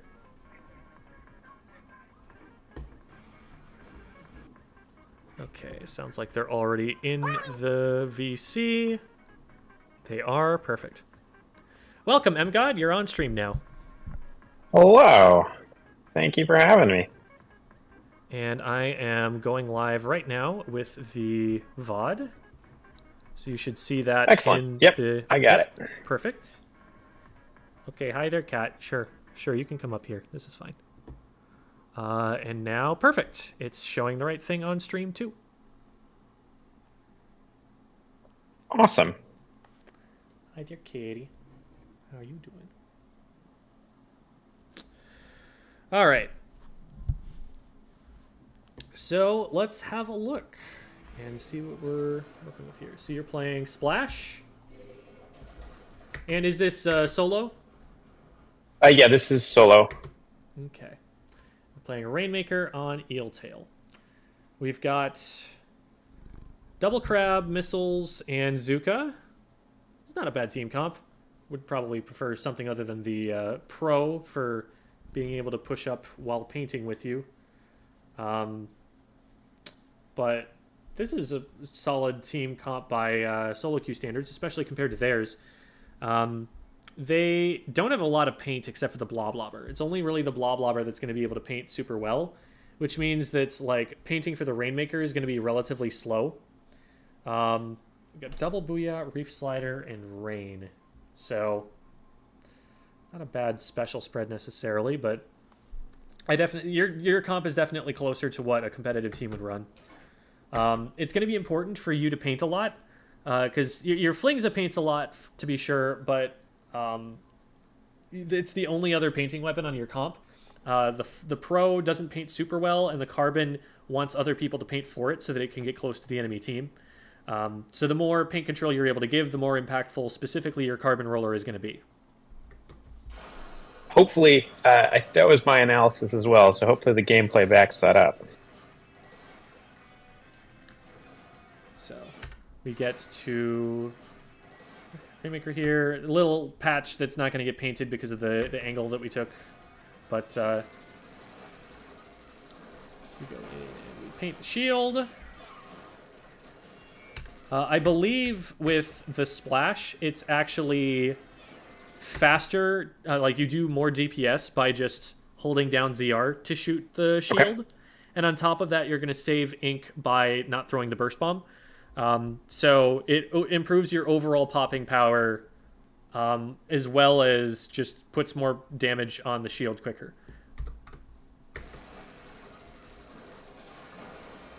So we get pop, and now we're looking for an engagement here. I think coming around the right-hand side, it's not a bad idea to throw this in case someone's up in front, but we don't know that there's someone at the front of that ink yet. Oh, actually we do. Never mind, we do. So, yeah, I like that you're cutting them off, you're forcing them forward, they go for something risky, and your team is able to punish. We just want to make sure we don't get killed by pop here, and that we don't reveal ourselves when we're stuck in the middle of enemy ink. Remember that if the enemy team gets the pop, it's not just going to like be a threat in terms of the hitbox, it's also going to paint feet. It's going to make I think on this one, with that particular position, I knew the pop wasn't going to hit the ground here, so... Or... like the hitbox I guess I'm wrong there. Yep. The hitbox doesn't. The paint does. The Gotcha. paint around Eeltail when the Rainmaker explosion goes off is kind of wild. Like, it gets up into places that it shouldn't be. It gets down into places that it shouldn't be if it's just, like, straight line from the Rainmaker. The hitbox isn't going to hit you there, but the paint is going to fall there. So that's something to bear in mind. I have a video where I show all the painting patterns around the Rainmaker shield when it pops on all of the different maps from mid. So if you wanted to go and like look at that, you can see like all the weird places it lands on Eeltail. So from here, priority is we're behind the play. Like right now, you're just trying to survive, but once you get into this kind of a position and they've picked it up and they've run away from you, we need to just get back to a place where we're between the Rainmaker and the goal. Because right now, we're just depending on our teammates to be able to defend this. We're not someplace where we can really help with that. Ink management is something to always be aware of. Like, if you find yourself running out of ink a lot, then think more about your ink tank. Like, be a little bit more cognizant of, I've fired this many shots, or I've thrown a burst bomb. Like, I need to be careful and not run myself out. Because there are a couple of positions here where you've ended up just, like, squidding on empty turf because there's not much else that you're able to do from there. Whoa, okay, that keeps you alive. Nice.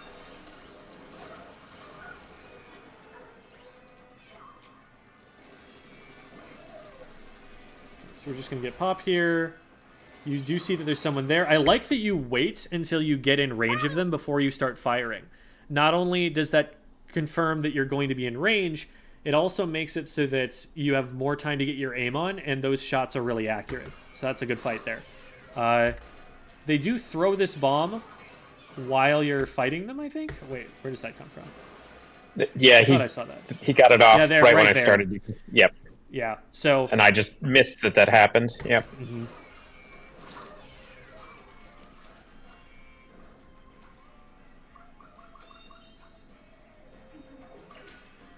Okay, so Rainmaker's going a little bit further in front of the team than is safe necessarily, but it's not the worst thing because they're at least getting it away from your side of the map. Oh, wow. Cool. So it's just the Tetras. All you need to do is hunt this Tetras player down. Nice. Now we can push forward quite a bit. So the game plan here is there's only one up. We get rid of that player. Rainmaker pushes for free. And so that player is marked right here. We go on them, we get them, and we're good to go. You don't need to paint the Rainmaker pedestal for them because they can jump straight from this platform to land on it, and they'll just be on top of it already. From here, what you want to be doing is start gaining control of the area past the Rainmaker pedestal. So you want to get a visual angle so that you can see anyone who's coming up at the Rainmaker goal, and you want to start getting paint down so that as soon as they start approaching it, they have to paint through your color ink to be able to get to it. Because right now, you don't have control of any area past the Rainmaker goal, and this can, in theory, get stalled at the Rainmaker goal without ever getting any further past it. But if you gain control of space past this, now the Rainmaker is going to be able to push more, and being able to force the enemy team to score more than just the checkpoint, to have to go past the checkpoint afterward, to have to pop it a second time, that's a big advantage. So it's unfortunate we end up being in a position where, and I think there it's like, you're probably just thinking, oh, they're still down. Like, I'm still safe to be here. But if we paint a little bit more safely, that kind of thing is going to sneak up on us a little bit less. Like if we get down on the ground level and right side peek around the Rainmaker goal, we're a little bit less exposed for that. Yep. So we end up getting one with pop, and this might actually stall out at the goal. They pick it up. A little bit reckless because your teammate's right behind them, but your teammate actually doesn't do anything about this, and nobody gets in between. Wow. Okay. So on defense here, first of all, what should be happening here is someone should be painting the ground here or painting the wall and preventing the Rainmaker from making it this far. I think you probably would have just splatted them if not for the little movement flub. But something that we could have done was paint this wall and prevent them from being able to use it to move forward. And that would have slowed this down. Got it. So that's one thing we could have done. It ends up being a silly play anyway, because you can still chase him down. That's 2 down in front of you. I didn't see whether they traded that or not, so I'd be careful moving this way. I like the map check. That's a good time to look to see if there's anybody up ahead.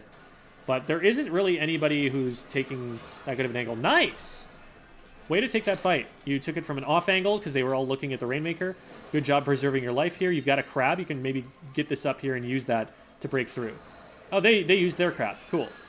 So now you can use your crab further forward. It's just the forge now. At this point, you want to track that forge down and take them out at all costs, because that could let you get it even really close to KOing. Beautiful.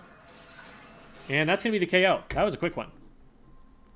Well, I wanted to start with a game where I feel like I played well. The next one's a little less smooth. So. All right. So yeah, there's not a ton to talk about that with that one. Let's see what this ends up being. Yeah, like a little bit of a one thing mhm.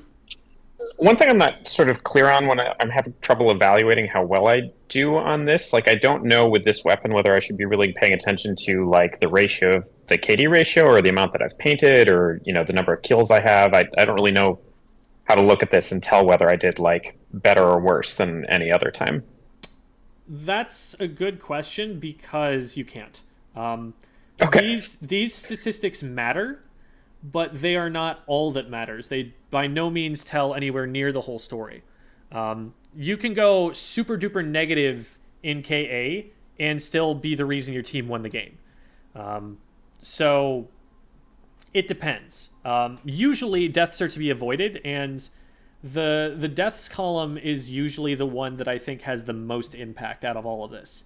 Obviously, if you're popping off with like 15 specials and not dying, then maybe that can be helpful, but sometimes it's not. And the kills only matter if they're removing someone that needed to be removed from play.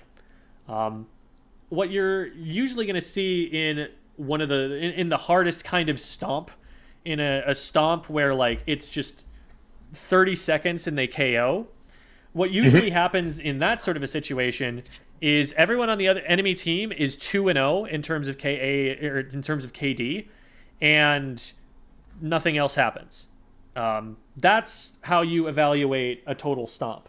If you have more splats than that, that means that it wasn't a complete wipe, or a wipe wasn't followed up on as efficiently as it could have been. You had to push multiple times. Like, that's a lot less clean of a win, but that means that your numbers are deflated. That means your numbers are inflated, and it's like, oh, hey, I got 20 kills. Like, in a game that you win as hard as possible, you shouldn't have the opportunity to get 20 kills. If you're getting 20 kills, that means you're having to carry your teammates. That means that something's going very wrong, because you're clearly able to like mechanically slay very well. You're gaining advantages for your team, and those advantages are not being followed up on. That might not be your teammates' fault either. That might be that you're over-focusing on the kills and not taking advantage of the window that the kills give you to play the objective instead. So, got it. There's definitely a lot of information here that's valuable to give you a sense of what was going on. Like, if I see that one of my teammates was, say, 1-7, then that tells me, okay, like one of my teammates was dying a lot more than they were getting value for their plays. And so I can't look at this game and say that this was entirely my fault and like get down on myself for this, because I was playing with a man down most of the time. So that kind of thing, you know, you can look at and, you know, give yourself a little bit of a pass for. Not a ton of a pass, because that will just happen sometimes. And it's good to be able to try and play your best regardless. But if you're looking at a game like, man, I don't know what I can learn from this, and then you look at the KAs at the end of the game and you're like, oh, everyone else was negative except for me, then you can kind of be like, okay, that's a breath of relief for me. Yep. So, yeah, that I would look more if you're trying to determine like whether you did well at the replay than at this screen. One thing though, if you're playing specifically like the Slayer role, if you're trying to get in there and get picks, one thing that FLC talks about is that you should hold yourself accountable for your teammates' deaths. That like if they have fewer deaths, that means you did a good job because you removed threats from play before they could take out your teammates. We can skip forward a little bit. This match takes a while to... There we go. Okay. Interesting comp there. An interesting comp there. So you've got double crab, which is nice. Like splash and V dualies are both things that are run competitively. Then you've got a dapple dualies, which they're going to give you some utility. They're going to be able to give you tacticooler, which will help you run in if you want to. And they're also going to be able to give you beacons, which is probably the more important of the two. And then you've got a mini, which is a very good weapon except for its special, which is the worst in the game. So that's a nice, like, kind of midline pseudo anchor that you're going to be able to play around. They're going to be probably the last player to go down if they're positioning properly, and you're going to be able to jump back into them if to no one else. Then on the other team, they don't have a lot of forward aggression. All they've got is the T-Tech, but then they've got 2 Blobbers and a Junior.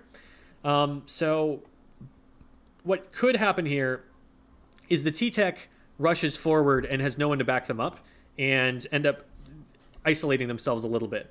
So that's something to watch out for in case you can take advantage of it. But also the Junior and the Blobbers are going to make it very, very difficult for you to exist on the map if they're able to get set up. So it's important to take it slow and patient against these weapons because they can put out a lot of zoning pressure. But it's also important to be looking for opportunities to sneak up on them and get on top of them because that's when you have a significant advantage in the fights.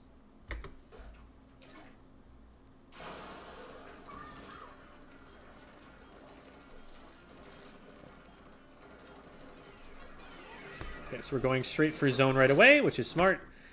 We could have painted that, could have shot that torpedo before it hits us. I think you'll see me do that a bunch in this game, and I just forgot for this game that you can shoot them down. Yeah, shooting torpedoes is really important because it's a really paint too. Right. It's a really big investment on the part of the Junior to throw one of those torpedoes. If they throw it and it just has almost no impact, all it does is like a shooter spared 1 bullet to take it out of the sky and then went back to painting. That's a net loss for the Junior. The Junior only gains anything out of that if either they're forcing someone like a Charger or a Splatling or something to waste some of their charge or all of their charge on it, or if it actually... Cat, stop that. Or if it's... actually, where's my spray bottle? I don't know where the spray bottle is. He gets away with this one, but... they only get something out of it if they force a slower fire rate weapon to waste charge on it, or if they actually get it to detonate. So popping those is going to be really important for limiting their impact. That impact doesn't just include damage, it also includes paint, and it can really force your team back if enough of those keep exploding. So super important to keep those out of the match. So in part, largely because of that torpedo, the teammate actually does go down here. So we get one on zone, which is awesome, and that's all we're going to be able to get, so good job recognizing it's not safe to stay in. Your teammate is flanking the Blobber there, so if you can get in there, it might be a good idea to try and go for this a little bit more, to at least paint up a little bit to cut off their escape routes, but even just swim through this and see if you can go in on them, because you've got a teammate behind them right now, and if they go in alone, then everyone's just going to turn around and focus on them. But if there's 2 things for them to look at, they've got a slightly better shot. I don't think that your teammate made a phenomenal play there because it's still a fairly pink map. It's not the easiest thing for you to move in and help, but if you can, it's a good thing to try. Right now you have Crab. Crab is an incredibly powerful tool, especially for this map mode. If you can get up onto the left stack here and pop the Crab, they have to back up. And you're probably going to get picks on some of the blobs if they just stand there and fire lazily. So this is a really good opportunity for you to start creating some momentum for your team as long as they're in a position where they can follow up on this. You are 1 down, unfortunately, but one of them is still respawning, so you might have an opportunity here. Yeah, I agree with everything that happened there. Now you want to be worried a little bit because you've spent long enough firing in this direction that player who was on the left can now be coming up behind you. Yep. So we don't want to just ignore them. ends up not mattering either way. I think they back up. No, I'm pretty sure that's who kills me here. It's the bloblobber that kills you up in front, I think. Got it. Yeah, it's the bloblobber. So they kind of missed an opportunity to just flank around and come at you from behind. But like when they drop off, you can maybe fire a few shots and maybe fire like an expo shot over there.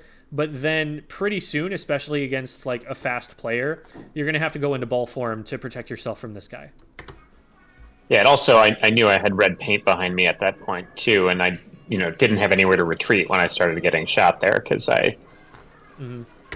Well, I mean, the way that you get out of jail free there with the crab tank is just going into ball form and rolling away, because it paints for itself as it moves. It's just like a baller from Splatoon 2. So that part doesn't matter as long as you use the ball form to keep yourself safe, because you can just kind of make your own paint as you go.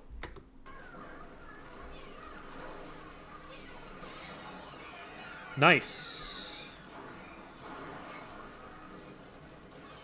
So that's 2 down. From here, you've got numbers advantage. Before you push up, I would cap the zone first. Because they're just getting score ticking down as you go for this. And let's say this play doesn't go the way you want it to. If you go down here and your teammates are suddenly down a player, now they can't cap the zone. Whereas you had an opportunity to cap the zone back here, and that's the sort of thing that can like mean the difference between saving the game and not. So like right here, if it's still ticking, don't over-focus on the fight. Painting. Like they're not aggressing the zone, they're not trying to control the zone at all.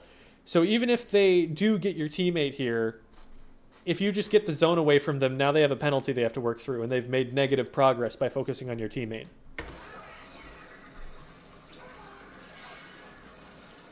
So now we stop it. We still haven't capped it. So if this fight doesn't go well, then we still haven't gotten control, but it does go well. So now we're in a better spot. From here, you need to get past the zone somehow. There are a lot of different directions you could do that in, but if you stay on the zone, you're basically just letting them walk right back up to the zone and start to cap it again immediately as soon as they can get back. If you're in front of the zone, they have to fight you and then go to the zone. And also, if they walk up to the zone while you're on the zone and splat you, your paint that goes down when you get splatted by the enemy team will paint the zone for them. So as soon as you have this kind of a situation where the zone is capped and your team is pushed up an advantage, you need to get in front with them and not stay on the zone here, because you're losing space and you're also making it more likely that your teammates in front of you are going to get splatted. And if you get splatted, you're making it more likely that the zone gets painted and goes back the other way. Just like that. Look for a second at how much the zone... So the zone goes from... Yeah. So before you get splatted, it's here. After you get splatted, it's right here. So that's like 1/5 to 1/4 of the zone that all got painted just from that one pick. And your team is a little bit scattered and may not be able to come back to the zone in time to handle that. Okay, they do. But that's the impact that can have. And now, so like this teammate had to back up to deal with the guy who got you. And because of that happening, they weren't controlling this right side anymore. And now the enemy team gets to come back into zone. Whereas if you push up and maybe go with this teammate or go in here, the fight happens off the zone over here, and they still need to fight their way back when the result of that fight happens.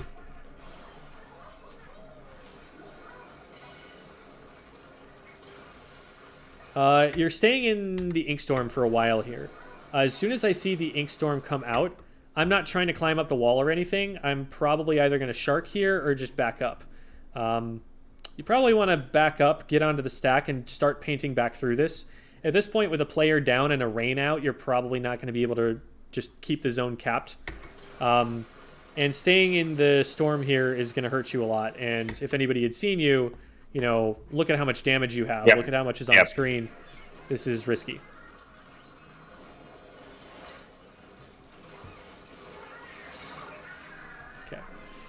So we go up here.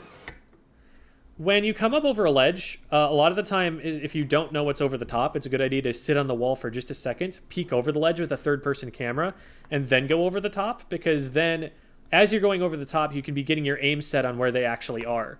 And so you don't come over the top missing and having to get your aim back on, and you get this player cleanly instead of trading.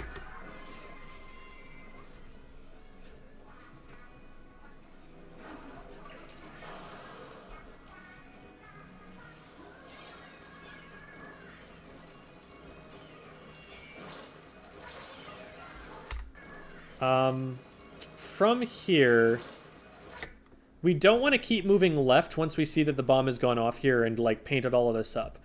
We want to retreat back to the right where we had cover before, and there's already paint at our feet. The further we go left, the more stuck we are in the rain, the more the opponents are going to be able to see us. Teammates are jumping in, collapsing from behind. From here, I would probably have jumped into the same beacon that the teammate went to here and maybe tried to come back to mid with them, because they're already making a play right now. And if I can have an impact on that play, then I want to. If I jump in there and they notice my teammate, they're going to attack my teammate first before they attack me. So even if that teammate just immediately gets obliterated, I'm going to be able to jump in, realize it's not safe, and at least jump out or something. But if I just swim in from here, it's up to my two teammates to win this fight, whereas I could be helping them sooner if I jump in.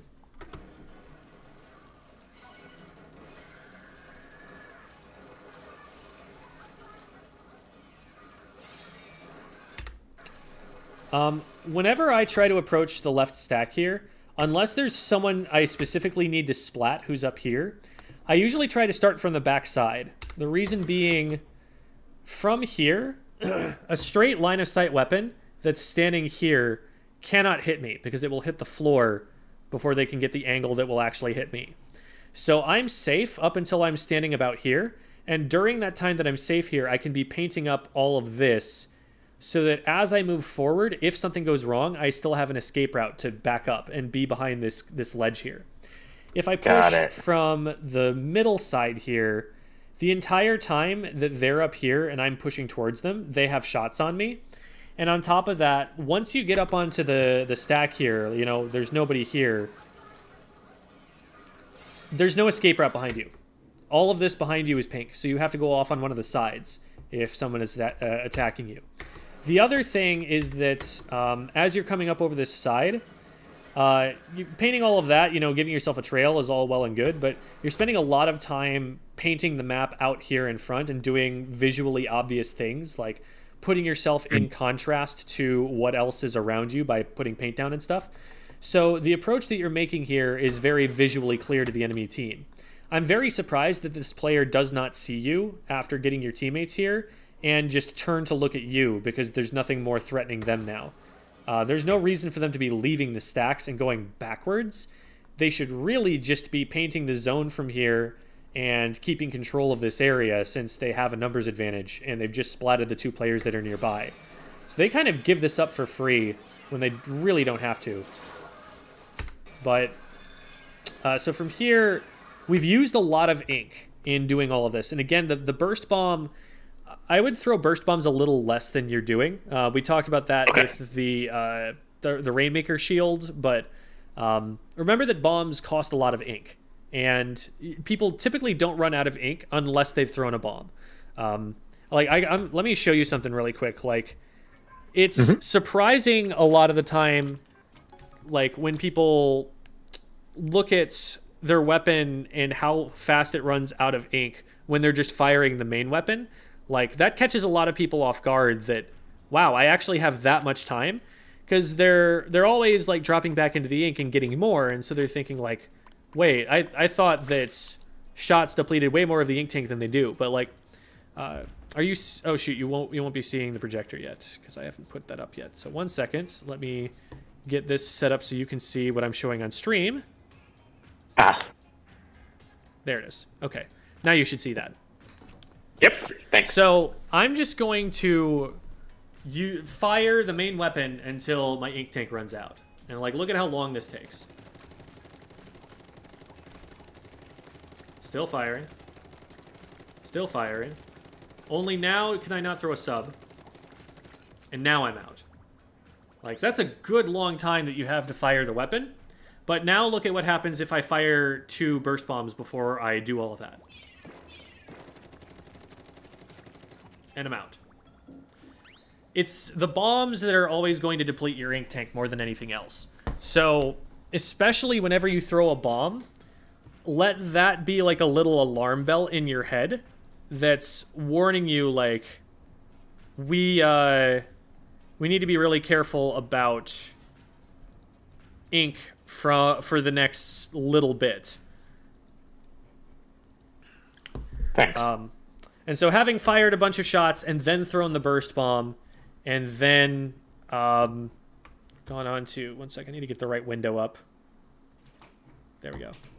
Having fired a bunch of shots and then thrown a burst bomb, like, let's see exactly how this goes. So you've got full ink tank now. You paint a little bit. You fire 2 burst bombs, and then you're immediately out of ink.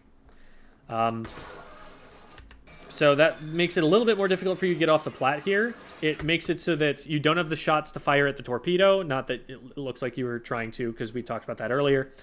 And so you're just kind of stuck landing on top of the wave breaker, which ends up doing enough damage in combination with the torpedoes to splat you. So be more mindful of your usage of burst bombs. They are cheaper than other bombs, but they are still not cheap by any stretch of the imagination.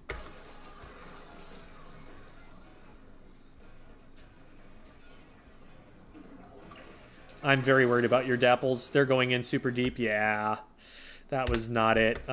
You can look at the map here and see massive enemy ink, nearest teammate, players rolling forward with dapple dualies.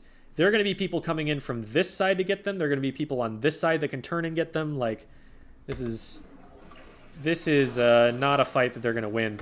Even this player was too far forward at that moment. Like, when the enemy team has control, you should expect that everyone on the team is going to push forward in front of the zone and take space. And so this player, like, yeah, they have their own color ink here for now, but notice their escape route here is painted up. This is the only escape route that's safe for them to take if players are rushing them from the middle. Going to the right is probably impossible because you have to go up over this ledge, and they're going to be able to shoot at you before you get there. So left side's the only way they have out of here besides jumping. And that's the one thing that's painted up. So they're stuck here. And the enemy team is going to be pushing forward at them, so they should probably expect that that's what's about to happen here. And it all closes in around them. So we're 2 down. While it's easy to look at this number and be like, I've got to do something, we need to wait for these players to be back. We are not going to be able to win this in a 2v4. If it's 15 ticks left, then okay, we kind of need to win the 2v4. Like, who knows, maybe there's the 1 in 10 chance that it works or something like that. But right now, we've got these 15 ticks that we can wait before our teammates get back up so that we can at least be hitting them with full numbers, if not full force.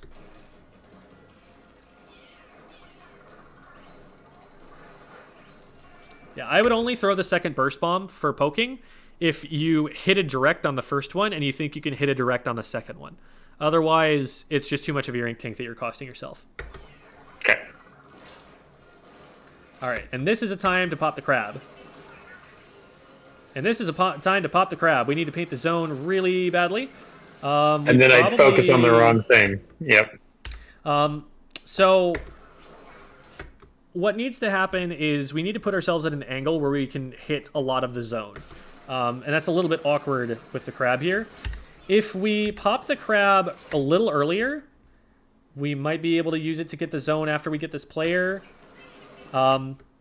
Honestly, at this point, the best play is probably not to pop the crab yet, because we need to get paint on the zone, very specific angles and everything like that. And like taking all of this time to make sure we're safe is preventing us from playing the objective in time. Also, notice how, like, because of the range of this weapon, those shots aren't actually firing on the zone as quickly. A lot of the paint is going out in front of the zone instead. And that's the advantage that having the shorter range on, like, the splash is going to give you.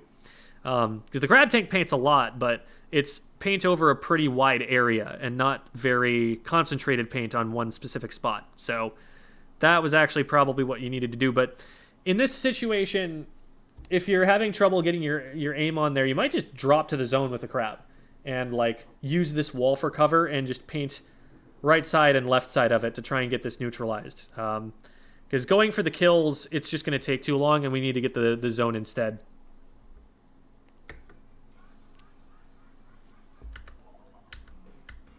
So, I blame that more on your teammates, honestly, in that game. We can see all of them negative KAs. I didn't know that about the mini there, but the dualies were generally going into, like, they were trying to flank, but the thing about a flank is that it doesn't work if all the flank is doing is putting you in a 1v3. The flank needs to come in at the same time as your teammates come from in front. There needs to be something to distract the enemy team from just turning 3 of their players around and splatting you, and then turning back around to face the rest of your team before they can do anything. And so it was those flanks that were generally setting the team on a stagger and making it so that it was really hard for you to get control back. The one time we did have control, though, we definitely needed to push further forward and help with the fights, because it was at that moment that your teammates were actually in really good positions. They were up right underneath the ledges where they could shark people, and if you're up there helping them win those fights, it's harder for the enemy team to get forward onto the zone again. So that's what I would focus on there. Make sure that you're using your special from positions where you're going to be able to hit stuff. You had a couple of good ideas for them here and there, so I'm not super worried about that. But yeah, I feel like the one thing I struggle with the crab tank, and part of this is just my situational awareness needs work, is just that I don't really understand how the armor protection works. It feels like when you first activate the crab tank, there's like a moment where it's activating that you're vulnerable from basically all sides. And then after that, you sort of have the armor in front of you, and then you're vulnerable from the back and the top. Correct. But it doesn't seem to work that way when I'm attacking someone, so maybe I'm just missing my shots during that window. But it's a very small, activation window, and just about any special has this. Like even a Booyah Bomb doesn't give you armor right away. There's some activation frames, and if somebody is already shooting at you, if the shots are already on the way when they activate it, then that player probably goes down. Got it. But if you're trying to look at it activating, see it, and react to it, and only then start shooting at it, by the time you recognize it, you've pulled the trigger, and the shots make it all the way from your weapon to them, all those activation frames are probably done, and they're probably already in the crab. Thanks. Yep. So, big things to think about. Pushing forward when you have advantage is an important one, especially on zones. Not throwing a ton of burst bombs so you're not running yourself out of ink is important. Painting escape routes for yourself and moving forward in ways that you're protected as you move forward. Also moving forward in ways where if the enemy team starts to push, you're actually in their way. That's another important part of this. Using crab from set places. There are very specific places on any given map where crab tank works really well, and you want to set yourself up to be in those spots when you have the crab tank so that you can have maximum impact with it, and you're not having to shoot at a wall and then climb that wall and then have wasted 5 seconds of your crab. So we've got 20 more minutes. Maybe we can sneak in another one here. Splat Zones matches are relatively likely to KO. It's more common there than I think in any other mode. So they do tend to go pretty quick. Okay. And here we get the other map. We get Museum.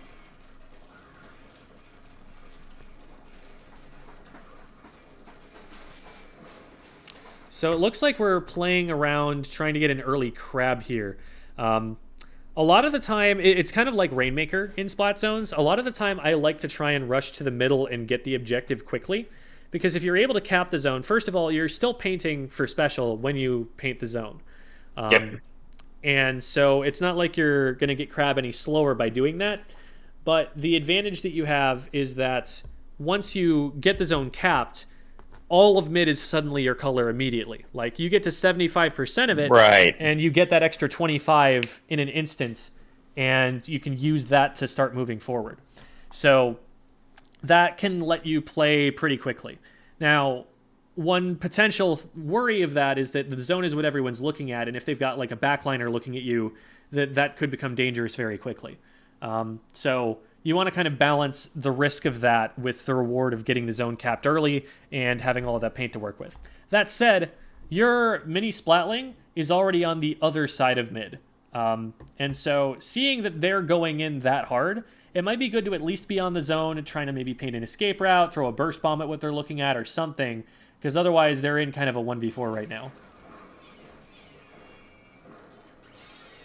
Yeah, they're trying to like outrange heavy and blobbers from top mid. That, like, this is the kind of play you would see like a Hydra making or an E-leader or something once their team got control, but they don't have the range to contest the heavy. The heavy can just like back up until it's out of range, and the mini can't walk forward far enough to be able to get in range. So this is just, they're going to go down for that. And now your teammate also goes down on the left-hand side. So we're at disadvantage at this point, and we want to be really careful. The crab is the one thing that could actually potentially turn this around. But here, we're aiming too high. You can see the reticles are up in the air right over here. So we're not going to be able to hit the player on the other side of our teammate. Also, I don't know if the teammate body blocks. Yeah, they get out of the way pretty quick. But that is also a concern. Oh, you're so close. Throw a burst bomb. Yeah, even if you're still in crab tank, just press the R button and see if you can finish that off. But definitely throw the burst bomb as soon as it's done if you get shredded too early.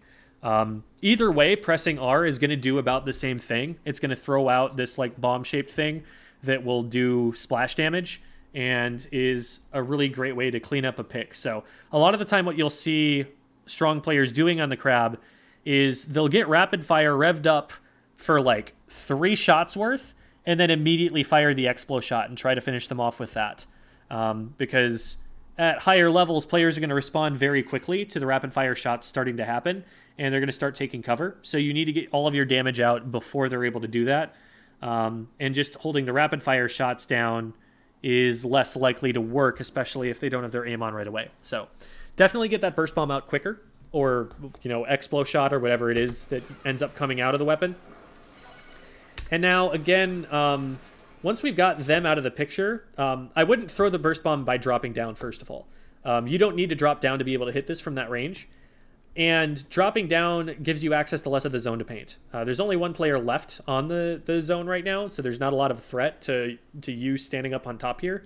And being on top mid gives you the ability to paint more of the zone than you can paint from the ground level. So right now, we want to be taking advantage of the fact that we've taken so many players out to get the zone capped back in our favor.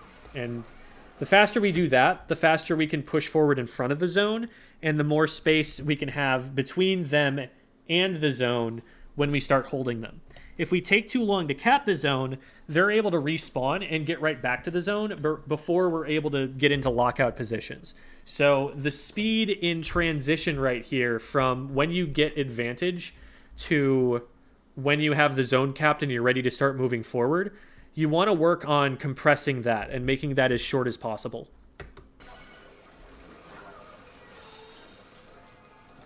So now I bet by the time you get back up onto top mid here, the heavy is already looking at you. Okay, maybe not because there's a crab in the way, but also, you've got a crab up there. There's no reason you need to drop on the left. Like, there's nobody coming that way. This burst bomb, if the shots that the crab has been firing at the pillow haven't been hitting anything, then the burst bomb won't either. Right. The player's visually back here. You've got a lot painted on the platform. Just take the opportunity where the crab is covering you to get out onto the arm of top mid and jump across onto their plat. Because being on their plat is a huge pain in the butt for them. It causes this to take an awful lot longer for them to be able to push back in. And being down on the zone, they can access the zone without ever having to deal with you.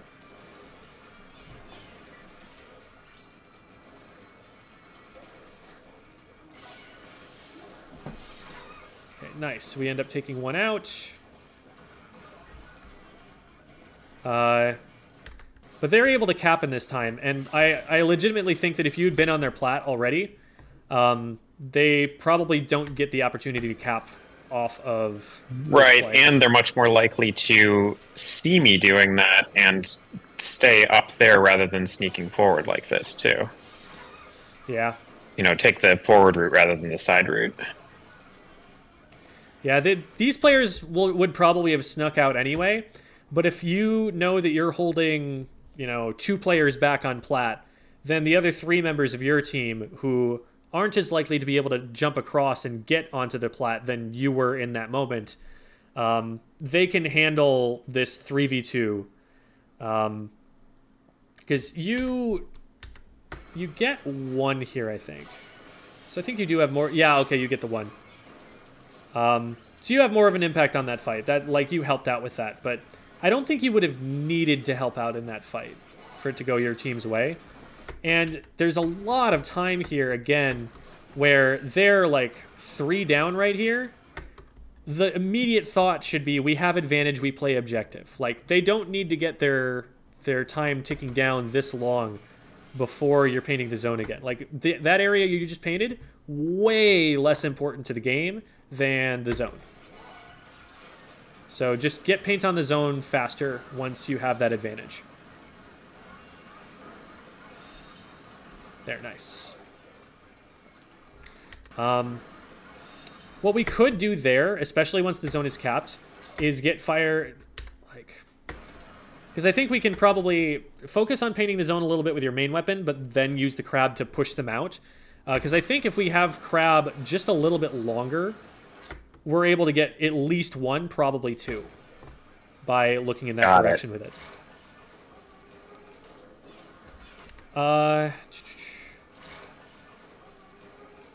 It's probably wise that you don't go over the top. I probably would have jumped across and gotten double teamed and died.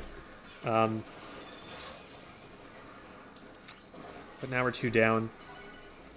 There were a couple of weapons, to be fair, that you beat in a 1v1 if you get on top of them. Like the Bloblobber, relatively slow, dodgeable projectiles. You could probably have taken at least one of them out. But yeah, it's still probably smarter not to go for that. That's something that I would have gone for, and I would have died for going for it. Again, we just got to wipe out the stuff up here. Not as important as getting on their plat. Getting on their plat, getting in front of zone, getting control of that. By painting this, you are not preventing them from getting back to the zone. By being up here, that would prevent them from getting back to the zone. You've got to think about, how are they going to get to the zone? And how can I immediately be as much of a nuisance for them getting there as possible? This area here, they never reach there if you're on their plat. They have to fight you first before they could ever get here. So painting this is irrelevant if you put yourself in a further position forward. Which you can do because you know it's safe. The game just told you it's safe for you to do whatever you want for 3 seconds by putting the wipeout on screen. We can probably stay in that fight. The Bloblobber, again, slow projectile speed. If you're going to approach them, though, I would probably get up here and paint this up and maybe right side peek around this wall or peek over the edge here, because that gives you an opportunity to back up if the fight ends up going badly and be behind cover quickly. When you drop down here, now in order to get away, you have to jump over one of these 2 ledges. If your feet get painted, you can't jump over these ledges. And if we just saw me fail to do that.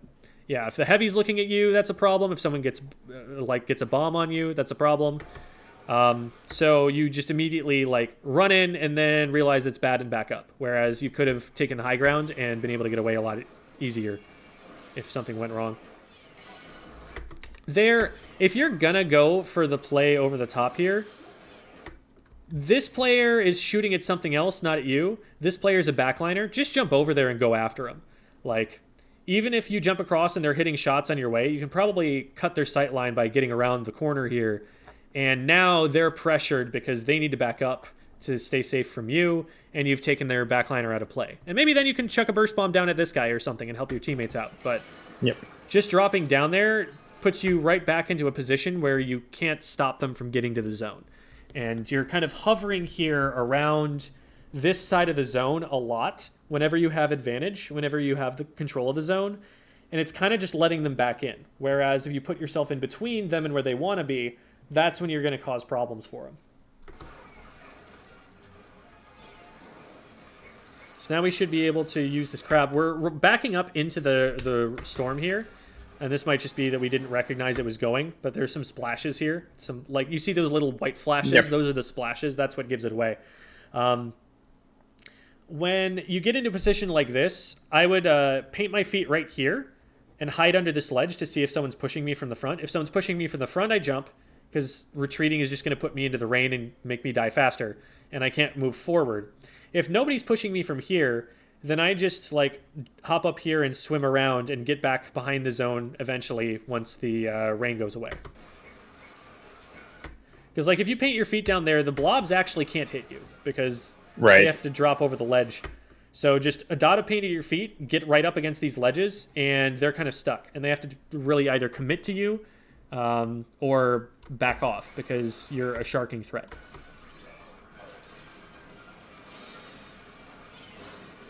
From there, if they get behind you, don't turn your back to the enemy team. Just go ball form and bump them. Okay.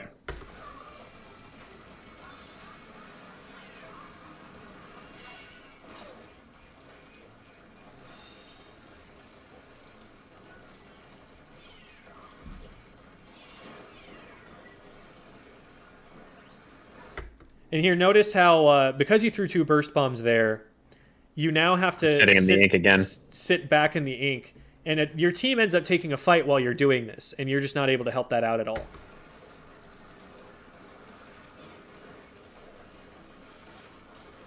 And you're running out of ink in that fight, too, even after you waited for a little bit.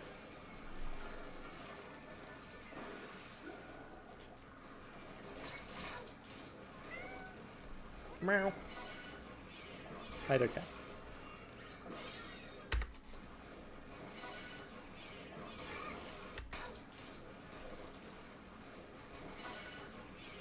And this is a situation where you could probably just outpaint them on the zone here.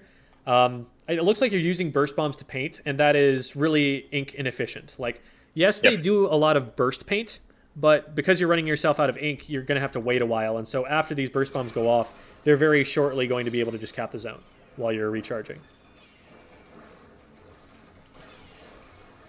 So, like, a burst bomb can be great if you're in a position where there's just this one little patch of ink on the zone, and the enemy team is currently resisting it, and you just need a tiny little bit more burst to be able to get that extra little bit so that it caps. Like, that, then it can be useful sometimes, but most of the time your main weapon is just going to do more for you. What are you noticing right now about the state of the game? I am the only one on my team left, and I'm kind of in an awkward position here. Well played to get out of that as to the extent that you did. Yeah, you almost get away with it. But from here, you either want to be, like, not making your presence known or just, like, resisting paint a little bit and getting them to look over at you and jumping out if they push you too hard. Once you get in here, especially the burst bomb, I like that you're trying to help, but that burst bomb makes them know where you are right away. The enemy team now knows your exact position because you threw that. So instead of, like, the burst bomb I'm fine with, it's the part where you throw the burst bomb and follow up by pushing forward while you're in this position right here. There's a lot of, even if you don't notice the top of the screen because you're engaged in this fight right now, there's a lot of enemy ink to show you that they probably have control of that area. And so pushing into it, when you've revealed yourself directly across the blobbers' sight lines, that gives them all of these shots. This player misses, and that's the reason that this works. If they miss even probably one shot fewer, I think they splat you for making that push. So... all right, so teammate is diving. So this is something where, like, if this is like series or something, based on what I was seeing of my teammates in the Mako game, I'm probably expecting them to make a similar play like this here. So you look at Sea of Enemy Inc. Yep. They run and jump into another Sea of Enemy Inc. And down they go, So there is, in series at least, some thought to go into, like, do I want to keep playing with these teammates? They're staggering a lot, more so than I am, for sure. Maybe it's best for me to try and find a different set of teammates here. And generally, would you advise if you're like on a team where like the comp doesn't make sense for what you're playing, or where you are just frustrated with how your teammates are playing, like, switch to see if you can find a team that's a better fit for you versus I definitely playing think against so. adversity. Yeah. Okay.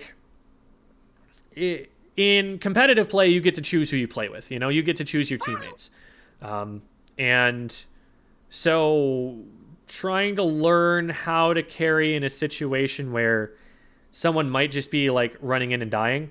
That's something that, like, basically the only way that you manage in that situation is either you go in with them when they rush in, and try to support them as best you can when you can predict that they're about to do so, or you just carry the game mechanically, which isn't necessarily great practice because that'll build bad habits for teamwork later. So, right.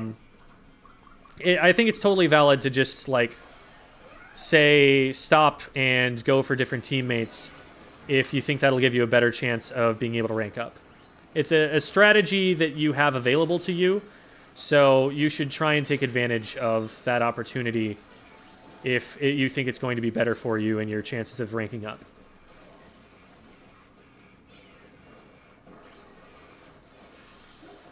So again, we're gravitating towards this area of the map, and it's like, this is helpful if the enemy team is like dropping over and you want to get a shark angle on them and you want to move in and splat them for that. But if that's your idea, then you want to be pushed way up against this wall so that you can get closer to them before you engage. Because like what happens here is you see this player and you see an opportunity, but you're still too far away to be able to hit them, and you fire shots from out of range, and now it kind of falls apart on you. They end up missing all of their shots, but they do get the rain off, and this rain is going to kill you if you stay in it that long. Okay, whew, close one. So to make that play work more effectively, you still want to be further forward on the zone. And at a certain point in time, given the opportunity, you want to get up over onto their plat instead of just staying right next to the zone there. Because at this point, you're very close to being able to KO. You want to get the opportunity to KO if you can get it, and that means not letting them cap the zone at all, not letting them give you penalty. So letting them get super close to the zone, not what you're trying to aim for. Nice, you get one there, and now this player on the left can get your full attention. Well, the team has that covered at this point, so I'd be focused on just trying to keep the zone here. We want to make sure that their teammates can't sneak in the back door and get it, and you do that, that's good. Bloblubber's painting on the left. I would be countering that paint. We are like 6 seconds away from being able to win this game. So yeah, I do notice at this point, and I'm just trying to stay alive and keep the paint down. Mm-hmm. So like as soon as a high paint weapon like the blob gets on the zone, you want to be at least countering that paint. You probably can't get over there and fight it, but like the right side is not what they're painting. The left side is what they're painting. They're going to neutralize from over here if anything. And even if you can't completely outpaint them, if you counter paint enough against them, then you should be able to at least hold the zone for these last few seconds. But because it takes us a while to respond and get on the left-hand side, we kind of get pre-fired around this corner as they're trying to push it here. So we weren't really looking at them at the one person who was painting against us. So that gets a little bit closer than it has to, but it was still just a single bloblobber against your entire team. So, wow. That was the first time that I've been able to make it through 3 in an hour. That's more than I usually expect. But that was the full hour, and I do have another student who is going to be waiting for us at this point. So I have to sign off. Thank you very much. But yeah, hope you found it helpful, and thank you so much for booking it. Thank you. All right, I'm gonna double check here. I believe, if I remember correctly, that Cease wanted to be off stream, but I'll double check.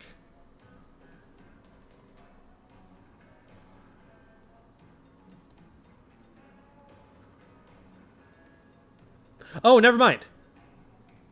Never mind. They're cool with being on stream. Okay. I must have mistaken them for someone else.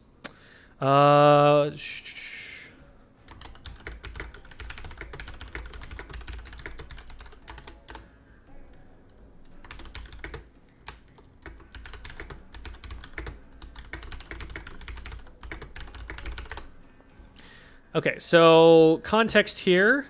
They have two other members, one who is their team captain and another who's another teammate. Let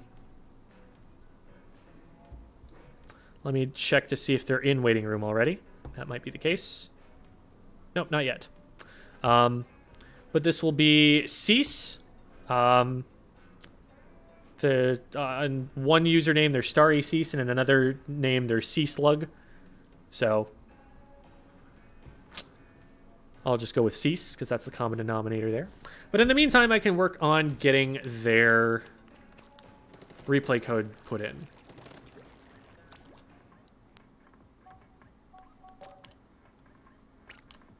All right. R4, H7, A, J, A,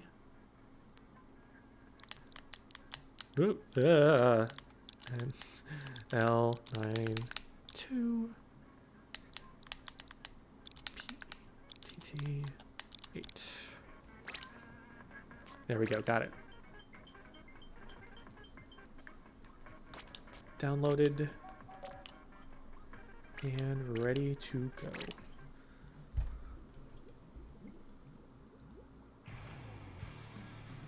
And they're all in. Perfect. Bloomp, bloomp, and bloomp. Welcome, Hey. everybody. You are all on stream now. Everything you say can and will be used against you in a court of law. Oh no.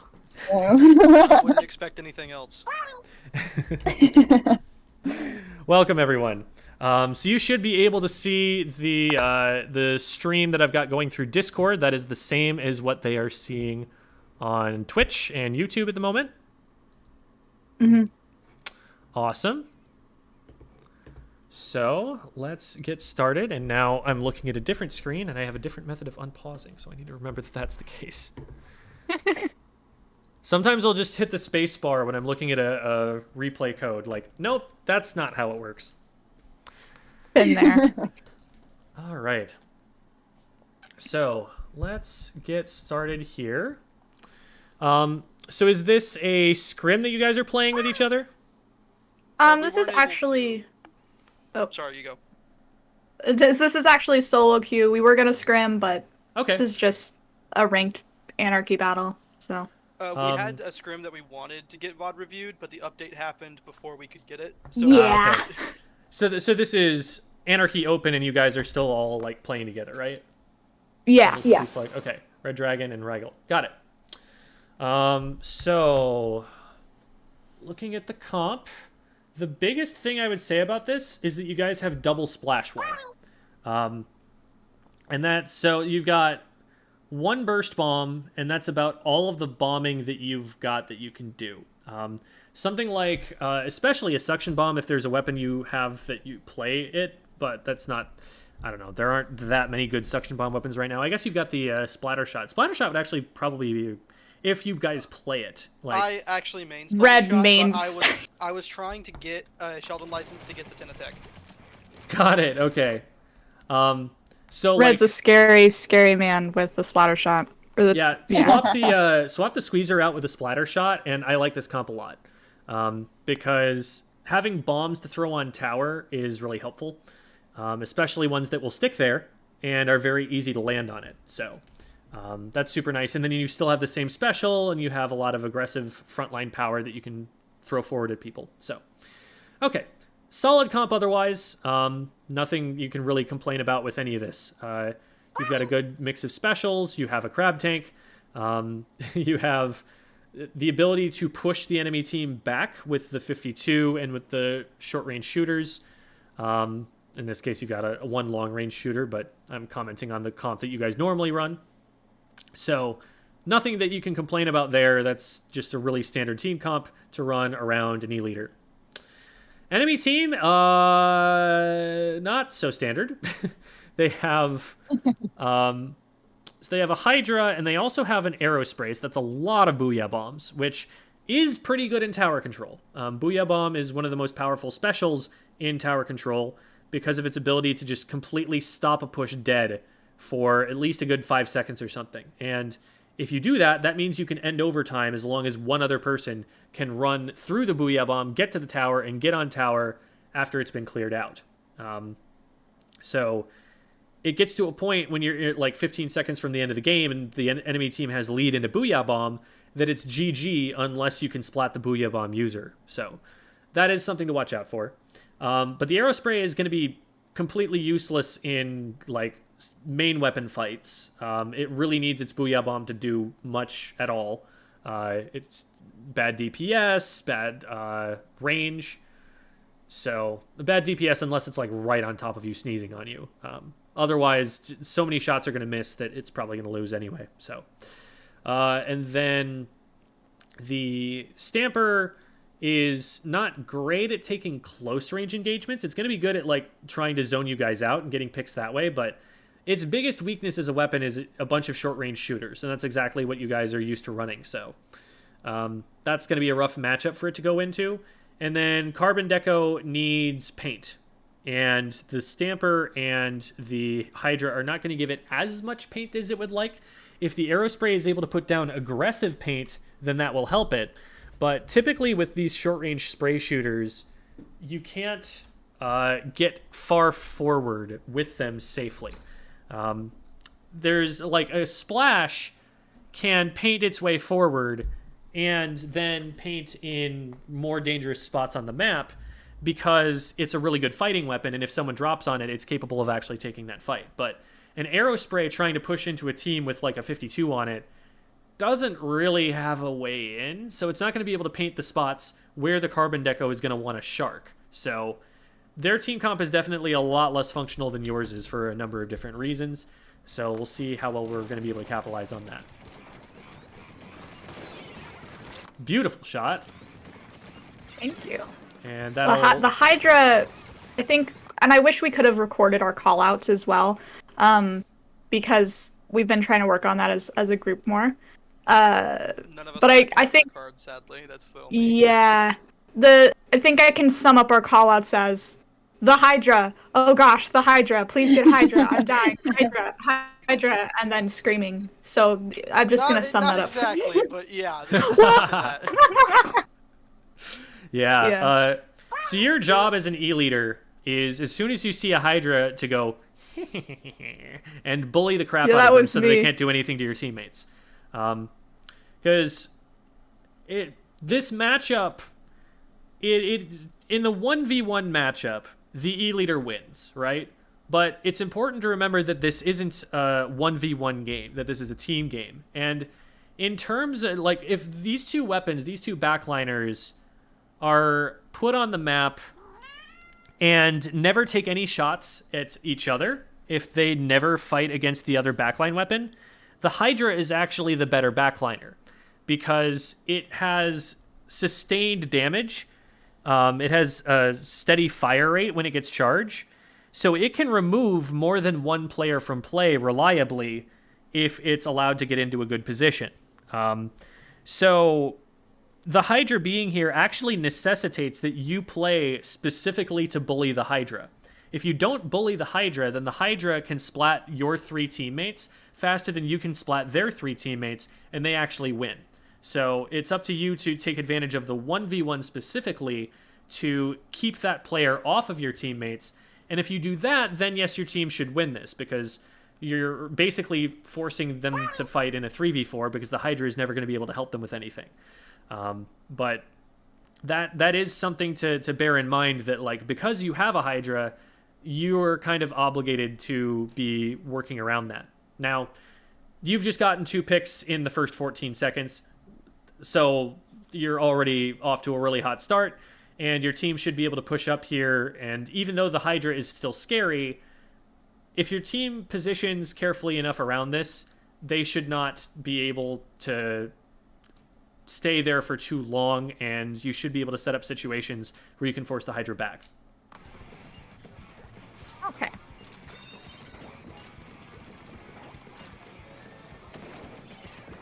Almost get it there. Just don't quite have the timing. Since this is a whole team, I think I'm just gonna, so I don't get too sidetracked by like what any one player is doing, I'm gonna keep it on the overhead. Yeah, I was gonna say, like, we've done this before. I want my teammates too. So, all right, so we get the one. I'm a little bit concerned about how little paint there is in front of the tower as we start to push it here. So I'm going to back up for a second and see. So Rigel here is pushing up really far in front. And if we're going to be taking tower, we want one person on the tower. We want pretty much everybody else to be pushing up in front, especially since we have an E-leader, because the E-leader is not going to push up. So if you want someone covering top mid, that someone should be the E-leader. But what really needs to happen in order for the tower to be safe to push from here is, a wipe only lasts for so long, right? You're not going to get a really solid push off of just one wipe. You're going to get more progress, but you're not going to get to, like, knock the game out or anything that way, or even probably get through a checkpoint. You might get through a checkpoint, depends. But you get a wipe or something like that. What you need to do next is get control ahead on the tower path. Get control of the spots where the tower is going to have to push through. Having people all on your team's left side of the tower, so right side of the screen currently, having everybody over on that side of the tower right now means that nobody's helping Rigel actually clear the zone that the tower has to pass through. Rigel's making the correct play here, but because there's no support, they're pushing into a 2v1, or a 1v2, sorry. They don't have a lot of paint around them. That paint could be supported by the splash here. It could be supported by the squeezer. One of you two should be up there with Rigel while the other one rides tower, or even just have Cease ride tower. Like, why not just put the E-leader on tower, since they'll still have the high ground. They'll still be in a position where they can see everything, and get all of the frontliners up there in front to be trying to take the enemy plat, because that is eventually where we're going to need to go. So we want to start pushing up to get control of that area, so that once the tower gets there, it's just smooth sailing and Cease doesn't have to hit any more shots for the rest of the game. Mm-hmm. We actually end up backing up here. We still have advantage. Like, this is a 4v3 right now, but we're actually moving further backwards on the objective line. Rigel, I think, is getting kind of scared away by the Hydra because we didn't put all of our pressure forward on the objective line. So this is, I would consider, a missed opportunity. You guys have an advantage, and you don't take it to move the tower at all, or take control of any further forward in mid. This kind of resets back to neutral. So Bumbles gets another one, so that's another possible time to take advantage, but Rigel just still doesn't have any paint on the side that they need to be pushing through, and they end up getting stuck and taken out by the Hydra. So now it's 3v3, and we should probably not be on the tower at all. Yeah, they're going to go down for staying there. As soon as Rigel goes down, remember, you have a 4v4 situation, but your other two members are on the left side of the map instead of pushing with the tower. So you're alone, and being in a 3v3 situation, if you're on the tower, that kind of puts you at like a 2.5 to 3, because yeah, you have three members, but one of them, their location is known and they're in a pretty obvious spot that it's difficult for them to disengage from. So you have to consider that player to be at a disadvantage against someone who is able to just move around freely. And as such, we're not at advantage anymore, and we want to get off the tower and back up and try and get an advantage again before we do anything more.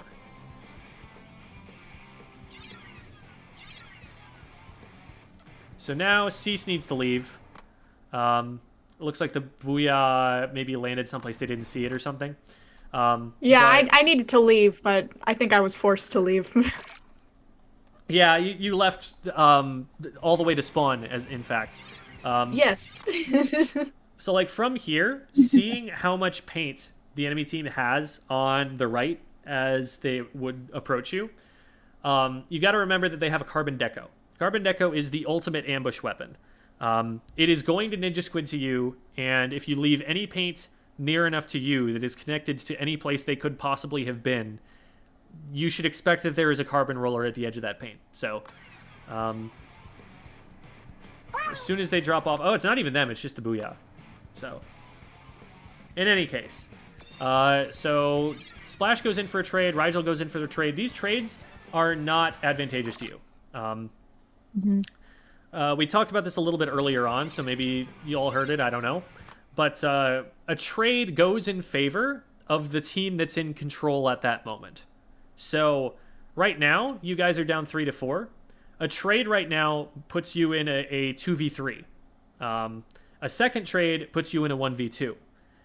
Those are still advantageous positions for the opponents. So during the time that they are in those advantage states, the entire time while you respawn, they're going to be pushing the tower, and that's going to put you further behind than if you had just not taken the trades and stayed alive. Okay. And like, you can look at that fight that the Splash took and be like, well, they saw they had an advantage because this player was isolated. But they're even if they win that fight cleanly, which it looks like they did, the enemy team is at a numbers advantage to such an extent that that Splash is probably the only thing they're looking at, and they're probably going to turn and be able to take that out pretty quick, especially with how much paint there is on the map. Like, look at how little of an escape route there is. This is a moment to just back up to that block, try and get up on the plat, and maybe throw a burst bomb or something and harass them. This is a time for Rigel to get up a splash wall to cover the retreat and kind of stall a little bit so they can't take mid as quickly. They're going to be able to take mid, but they're going to have to think about it a little bit first, and then you're going to be able to back up while they're thinking about it. It's like, I better get a kill, and then at least I get some positive net. You do get something positive, but it ends up not being a net positive, because it's not getting the one back in exchange for it wasn't worth as much as them getting you. And so now Red Dragon, this is just kind of a little bit over aggressive, like maybe not recognizing where the Hydra is. On a team that has a Hydra, I missed a lot of shots on the Hydra. Whenever they were on the tower, and I missed like 3 or 4 shots before they started shooting at me. So gotcha. In general, though, like if the Hydra didn't have charge, then yeah, that's a good time to try and go in and like just hit shots. You know that I'm not gonna be Just get good, bro. Yeah, I'm not going to be too like critical about that sort of thing, because missing shots is just something that everyone knows is something that you don't want to do, and everyone's always trying, and I'm not trying to like tilt someone by being like, well, just hit shots better. Oh like, no, but I'm fine with that. Yeah, totally. But the thing to let's actually back up for a second just to see the situation, because this might not be safe to take, even if you are hitting the shots. Let's see. Because notice, first of all, you're the only player alive. And that's something that, even if you don't recognize it, this is something that the team should be calling out to make sure that you don't do anything too aggressive. This is an especially big deal because you're this close to special.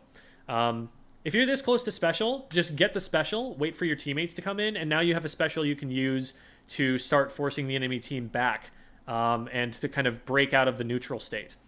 But because you lose this is actually probably way more valuable for you to stay alive in. I think I noticed that because I was going for special originally, and then I saw the Hydra and was thinking that I was able to shoot, but they got charged the second I started aiming at them. Mm-hmm.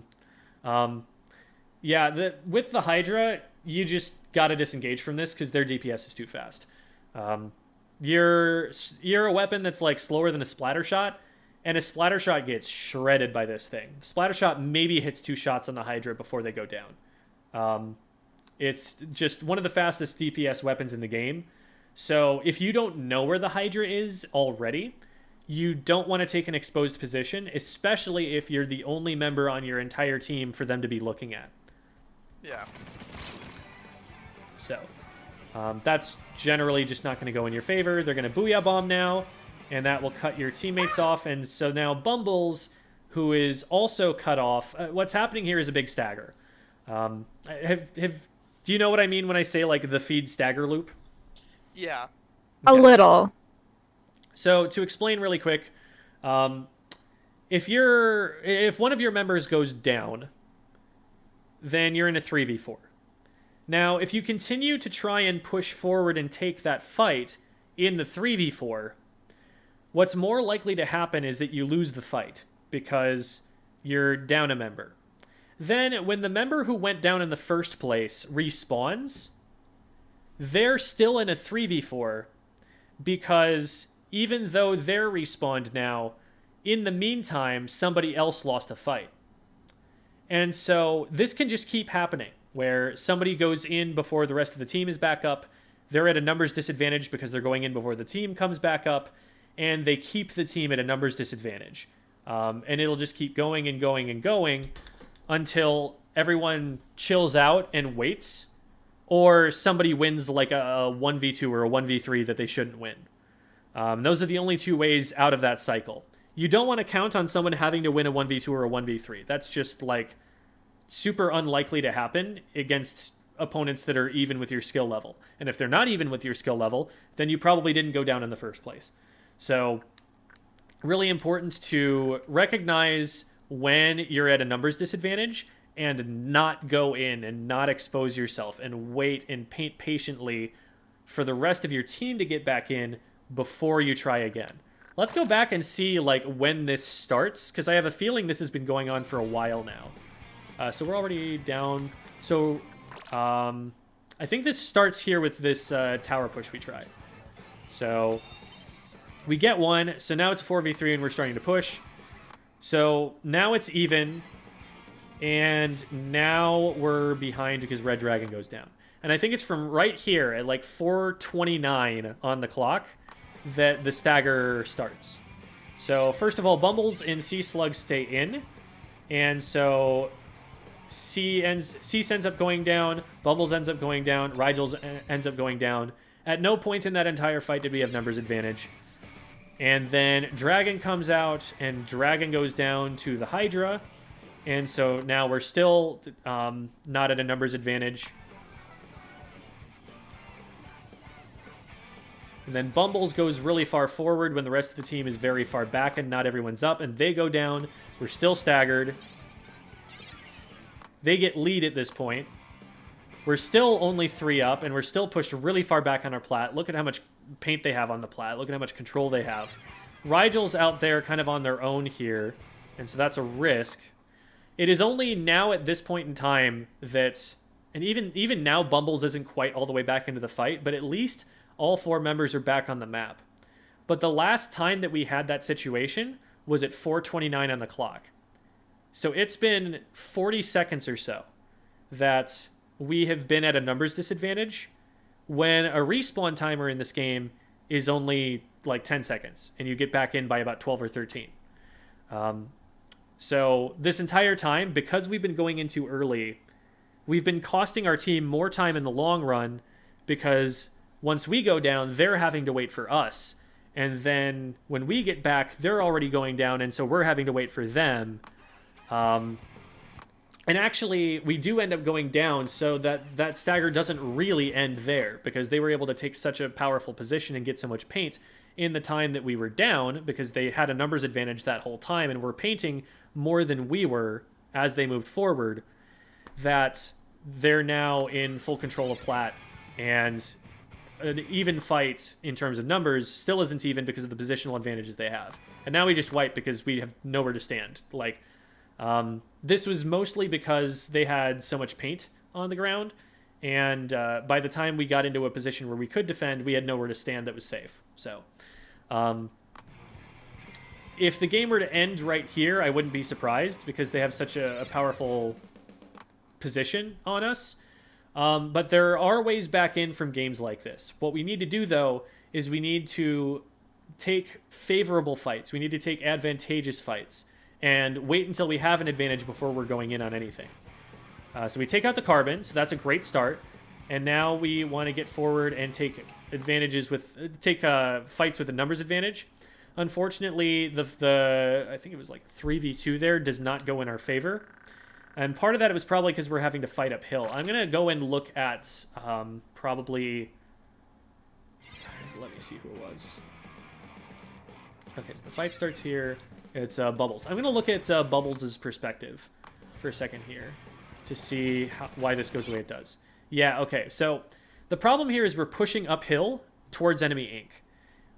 So they have effective range advantage over us, and if we're going to attack them, we're revealing ourselves from this position where we could be hiding from. There's not a lot of cover for us to work with, so it's really just kind of us versus the Hydra's line of fire if we try to take this angle. Better places to engage this from. So let me zoom back out to here. So, right above, not Poggers, right above the Splatana Stamper, that platform that's painted yellow right now, that is a really good place to get up to go from the bottom platform where you are to get to the top left. You can just spawn like Cease did and end up on the top left immediately. But if you, for example, Bubbles there had to take a fight against the Carbon Deco first, and then they realized that this whole open ground in front of them thing probably isn't safe to be on. And so at that point, you move over to the left, and then you have cover from the Hydra who's on tower, and you have right side peek around that block. And if you want to engage on the tower, you can get up to the high ground above it and force the tower to look like way over to their right, while your teammates can hit them almost from behind at that point. So having someone at least going over the top left is really huge for being able to stop this, and also preventing yourself from just running straight into weapons that have more range on you, like the Stamper and the Hydra. Another idea, if you have a little bit more range, so maybe the Squeezer could pull this off, is going to the top right. So if we look underneath Not Poggers at that grate area, there's like it's mostly painted blue, but there's a little corner of yellow there. If you get your Squeezer standing up on that yellow corner, they can hit down at the Aerospray and the Splatana Stamper from high ground, and they can back up to take away line of sight from those weapons if they try to engage on them instead. And that's also a phenomenal spot to be firing a Trizuka from. So that would be a good spot to try and get them installed instead of just trying to go up the middle. Our fourth teammate actually just got on.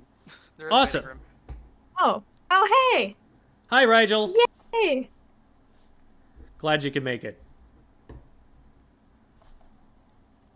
think they just got back, so give it a second. Yeah, it's all good, all good. They're getting their mic set up and stuff, presumably, because I just heard something. All right. But, The gang's all here. Gang's all here, yep. All right, well, we'll get back to it, but as with anybody, if any of y'all have any questions, just interrupt me.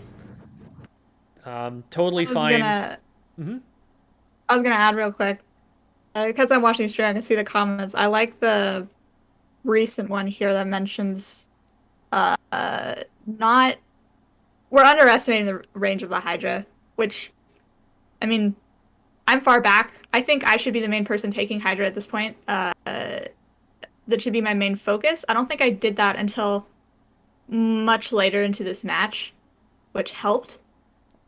But I think the second I stopped doing that, I think it's just bad for everyone in general if I'm not. Yeah. And there are things that they can do. Like, don't get me wrong. They can find cover and use that cover to get closer to the Hydra. And then the Hydra has to make very difficult decisions about how they're going to use their charge to protect themselves. The worst case scenario is everyone is out in the open, literally as far as possible as they can be away from cover. Like, where we're going down right here with Dragon and Bumble Pollen, they're as far away from cover as they can possibly be on that spot of the map. Dead center. It's important to kind of, especially when there's a backline weapon, to kind of picture a magnet between yourself and a piece of cover. And always be kind of sticking yourself to that piece of cover as you move up. Because you can still have an impact on, like, the Splatana Stamper, on, like, the Aerospray here, without diving directly into the middle where the Hydra can see you. So we want to just not blunder our ways into the middle of a whole patch of enemy ink. We want to move into that enemy ink from safe positions and only go into unsafe positions to cross from one piece of cover to another, or once we get in range. So from here, Rigel is getting a little bit far out. Wow, does this game continue from here? It does, Oh surprisingly. my That's goodness. that's why we chose it. What a clutch shot. We got overtime. Yeah, It didn't go well. I think at that point, What do my you mean didn't go well? We lost by 2 points, I thought. Okay, so we didn't win, but it went fine. Spoilers! Spoilers! Sorry. Everybody Oh, no. in chat is gonna but- riot. No, it's fine. nah, but yeah, I think at that time I was a bit too close to the team, and Dragon was yelling to me like, "Get back to us! Get back to us!" So I I fell off into mid, and I was like, jump back, please jump back. Yeah, the tower is the priority. Keeping those players away helps if the rest of your team is able to engage on the tower. But your splash wall is one of the team's better defenses against the Hydra. The Hydra's going to shred it pretty quick, but it will give you time to get behind cover if it's out there in time. And so it's a way that you can kind of like put the wall down, move up, start painting up in front. If the Hydra starts contesting the wall, then you can back up using the wall to get behind cover before it's shredded. And that's a way that you can kind of poke your way out there and cause the Hydra to fire some shots at something that's not going to hurt you. Okay, so we're able to stabilize thanks to a clutch shot on the Hydra that gets them off the tower, and now we're rushing our plat. We need Rigel to get up there as fast as possible because this can still turn bad if we're not careful. Great use of the special there, but now we need to get both of these players, and we finally do. Good. And we stop the Hydra. Okay. By the skin of our teeth, we saved that play there. And now the tower is headed back to mid. So from here, we need to push across the tower path. If you're not following the tower path, then you're letting this carbon roller slip into a sharking spot and take out your teammates before you can do anything about them. So like this is a big mistake dropping into mid right here with all of that stuff on the left painted yellow. You got to attend to that first. You got to follow the tower path. And even though there isn't a tower path in other modes, there is still a path like this. What I call the objective line, which I talk about in a number of my videos. The path the Rainmaker has to go, for example. It's not important to get a spot that's 3 steps ahead if your opponents can get in 1 step in front of you. And so here we're jumping the gun by getting out into mid. It's really important for us to paint up a little bit more carefully so that we can't be sharked. Because this carbon should get you, and they do. So now we're at a numbers disadvantage. And again, we want to be careful so that we're not staggering here. Nice shot from the Zuka. That is going to get you guys a way in. So now we want to start pushing. We do get one, which is awesome. I want Red Dragon calling out that Stamper is pushing them and getting some help. And now we've got it. Cool. So one thing that I talked about a little bit earlier that I want to talk about again is the concept of only taking one fight at a time as a team. Instead of fighting 2 players at the same time, put every one of your players on one fight. That doesn't mean that they're all looking at the same player or even that they're all in range to be a part of that fight, but if the call is to go on the Stamper here, I want Bumbles rotating to that. I want either Sea Slug or Rigel stopping anybody from coming in from you guys' right-hand side, so our left-hand side on screen, by like covering the flank there, so that that fight can go on uninterrupted and with the 2v1 numbers advantage. If the Hydra gets involved, I want Cease forcing the Hydra back so that it's not interfering with that fight. So it may only be like a few of your teammates that are actually engaged in that fight, but everyone is doing something to help that fight, rather than Rigel is fighting the carbon by themselves and Dragon is fighting the Splatana Stamper by themselves. Because if they're fighting by themselves, then the chance of you guys actually coming out on top of that is a lot smaller. if you consider everyone's, likelihood to win the fight to be equal, then either you both win your fights, in which case that's the best case scenario and you do get to push forward, or you both lose your fights, and that's more likely to happen because you're splitting you're splitting the party. You're making it so that not everyone's focusing the same thing. Or one wins and one loses, in which case you don't really gain any advantage from taking those fights. If you put everyone and pile them on the same fight, especially when you have numbers advantage, there's no way that they can trade that back, and you're definitely going to win that fight, and you're definitely going to extend your advantage and stagger the enemy team. So that should be what you're aiming to do when possible. All right. So I like this. We really want to be moving to get to the tower as fast as possible as soon as we see that we have an advantage. So before the game even starts, we want to know whose job it is to get on tower. And for that player, as soon as any kind of advantage is called out, to be beelining the tower and getting up there as fast as they can so that you get as many ticks off the clock as possible before the enemy team is able to make it back in. Moving slowly to pick up objective, like to get the Rainmaker or to get on tower or to cap the zone, is a total killer of like a low-level competitive team, because they can often like win a fight straight up and just totally lose their entire advantage because they never played the objective in the time that they'd won for themselves. So make sure that like we have a plan that as soon as it's ready to be picked up, that we're picking it up and we already have people in front of it that are going to clear space further in front of it. So like Rigel, Bumbles, we need you guys moving up in front of the tower stat. We want some plan in case somebody comes out the way that the Carbon Deco is doing right now. It is still important to watch flanks. I find that the 52 is a pretty good flank guard if it doesn't have to be pushing up with the team right now.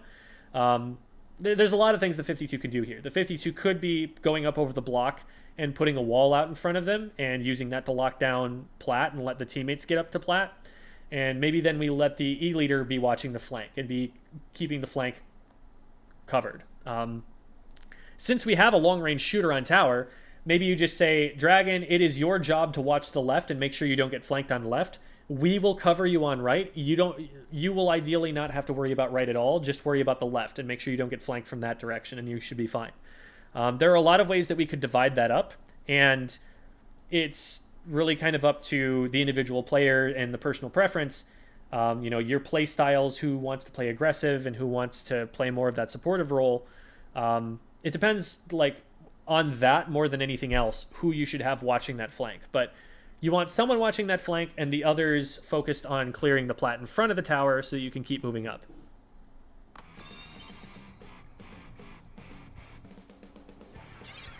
Because in comes the Carbon. And they completely interfere with this push. You guys have control of their Plat now, but that doesn't matter because the tower can't push there. Somebody slipped through. They jump out, and we even get picks, but that's going to slow our progress. We could have been through first checkpoint already, if not for that. So we end up getting another pick. We end up getting 2 picks for 1. But here, for example, is the concern of taking 2 fights at the same time. Bumbles was not able to help Rigel. Rigel was not able to help Bumbles. So Bumbles gets 2 because they're crab tanking. But as soon as they go down here, Bumbles is not in a position where they can help. That fight is just so far out of anyone else's line of sight that nobody can help Rigel, and they're stuck in a 1v1 in a situation where you guys have numbers advantage. So if Rigel spots that they're getting rushed like that, they want to be backing up so that they can get into range of maybe like Cease. So like if this Carbon decides to push around the corner, Cease is actually able to aim a shot around that corner and help out. And you don't want to commit so hard around the corner that unless you have like a wall out or something, or you just know that everything is painted there and there's nobody there for 100% certain, especially with a Carbon Deco in the game. You want to keep yourself safe enough that you can either back up to where teammates can help you, or you just know you're not going to get aggressed on in the first place, and you're going to be able to paint up and move forward perfectly safely. Because now Bumbles goes down because they're alone there. You do manage to trade, but at most I see you getting second checkpoint, and that's a stretch with the numbers advantage that they've got here. Nice. You are able to get one more. So being able to jump everyone in quickly actually gets you the ability to keep pushing here.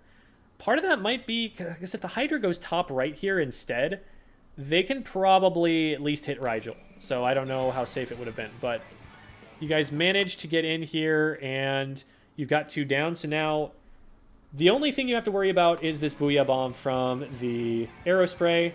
Cease is going to have to run away from that.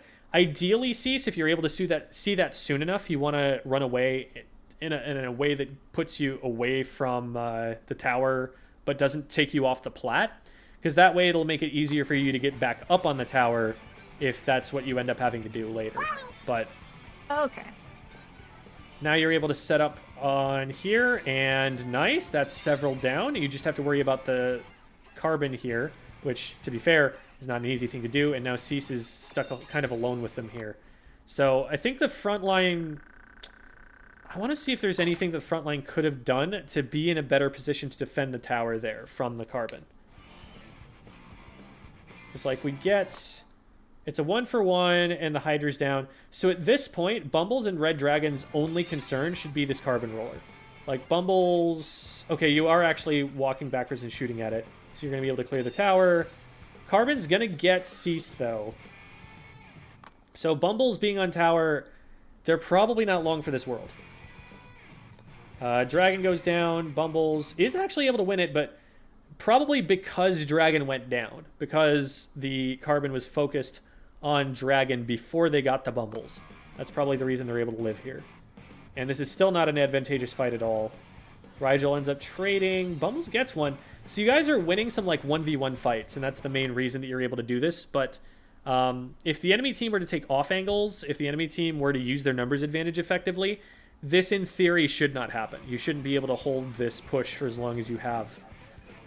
Mini is going back across mid and is going to try and end up, or not the Mini, the Carbon Deco is coming up from behind you guys. So this is something where this is probably Cease's job to be spotting, or to like someone to be checking the map or something to be able to see that coming in. This is a very long flank, one that almost is going to cost them the game here. They're definitely going to lose checkpoint because they took so long to get in, and the Carbon probably could have had an impact well before they did if they hadn't done this flank, but they are going to be able to stop lead. So good job collapsing from their Bumbles. From here, okay, good. I like that Cease is still watching this fight and is trying to land a shot, just difficult with the angle that they've got. So we want to tag up on the tower. We don't want to push it too aggressively right now on the tower, just because we don't have much of an advantage anymore. We have one person on their plat, and I'm not sure you're going to be able to defend that right now. It's a 3v4 at the moment. Bumbles is up, but they're still in the process of jumping in. But Dragon still wins a fight. And again, like, that's another situation where it's like, if you see it and you got an opportunity, go for it, but don't count on that to be able to work. He had just fired the last shot of his Trizuka and it was still putting it down, so I just tapped him 3 times really quickly. Sounds good. Yeah, so like if you get an opportunity, absolutely go for it. But it's important to also recognize the numbers advantage so that we don't end up staggering. Nice. Okay, this is huge. We need to get someone out in front of tower, and we need to get someone watching the top left. Top right and top left are the places where they can potentially stop the tower from. If they come in the middle, like you guys saw at the beginning of the match, that's a kill zone. That is very simple to stop. But the way that this gets stopped, we can see that the Carbon Roller is the only one who's up right now. The way that they stop this is if they get on top of the tower before any of us can put paint at their feet. If we can just paint their feet and stop their ability to move forward, they can't get in range of us in time. There's no way that they stop us. But because we don't have any paint in front of us right now as we're pushing the tower, that should be the job of the people who are standing on the tower, if nobody else. But everybody else should be rushing forward to get on the tower at the same time. Then this Carbon cannot get that close and cannot stop the tower from pushing here. Yeah, so we needed that preemptive defensive painting to be able to save the game at the end there. We needed to be spotting like where they were going to come from and put paint on that spot to make it take longer for them to get there. Very close one. It came down in the end, like the reason that it got so close was that we were winning so many fights on their plat. And those were largely like 1v1 or 2v3 fights. They were fights that like we didn't necessarily have the numbers to be able to win. So good job on like the midliners and frontliners for spotting those engagements and being able to capitalize on them.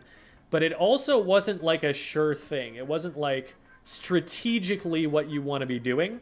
So tactically you guys were able to win it, but like strategically in terms of the overall game plan, that's not something you want to be like counting on to be able to win you games. Okay. So overall, playing around numbers advantage more is really important, especially like in that kind of first push where we staggered for 45 seconds, and that's what cost us the game entirely. When we do get advantage, we need to get people up in front of the tower, guarding the places where the enemy team is going to defend the tower from. So we weren't watching that flank from the carbon, which is a thing that you have to watch out for on that map. And a lot of the time when we were trying to get on tower, we were getting on tower and pushing the tower in front of our teammates. This is true for Rainmaker as well, and I would imagine that you guys might have this issue in Rainmaker too. But the first enemy player that is able to get in contact with the objective player on your team is going to stop the objective pretty much every time. Just take that as a general rule. So the only way you get to safely push the tower or push the Rainmaker is if there's nobody who gets in range of it in the first place. So your job is keep away. Your job is establishing a defensive perimeter around the tower or around the Rainmaker carrier to keep everyone from ever getting there until they've revealed their position and the player on tower can actually do something about them.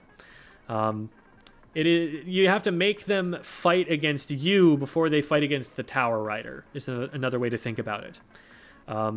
So as we push up the tower path, the plan is like have one person dedicated to like spotting the flank out, and then have most of the people out in front of the tower so that they can clear the space in front. And ideally, if you pull this off, the tower rider, and like as long as you're able to stagger them or something, the tower rider shouldn't even get touched. The tower rider should never have to really hide or do anything, because the frontliners are clearing enough space that they're the ones getting shot at and not the tower in the first place. Okay. I'm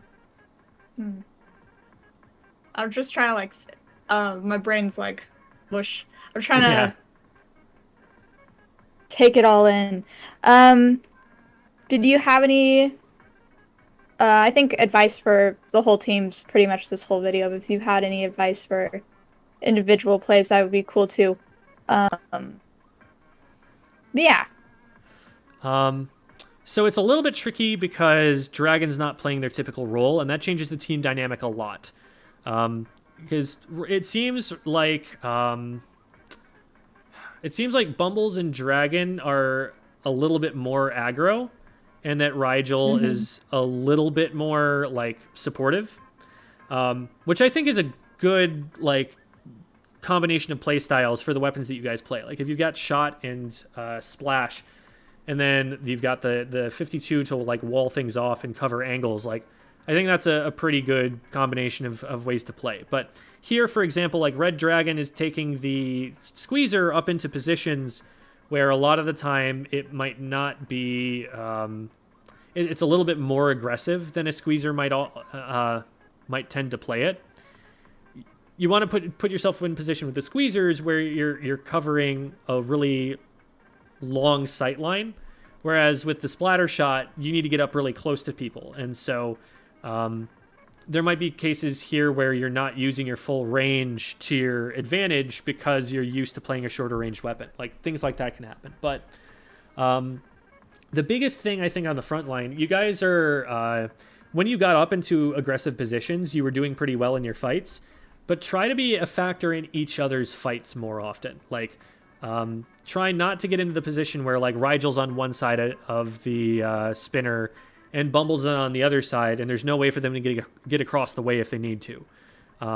If Bumbles is going to be crabbing on left, then it's nice to have Rigel sweeping around the right, but Rigel needs to be like aware that they're alone while they're doing that and to try to play safe while they're doing that. Another idea is to put the crab on top of the spinner so that it can see either side and help wherever it needs to. Because you still have a pretty good line of sight on the left-hand side that way. You can see the right side that way and up over the top on the right. And that's often the place where I see most people popping crab tanks on that map. Cease, I mean, 17-3, like, pop off. Like, that's as close to a perfect game as you're generally going to get on an E-Leader. You're clearly having an impact. You're getting the Hydra off your teammates a lot. We saw at the very opening, you hit a couple of shots that were really clutch and let your team have an advantage that we maybe didn't capitalize on as much as we should have, but that we were able to use at the beginning of the game. So, like, you're doing fantastic from what we can see in this game anyway. Okay.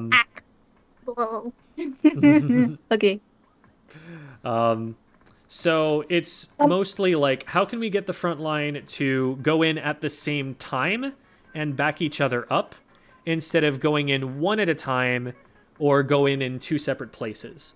That's what I think you'll get the most benefit out of as a team going forward from here. I actually wanted to ask something quickly. Go ahead. Because I main Splash and also Sloshing Machine. And I was wondering if you think Crab Tank or Booyah is, for tower, which one's worth more, which one I should probably main? The Crab Tank is such a dominant special right now that many teams are running double Splash in Japan and North America and Europe. That is kind of like the standard meta composition right now, to have two Crab Tanks, and a lot of the time they do pair it with a Sloshing Machine and then a Flingza Roller. That's like the comp you're seeing everywhere. Alliance Rogue is running that, Sayonara is running that, Starburst is running that. We're seeing Japanese teams run pretty similar combinations, and they have a little bit more creativity, and they're running some other things too, but that's what the West has generally settled on right now.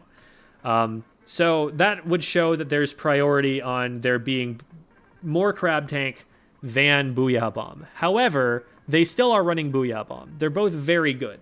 And depending on which of the two your team is getting more benefit out of, it might be worth considering switching back and forth between them. Another thing to think about is that you have multiple people on this team who can play short-range shooters. If one of them is able to play the Splash, then if you want both a Crab Tank and a Booyah Bomb, you have the people who are perfectly capable of running both Crab Tank and Booyah Bomb. I myself am a Splattershot player, but if my team really wants a Crab Tank and everyone else is playing something else, I will play the Splash to give us a Crab Tank on a map where the Crab Tank's strong. So that's something to talk about with the rest of the team. Sorry. Go ahead. Sometimes me and Bumble double Booyah, I'll play Hydra. I mean Hydra heavy and Charger and E-Leader, but we have done a few double Booyah comps. Those are very fun. So also have that as an option too, if needed. Typically in our scrims, we have 52 Junior Sloshing Machine and either a Hydra or an E-Leader on tower most of the time whenever we play that.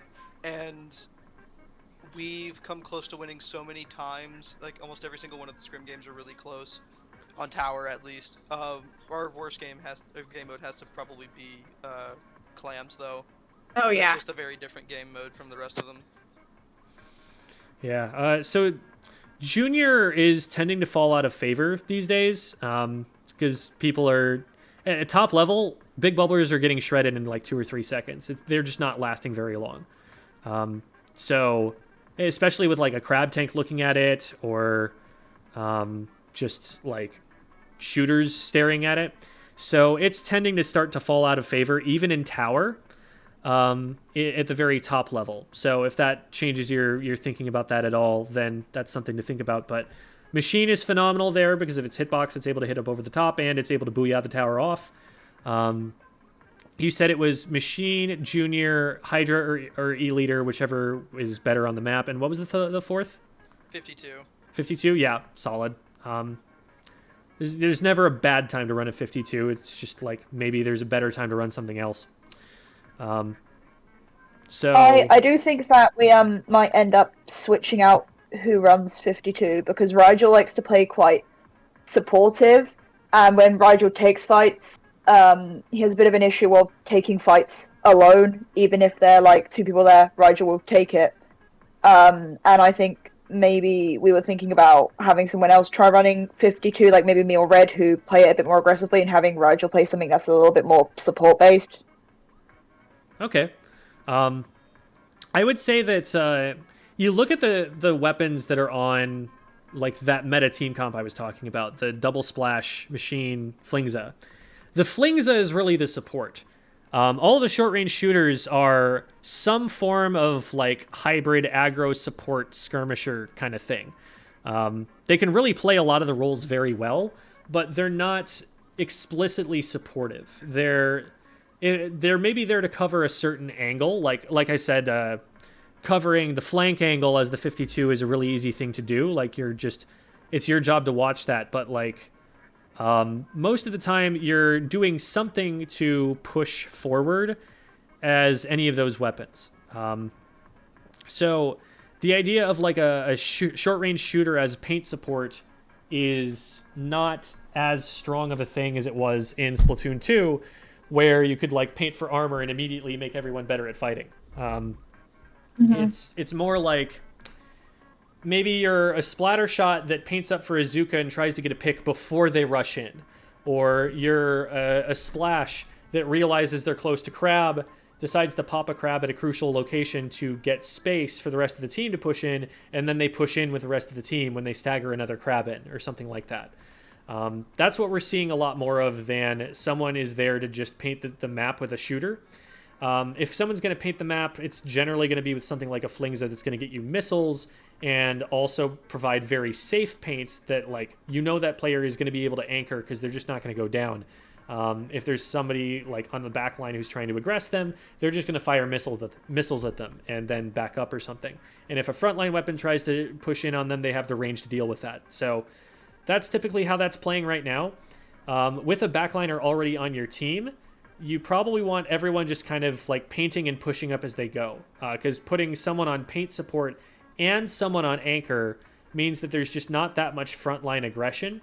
And on a lot of these maps, it's so important to have the brute force to just shove your way through choke points that dedicating someone to being a support, it's not going to get you as much value anymore. You don't have the same kind of missile spam, the kind of armor support, the Stingray. The specials are not quite as powerful from global range that someone can play support and get as much value out of just painting. And so they're all going to need to kind of be going in and frontlining and taking fights to some degree or another. And you may want to switch off those roles occasionally when the time calls for it. Like, if they're wiped, then you can spend a little bit of time painting and getting special and being ready with that special in the right position to use it. But overall, everyone's kind of frontlining if they're going to be playing the weapons that you guys are playing. Okay. All right. Well, that takes us pretty perfectly to the end. So if you guys have any questions, I'm happy to answer. Like, we can go a minute or two over or something. But otherwise, that is going to be it for that session, I believe. Because I think it was just an hour, right? Because that's what it says on my calendar. Okay. Got it. That was what threw me at first, because it was a full team, and usually when I'm running like a full team practice, it's a 2-hour session, but this was only one, so I was like, wait, did I put it down wrong? Yeah, we had to. Kind of got gypped by the update, so we didn't have any of the actual matches we wanted to review. Gotcha. We also gotta split it up for coordination purposes, but yeah. Gotcha. Well, I'm glad I was able to make it through everything. And thank you guys so much. I wish you all the best of luck in your future squidding. Heck yeah, thanks for the help. Yeah, thanks for the help. Thanks. Sure thing. Have a good one, everyone. See ya. Yeah. All right. So we are out of the call now. Let's see here. What have we got going on over in Squidland?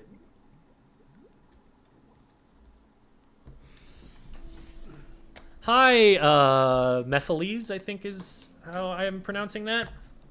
It's almost like that one name for Satan. Is it Mephistopheles or something?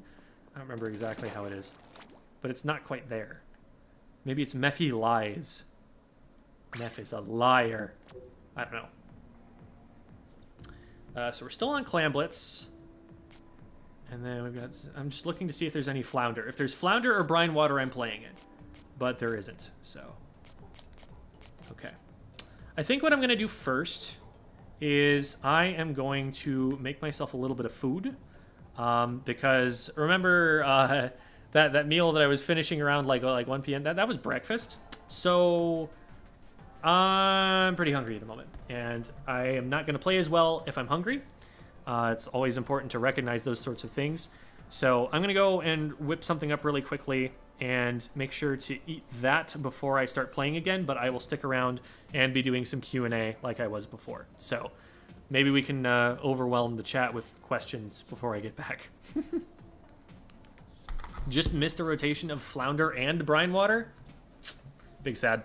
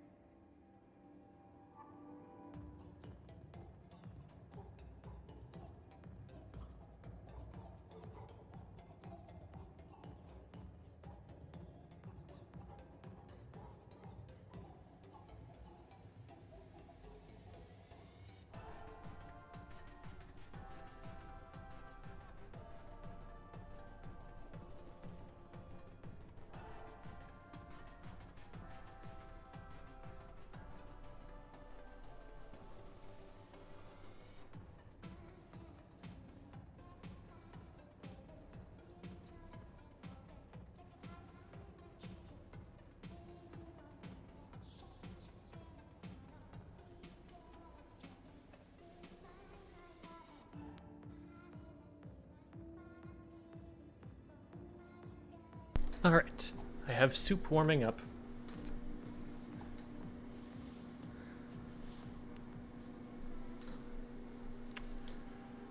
Here we go. So we actually didn't get overwhelmed with the questions. That's cool. Now I'm caught up on chat. What do you want for Christmas? Probably like socks and pajamas. Literally, like... most things, well, once you become an adult that you want to get, you just like have the income to get them before Christmas. Like you don't have to wait for them or anything. And so it's like, well, if I needed something, I would have just gone and got it already, right? So the only things that you end up asking for are either like things that are mundane enough that like you maybe don't think to get them, or it's just nice to have them, like socks and pajamas. Or they're things that are like so expensive that nobody's gonna actually buy them for you as a Christmas present.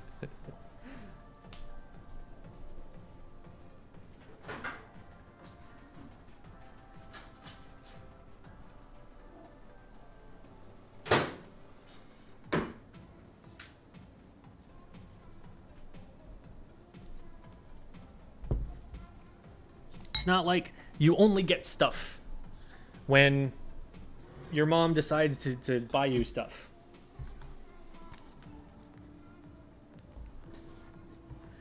My grandma bought me towels last Christmas and I was so dang excited. Exactly, like that's the adult life right there. You have something new that is soft. You get soft thing. Hooray for soft. I'm off the screen. Quickly, someone deduce his microwave model by the tone of the beeps. That would be weird. I don't think you can do that. It seems like they're similar enough to each other.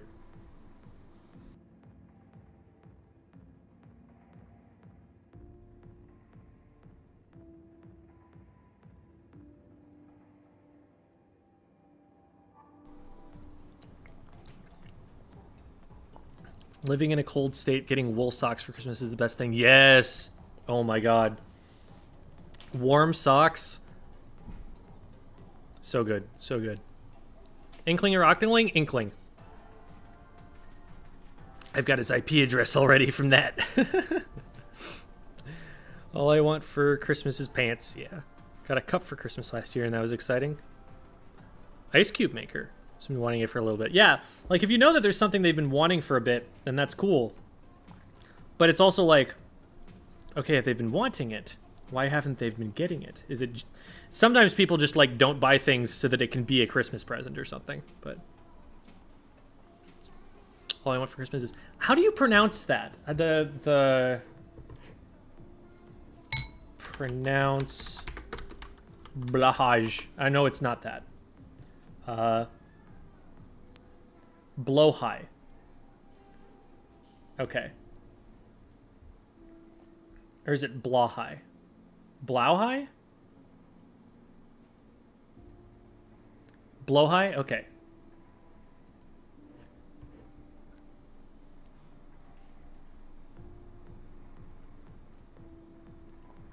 Will you big run guides? I'm not a salmon run expert. I'll definitely, you know, go in there and try it out when it's available. But that's not my forte by any stretch of the imagination. There are other people that I would direct you to who will know that better than me.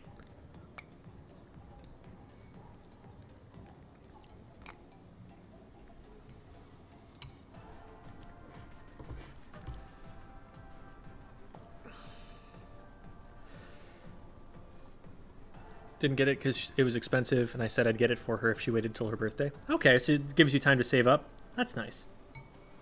That can work.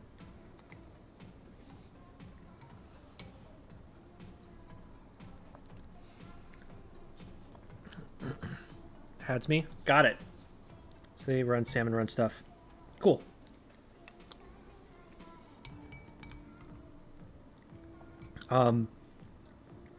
Definitely recommend getting into the Salmon Run Discord server.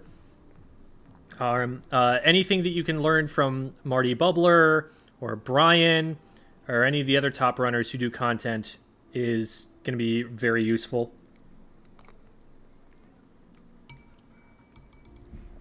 And there are some other members of the community who do that stuff, like Limo and Lumo Phoenix.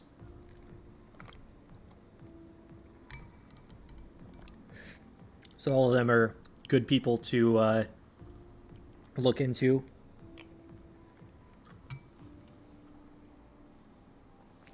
You think Big Run is a good alternative to Splatfests?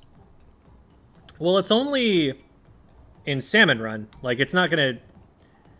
PvP and PvE are two very different ways to play this game, and some people prefer one over the other. So, like, if all a Splatfest was Big Run, I would not be super excited about it, because I'm in it for the multiplayer stuff. But if all that people ever got were Splatfests, then the Salmon Run players would be sad. So it's good to have both.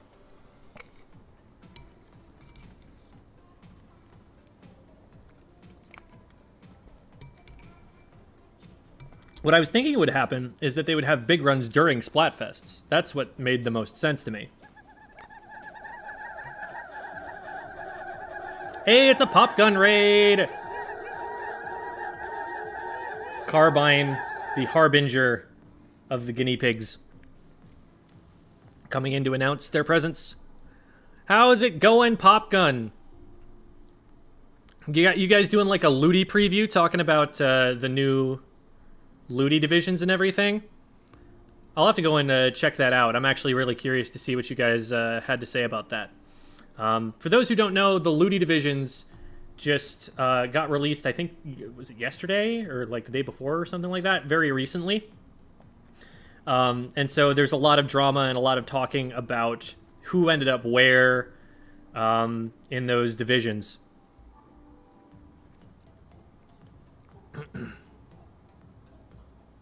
And hi, Octoline.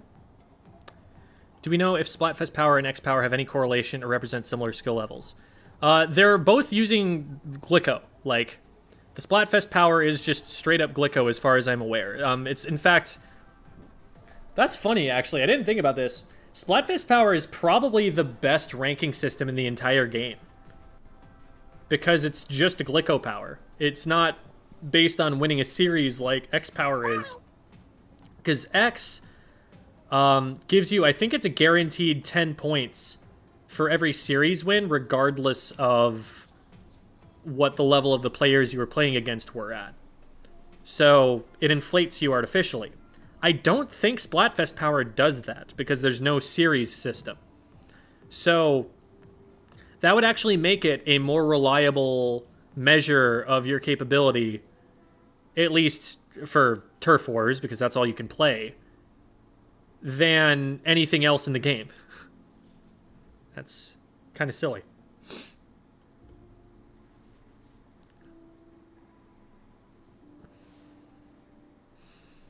Still eating. I'm eating something different now. This is a different meal. You saw breakfast and this is lunch. Also had Magic on and went off on the Nintendo Panda situation. Oh, yes. Oh, buddy. Nintendo and Panda are not on my nice list for Christmas this year. That is for sure.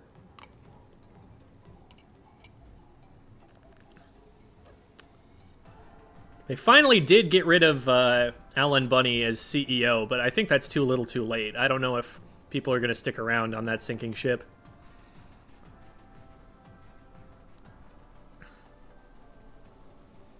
Raid doesn't exist on YouTube. Yeah. Because it's a Twitch thing, so YouTube's not going to know.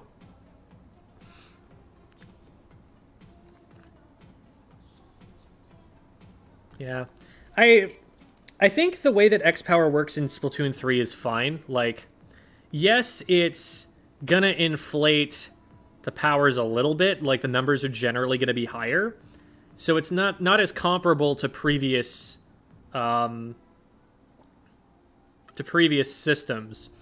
And it will make it so that you're rewarded more than you should be just for playing games. But it's also a nice little happy medium where if you win your series, you're at least going to get something. And it's not going to feel as bad if you don't get a lot of points for winning. Because in Splatoon 2, everyone was just like, okay, great, plus 30, or sorry, minus 30, minus 15, plus 2. Cool, thanks, game. You know? And at least this gives you something to look... the thing I like about the series system the most is that it makes you think about a collection of games instead of a single game. Like, no single thing is going to tilt you as much because the collective is what really matters, and the collective is what's more statistically significant. Like, I don't care if you won that one game if you lose the next 4.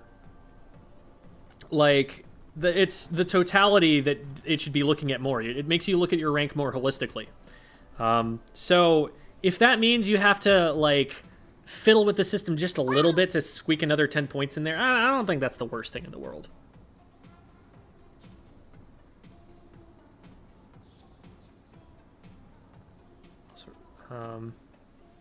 It ranks everyone and not just X players. X battles, I mean, they rank people who are S+0 or higher. So that's what the new X players are, I suppose. X powers being series based. Yeah, it's almost exactly the same. Like, you're still gaining and losing points. You just find out about those gains and losses after you've played a few matches. And hi, Outboxed.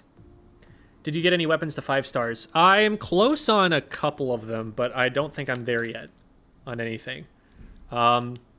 So, Splash... Okay, that's not even close. This... Yeah, the shot what is that? A little under 40,000? Like, that's probably going to happen within the week.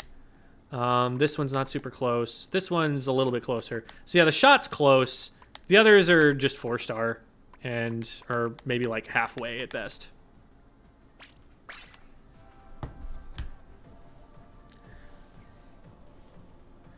Nintendo and Panda. Yeah, there's a whole situation with a circuit in Super Smash Brothers that Nintendo shut down for really, frankly, stupid reasons.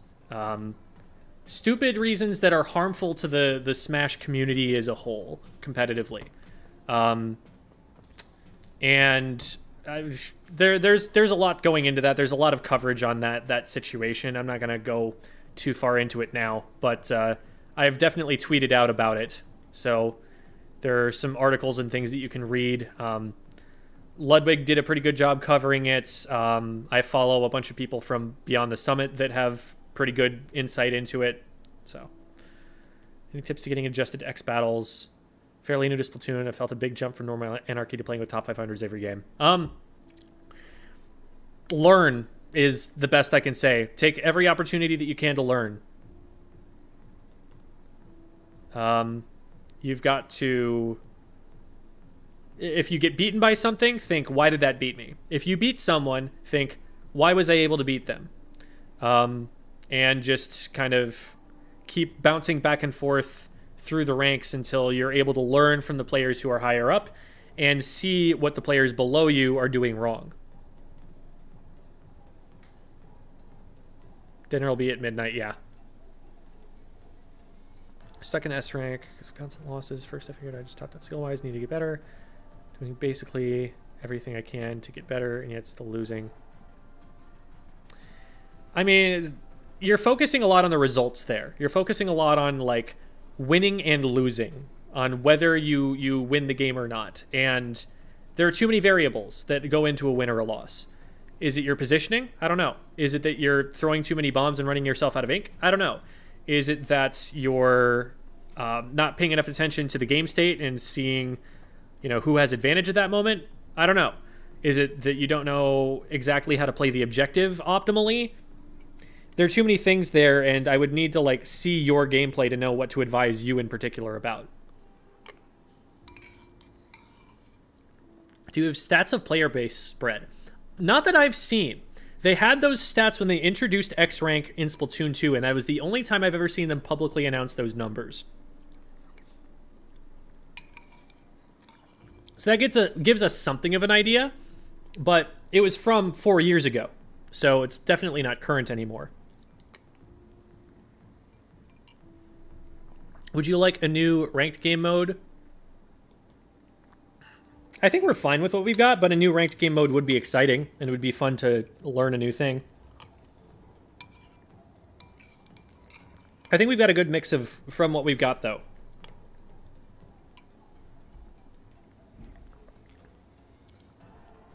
You should get that gold arrow to 5 stars. Nah. I'm good.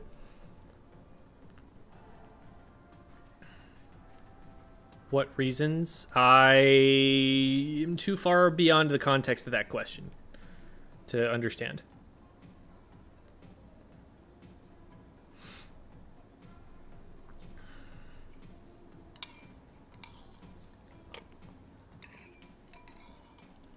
When does the feeling of uncertainty start to go away when entering a series or X rank? You'll always get nervous. Whenever you're doing something at the edge of your abilities, you're going to be nervous. I've played in tournaments for Melee for going on 14 years now. I still get nervous every tournament.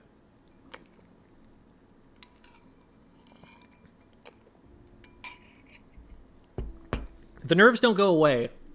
You just learn the game well enough that when the nerves shut you down, your autopilot is better. Or that you're able to recognize the nerves, deal with them, and play more cognizantly.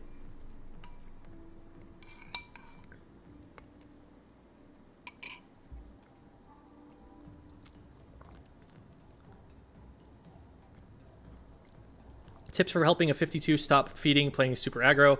Trying to help my buddy find a balance, but he just isn't really understanding. The thing you have to notice about the 52 gal is that your wall isn't just like a free invincibility thing. Like, first of all, it takes away a lot of ink. Second of all, it only gives you so much space. It's going to shred after a certain amount of time, and it's not up immediately. So it needs to be placed proactively. And you need to get as much as you can out of the wall before it goes down, so that if you need to be retreating once it goes down, you can already be retreating. It is not going to move in as fast as something like, I don't know, a splash or a carbon will. It's a very deliberate kind of pushing.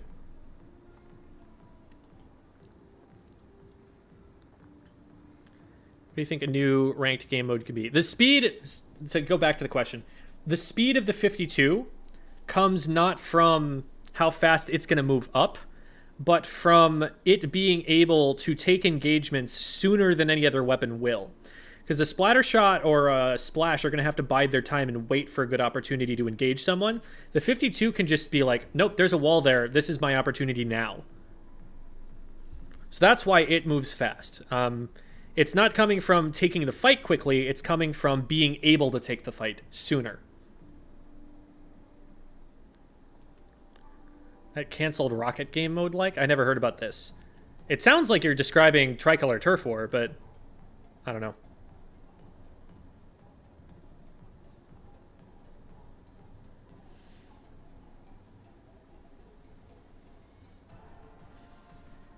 Does Reflux or Big Swig ink the most? I don't know. I haven't tested.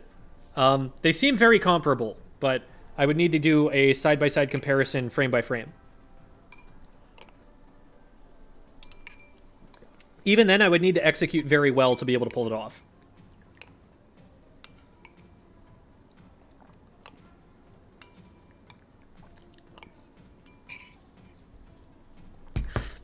I think the fact that they're comparable is enough. Like, they both paint an insane amount.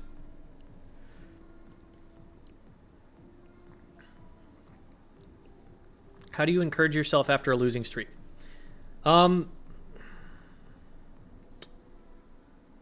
I lose, so it's really important to know how you tilt. And I talked about this a little earlier on stream, but it's really important to understand how you tilt because different people tilt in different ways. When I tilt, I tend to turn my frustration outward. I tend to attack something that my teammate did rather than, like, put the blame all on myself. Because some people will put the blame all on themselves and get down on themselves and make it, they'll feel like, oh, I'm so worthless, I'm so useless to the team. And, like, they'll get that kind of mentality. Neither of those are positive things. There's always a happy medium between the two. But you need to know what direction you go. And then you need to recognize what your tells are. Like, what is it that you do when you're tilted like that? Like, what kinds of things do you say? What kind of verbal tics? Do you start sighing aggressively? Like, ugh, or anything like that? Like, do you start saying certain things, verbalizing certain things? Do you make certain faces that you can kind of feel your muscles making and recognize?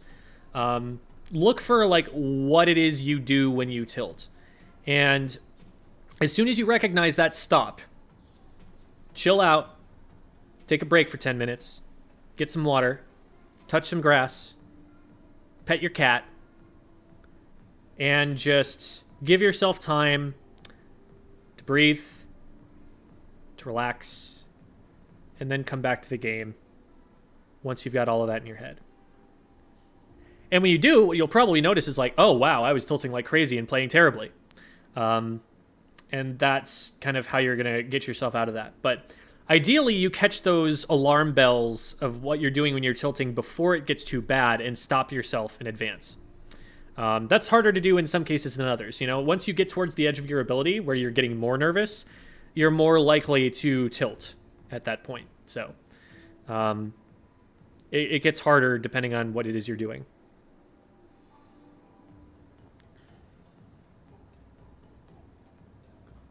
Object is launched by shooting ink at it in an ink pump weapon that can be used to continue advancing once control of the rocket is gained. Huh. That sounds a lot like Rainmaker. Like, it doesn't sound so super different between Rainmaker or Tower Control.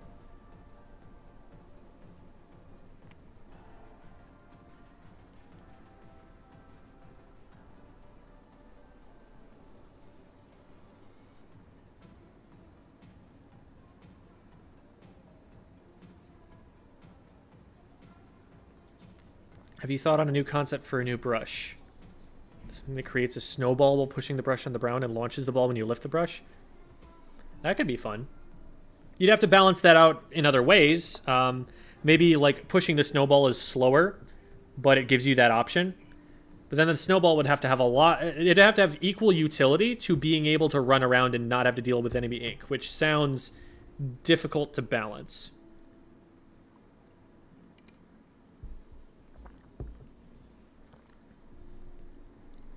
I don't especially concern myself too much with the design of the game with the weapon balance. Like, that's something that Prochara really enjoys doing. Talking about hypothetical kits and like how he would design the game. I personally am more interested in taking what we do have and analyzing it. So there's some overlap in there, obviously, but when it comes to like, hey, what new kit would you add to the game? I'd be like, I don't know, I'd probably just go and see what Chara thinks is good. Right? Like, I don't spend a lot of time thinking about that sort of thing. If the game had 3 weapons and that was it, but those 3 weapons were really well balanced and cool, I'm fine with that game. I don't need more.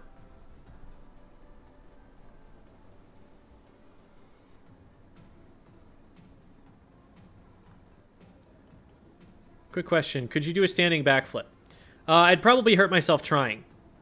Do you have any tips for learning to branch out into new weapon classes? I only play short-range shooters. I feel pretty useless whenever I try out a new weapon. Play them. Force yourself to play them. If you're trying to learn a new weapon class, just that was exactly what I did with the not how to get out of X rank, with the Weapon to X series that I did in Splatoon 2 before Splatoon 3 came out. I just took weapons that I didn't know a lot about and didn't know how to teach people on, and I was like, I want to learn these and force myself to learn them. And even though I'm not going to do well on them, I'm going to be okay with that. And I think that was a really valuable experience, because even though I'm never going to play those weapons in tournament, now I know kind of how they work better. I know how to play around them, and I know how to play around teammates who play them, and how to coach people on them.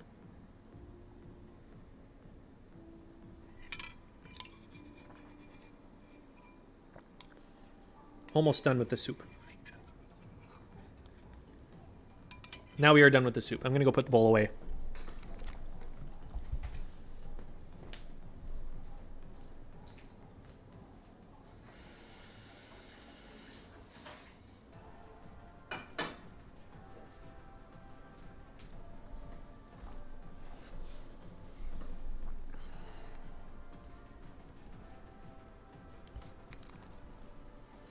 Oh, the 8-ball mode? That was just going to lead to everyone pushing it off the cliff all the time.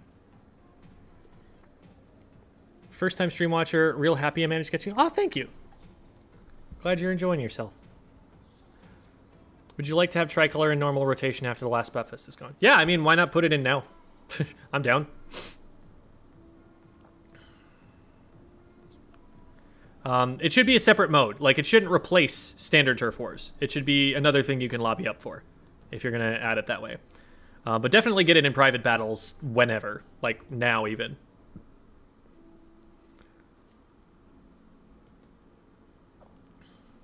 Spoken like a true Melee player. Melee has a very diverse character roster. Like, everyone gets this idea that Melee is just, like, 3 different characters. And, like, that's just not true. There are so many really, really strong players on, like, most of the cast. There's a whole Discord full of Link mains. Link's trash in that game, but, like, there are a bunch of them.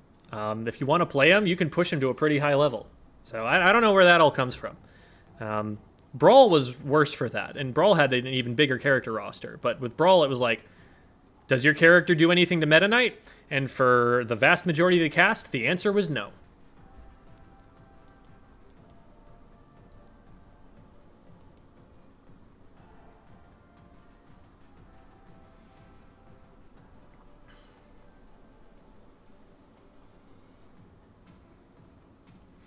Have any videos on how to layer specials, how to use specials in a coordinated team?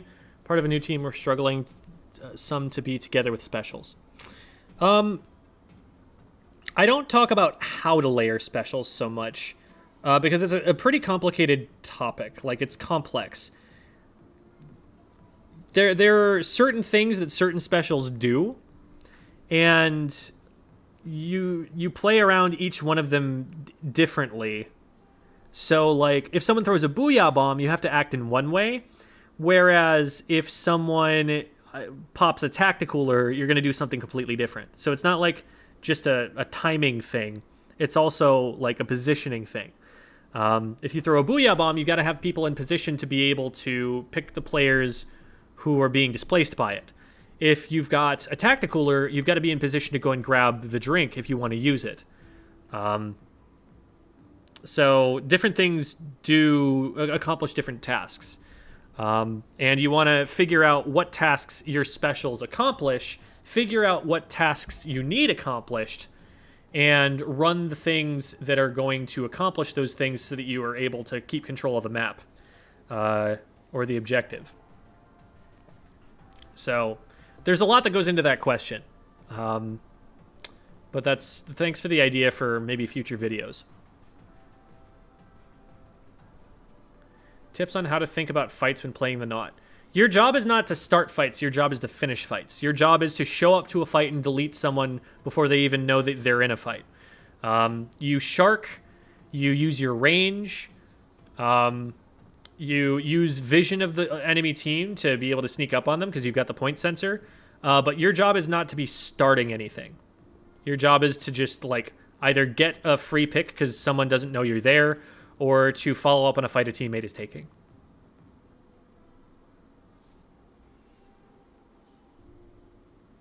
When you coach people, how much does it cost? Right now, for an hour, it's $10, and for 2 hours, it's $15. I try to keep it on the low side because I want, like, you know, I want a large variety of people to be able to take advantage of them. And, like, I'm able to make at least something off of streaming it as well, so that makes up for it a little bit.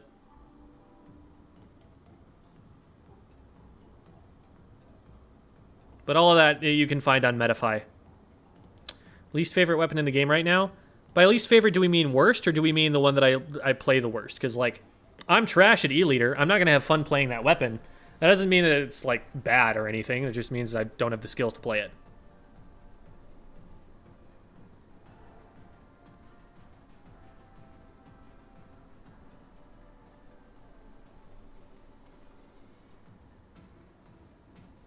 Tips for a C junior. Man. Torpedo. Many torpedo. Throw torpedo good. You're playing a very supportive role. Throw torpedoes at literally every fight that your teammates start. And keep torpedoes on the backliner to keep them suppressed. You are torpedo the weapon. And then when you get the wave breaker, use that in the most annoying place on the map you can think. Notice many other people on the same team shadowing, swimming behind me, and not doing any inking or killing. I don't know what that's about. I couldn't really comment on what they're thinking there without seeing it.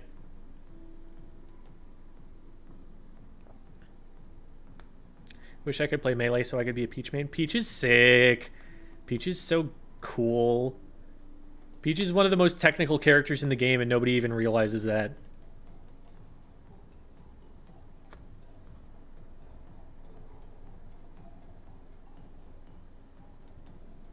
First time Splatoon player. I've wanted to get to the S ranks, but whenever I play rank, I lose motivation really easily. Any advice for that? It's not a bad thing necessarily to be losing motivation. Like, it is not a bad thing to not care about getting better at Splatoon. It really isn't. Like, if you want to improve, that's one thing. But first of all, realize that, like, nobody is going to look at you worse for being an A rank player instead of an S rank player or whatever else. Like, that's just not a mark on your character or anything like that. But if you do want that rank to be higher, then what you need to be doing is focusing on learning. Don't focus on the results. Don't focus on the wins and the losses. Focus on what it is that you're learning from each game that you play. And if you do that, you usually don't have room in your brain to tilt, room in your brain to lose that interest. Just think like, if I win, I win. If I lose, I learn. If you're reflective enough, if you're getting the right things out of trying to learn there, that can definitely be great for helping you to keep a good mindset.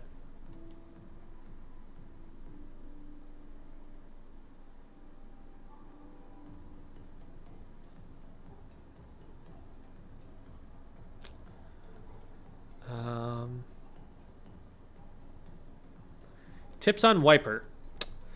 So, first of all, know that I personally believe that Wiper is one of the weakest weapons in the entire game. I think that its damage is extremely lackluster, and that it just doesn't have the stopping power that it needs to like play defense in a lot of the objective modes. So, if it's the only one that's up, it's kind of just going to get walked over. More so than other weapons. Like even a junior, if a junior gets on top of you, it can do pretty fast DPS, even though it's a more supportive weapon. But the Wiper just doesn't have that really. It has the really, really short range one shot that's not super reliable to go for. But all of that aside, since you don't have a lot of DPS, the way that you've got to play that weapon is by ducking in and out of cover. So like you duck out of cover, fire a shot, and then duck behind cover while you're like getting another charge up or something like that, or throwing another torpedo. You never want to stay in one place for too long, because if it's your sustained damage versus their sustained damage, you're going to lose that fight.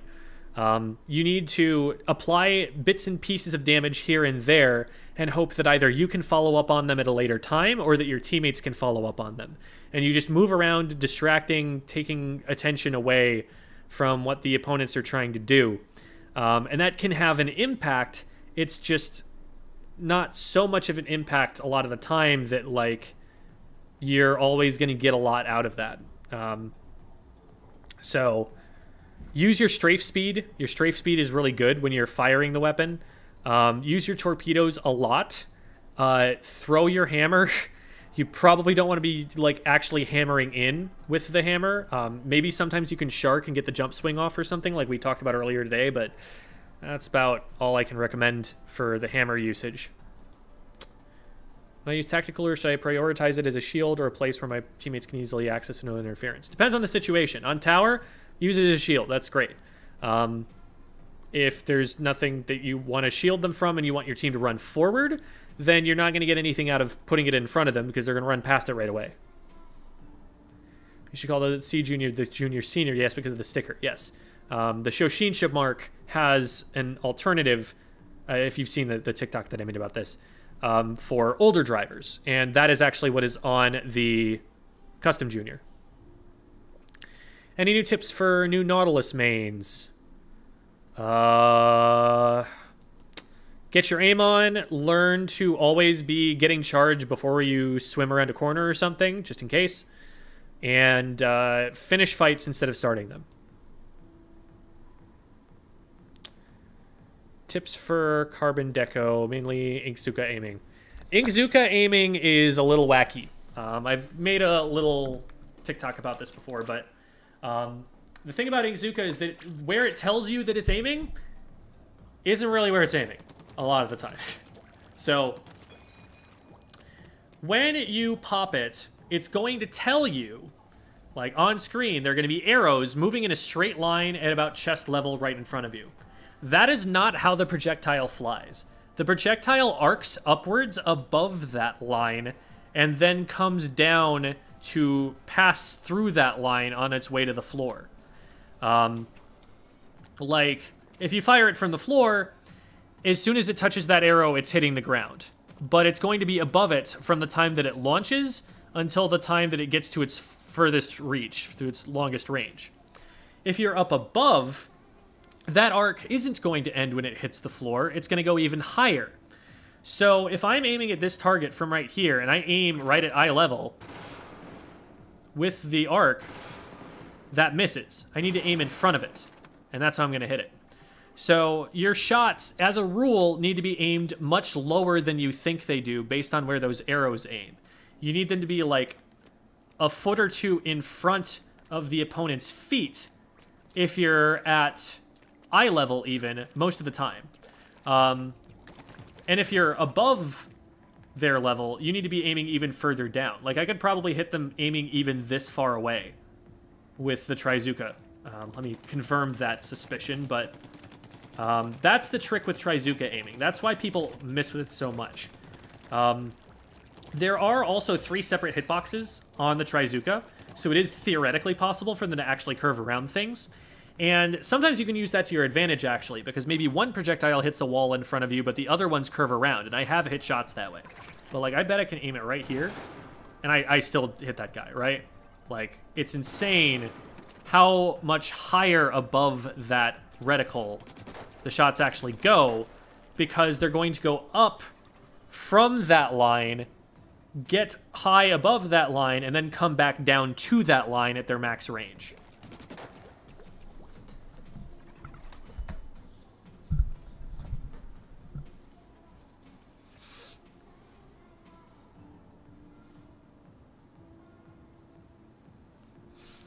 Splatter Shot Nova should have been called Senior, not gonna lie.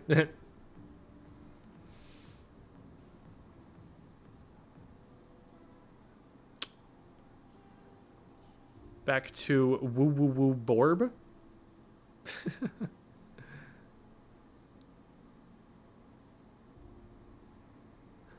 What is Tacticooler Boost exactly? That's Googleable.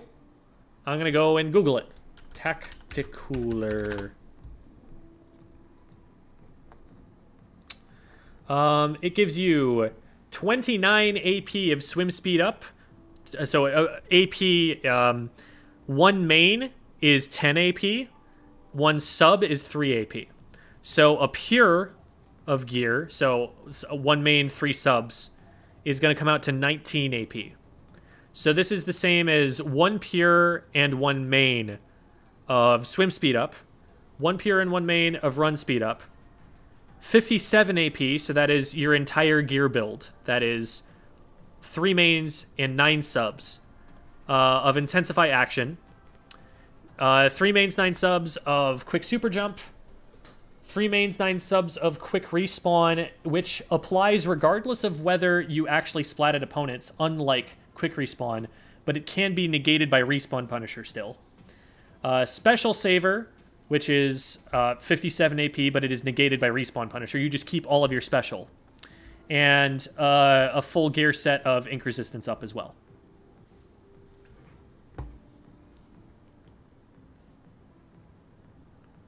The season-to-season rank decay, though, because rank decay, when you lose, like an S1, would negate the point for that to exist inherently and would work better. Yeah, I agree. I think it is weird that series does not let you derank by natural means. You can, like, reset your rank a little bit, but it's not a ranking system. It's a measure of how long you play the game, essentially.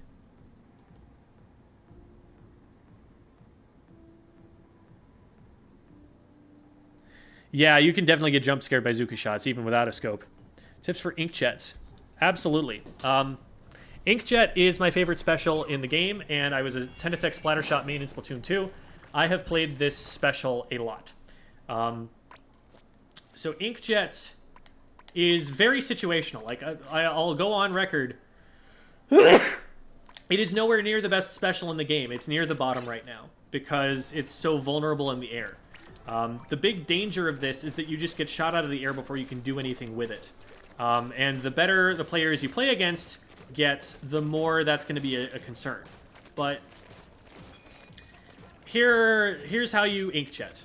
First of all, where you start the inkjet is probably the single biggest consideration for whether you actually get anything out of it. Like, even beyond how good you are at aiming with it, it is still actually more important to consider where you start it from. Because if you start it from someplace that's unsafe, then as soon as you land, you're going to have a bomb on that jump. And if you put it somewhere that's even more unsafe than that, you just get shot before you can fire a single Zuka shot from it. Or single fire inkjet shot from it. So, first of all, you want it to be somewhere that's safe, but you also not want it to be somewhere that lets you get to high ground quickly. The ideal situation for an inkjet is that you are like underneath a ledge and there's someone up above you that is your target.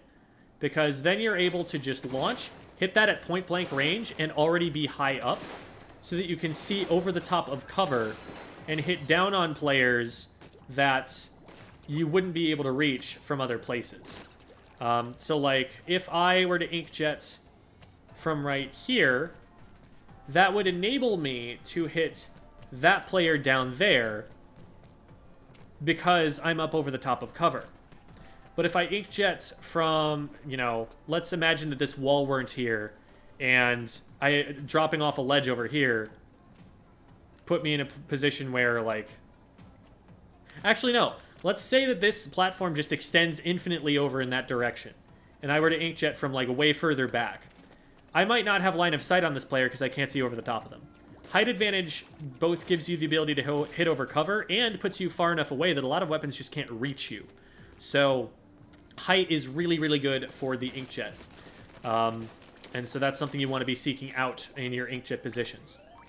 When you're aiming it, you need to get used to how much you have to lead your shots by. Because a moving target, if you aim right at it, you will miss. And you'll miss pretty badly, even if it's not moving super fast. You need to lead your shots a lot if you're going to actually direct anyone with it. But also, lead your shots in such a way that you're cutting off escape routes. Because even if you don't hit the first shot, you should be able to get them by the third shot if you're in range and they don't get behind cover. Because you can just cut off all of the escape routes that they have for themselves and get them stuck in your ink so that the third shot is easy. And by that time, they're also probably damaged a little bit extra. But the best measure of how good an inkjet was did you get someone within the first 2 shots of that inkjet? And also, did you survive the inkjet at the end? If you can do those 2 things, then your inkjet was a good one. And if you're not doing those things, something is going wrong, and you need to reconsider either where you're using it or how you're executing on it.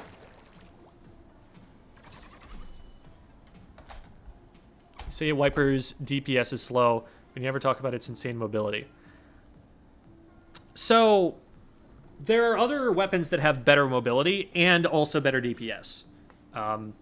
Like, I'll take a Tetris for mobility over Splatana Wiper any day of the week, and they've almost got the same range. Wiper is a little bit more, but not by that much. So, like, its strafe speed is really good. You know, that I'll own that that's a part of the weapon that is valuable, but it's just not able to use it as well because the main weapon itself isn't outputting a lot of damage. So you need to use that mobility in order to get your damage on, and to keep applying chip and keep yourself safe.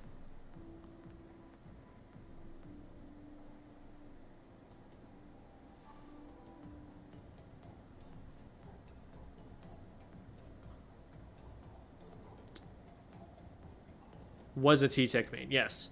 Not my T-Tech. Do you recommend drop roller? Generally, no. If you're trying to survive jumps, most of the time stealth jump is the best answer. Because at high levels especially, what's going to happen when you drop from a jump that's not safe is there's going to be a bomb on that jump. And drop roller isn't going to save you from that because it's going to explode before you hit the ground and can move again. So if that's the way that people are camping jumps most, then the best defense against it is people not knowing that you're jumping there in the first place. And that's what stealth jump gets you.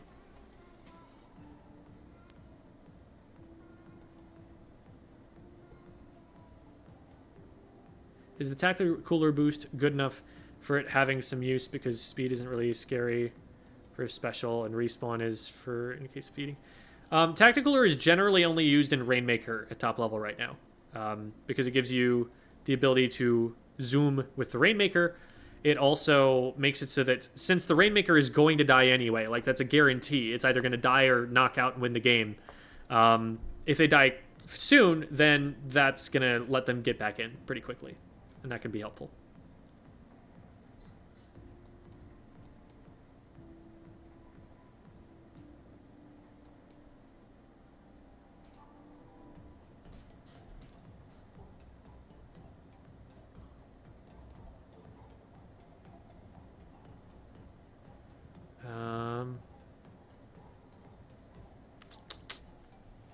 Drop roller, not even for inkjet. Inkjet weapons are the best use case for it, the best argument for it, but even then, the utility that you get from stealth jumping in from spawn is better than the utility you get from drop rolling in from spawn. But a lot of T-Techs did actually consider running drop roller in Splatoon 2. I still ran stealth jump, though.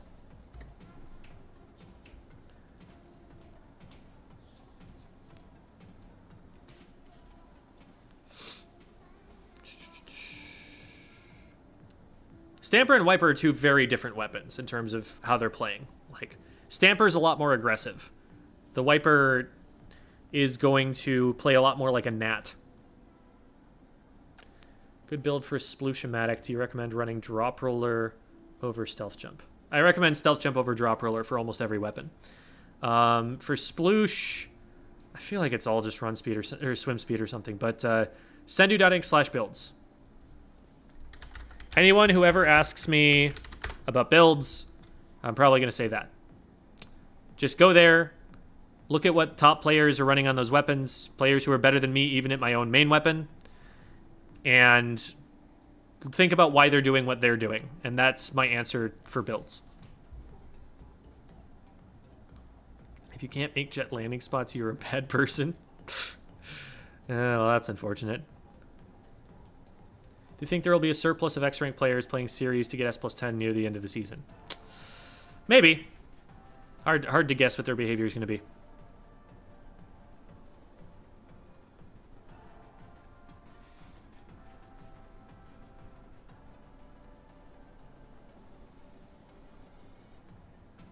Going to do an updated weapons tier list. Yeah, I mean, the new weapons have only been out for a very short amount of time, so I don't feel like I have a significant enough opinion on that yet. Hi, Vapor. Do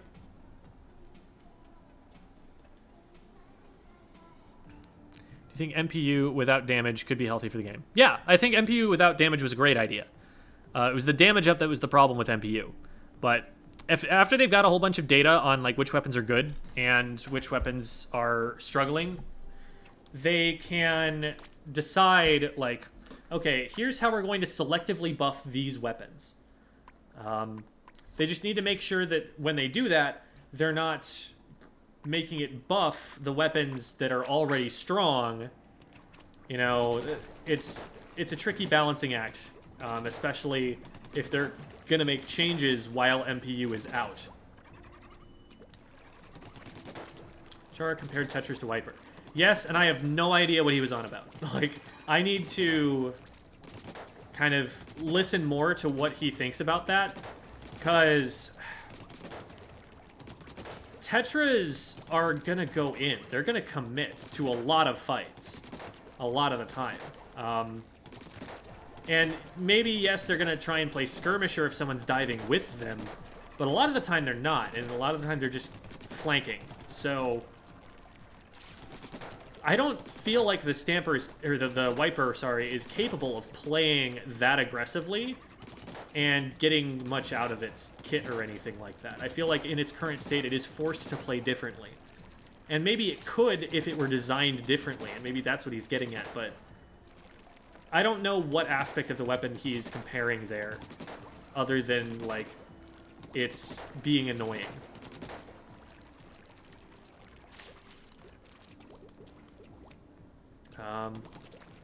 Why is Tentatex so popular over Splattershot? Well, right now, everyone's trying to learn the weapon. Like, regardless of like, whether we think it's good or not right now, we haven't pushed the weapon enough to really learn enough about it. We don't know exactly how it should be used, whether it should be used, and this is that trial period. You don't come to the conclusion that we should use Zuka instead before we try it and see if you should be using Zuka instead.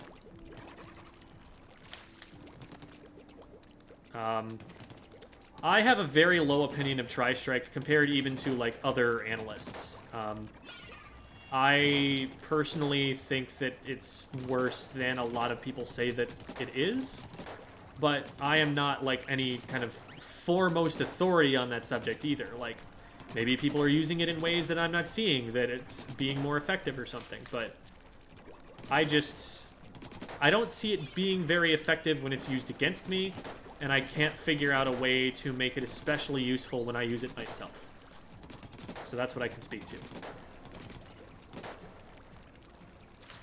Angle shooter doesn't go where your crosshair aims at extreme angles. Yes, that is true. There's some jank with the way the hitbox look, or the aiming reticle looks.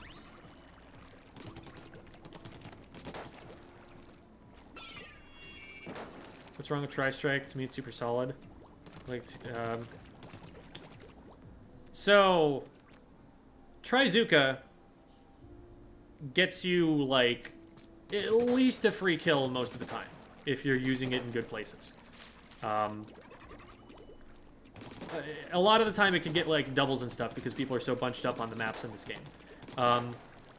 Tri-Strike is gonna make you walk away and then walk away. And that's if you're dead center on where it lands. And if you're not dead center on where it lands, then maybe you're only walking away this much.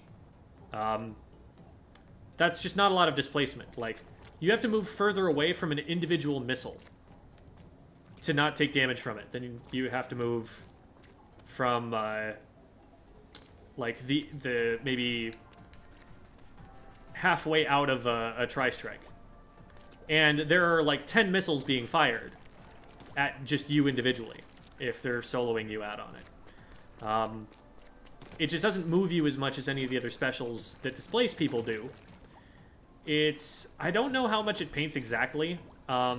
It's hard to judge with circles. But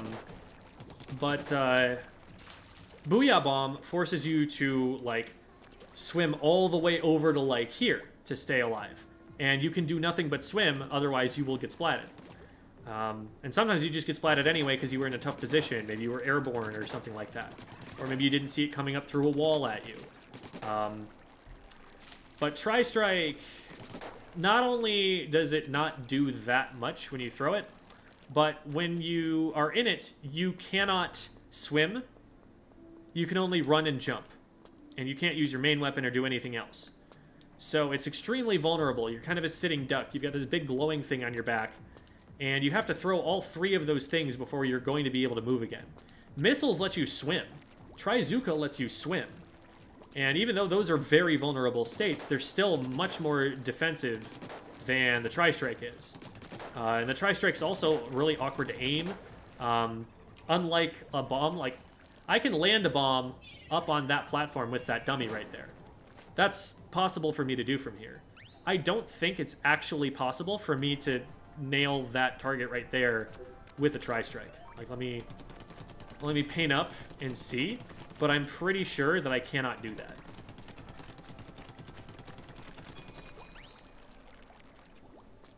So, right about here. So, I can hit, like, there, I guess? Does that hit the target? Okay. That hits the target because I hit the wall next to it, but I can't land it on top of that platform. And if that platform's bigger, then there's just not a lot I can do about it. So the range of it, like the way that you throw it, makes it really awkward to aim in certain situations where you maybe want to get it over the top of a ledge or something in a backliner. The Splat Bomb, don't get me wrong, is the best sub-weapon for this main weapon. Like, I'll stand by that. I think that Splat Bomb is insane. And so good on this weapon. But, I just don't think Tri-Strike has nearly as much utility to, like, a Slayer like this as being able to do this.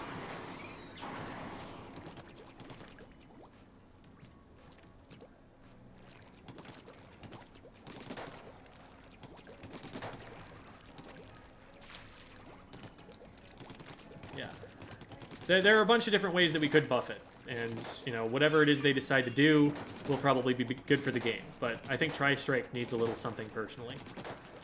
I don't think it is a very good special at all.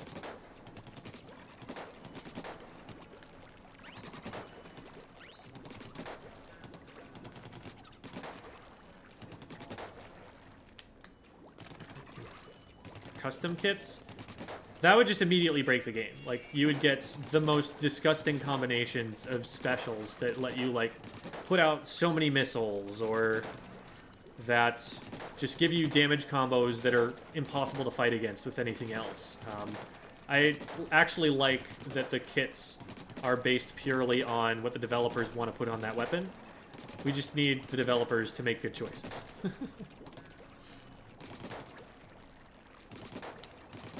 Why is Crab broken? Crab puts out an area of control from a safe distance that lasts longer than pretty much anything else in the game. Like, a Booyah Bomb will kill you if you stay too close to it, but it's going to be gone in like 3 seconds. It's going to be off the map and have no impact at that point in time. A Crab is going to sit here, and yeah, maybe it's not going to destroy everything in that area, but it's going to keep people from wanting to push that area in front of you for a good 10 seconds. And so that gives you so much time for your team to get back into position, for you to be able to maybe get a pick by flushing someone out from behind cover for your teammates, and people running double Crab so they can stagger it and get 20 seconds of exactly that impact. It just forces you to play safe and denies space better than anything else in the game.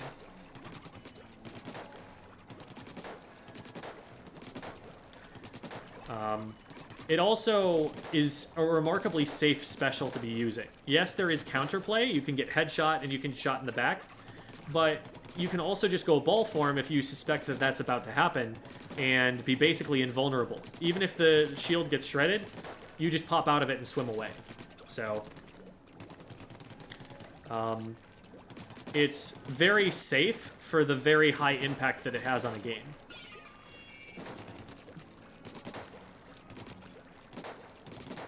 Nine seconds, okay. I said 10, we were close.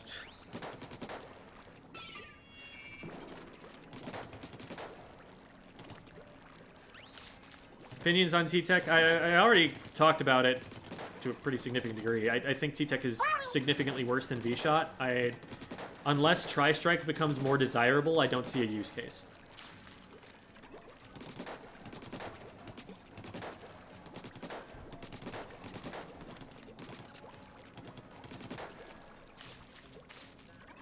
It's actually a good idea to shoot the Ultra Stamp most times. Yeah, absolutely. As long as you can hit it and it's not going to splat you before you do, definitely just splat the Ultra Stamp user.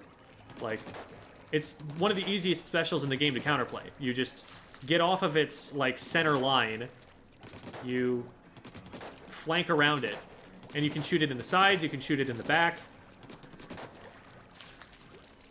What a good stamp user is going to do is not try to stamp at you, but try to swim up to you and jump swing you. Or just throw it right away and not even bother with any of that. It's just a really weak special right now. A lot of the time, it's just like a discount Trizuka that only has one shot and shoots slower.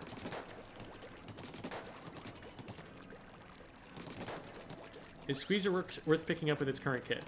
I think there are definitely places where Squeezer's really strong. Like, I like Squeezer a lot on Hagglefish. Squeezer's really good at walling out the enemy court, because there's very little cover on that map. And having something with really long range and a Zuka that can attack people from very far away, you know, contest backliners, while being as safe as it can be behind a splash wall and having the ability to paint for itself and get away from stuff, I think that's huge. So there are definitely places where I would consider running it. I think that for a wall user, though, it's got hard competition with the 52 gal. It's most places that you want a shooter that has a wall, 52 is probably the call instead, just because of its faster kill time and its ability to push up more effectively. But Squeezer as a main weapon is insane. It absolutely bonkers. And the only thing holding it back, I think, in its current form is the splash wall specifically. Because they're just a lot... It would really like a bomb. It can do so much more with a bomb than it can with a splash wall. Are there any situations where Dapple Nouveau beats Tetra? There are situations. Should you be ending up in those situations? Probably not. Like, if you're able to close distance and get right on top of someone, it has a faster kill time. Otherwise, no.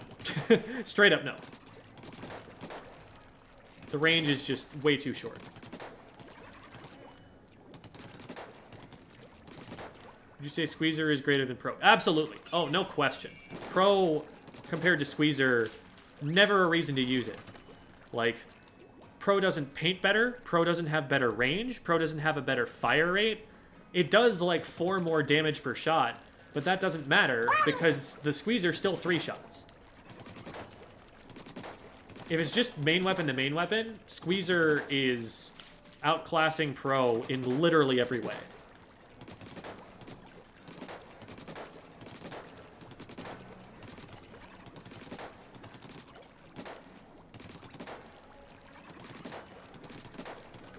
Best use for Pro is protecting your finger, yeah.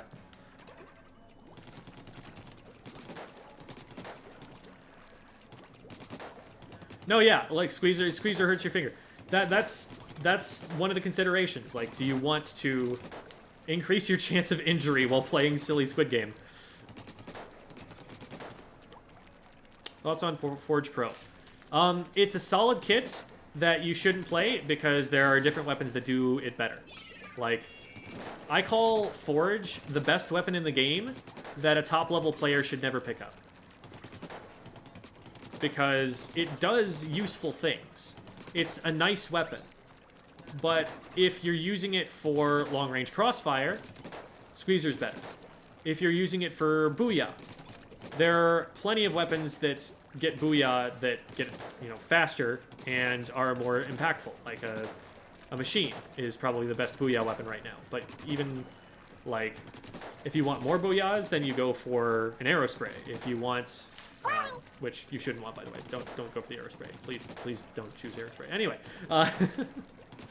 no, I have a very low opinion of the arrow spray. Anyway, it doesn't have a ton of Booyah output because it's very ink hungry and doesn't farm it super quickly, so you're not using it for that reason.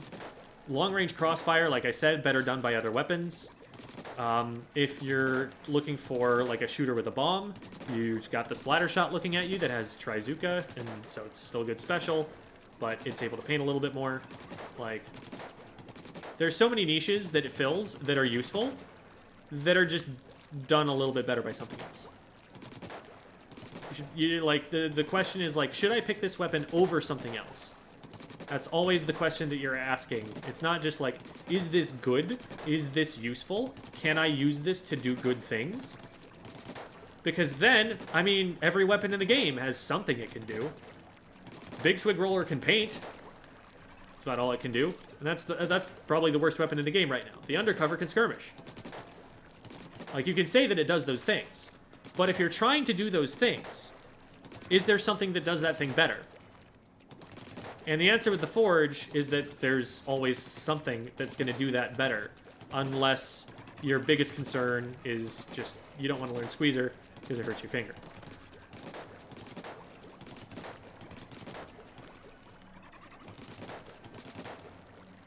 And that's why, there are a lot of people will try to argue with me like, well, wait, but this weapon's good. Like, it can do this thing.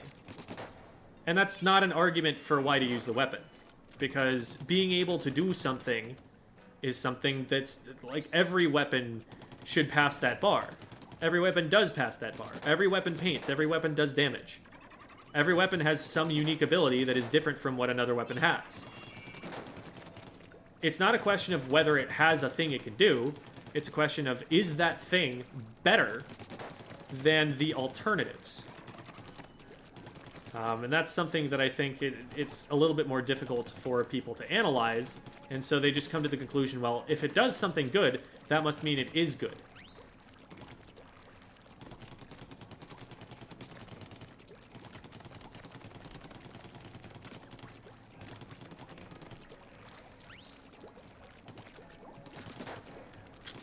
How should I play the new ink brush? I mean, there's a sarcastic part of me that wants to say play the original ink brush. The new ink brush, Hammer's the weakest special in the game, and has been since launch. It's just too vulnerable, doesn't give you as much value as other things do.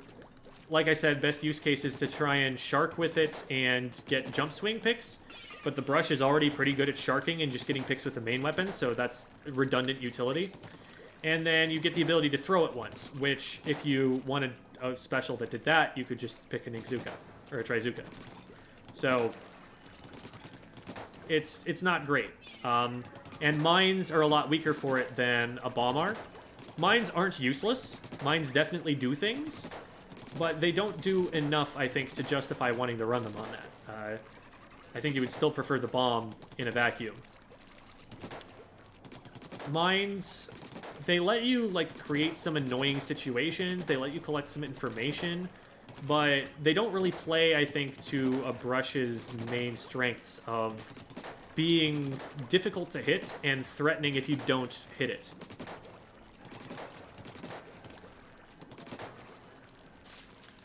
And it's also really important for a brush to be extra survivable. Like, the best brush kits from Splatoon 2, most of the time that the game was out, was the Ink Brush Nouveau, which had Baller on it. Baller was just a get-out-of-jail-free card. If you get into a position you don't like, well, just pop Baller.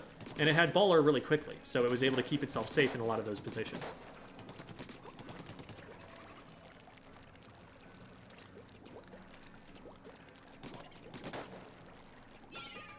You prefer Ink Brush or Octobrush? I don't play either.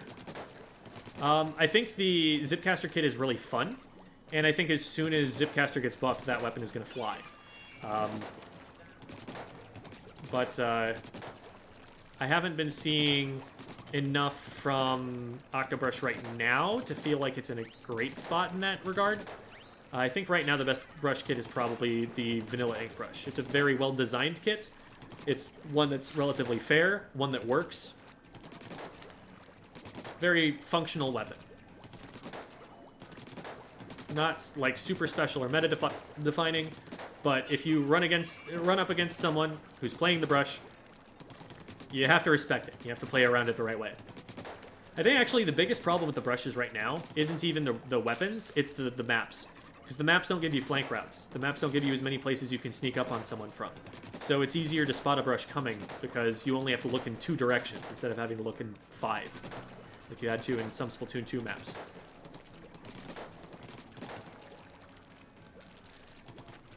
Didn't Chara drop Octobrush? He didn't in Splatoon 2. I don't know if he dropped it in this game. Yeah, I mean, Splatbrella... Brella mains are dropping Splatbrella. It's just not strong right now. It needs a lot more than it has. Best weapon for Turf War, probably Splash.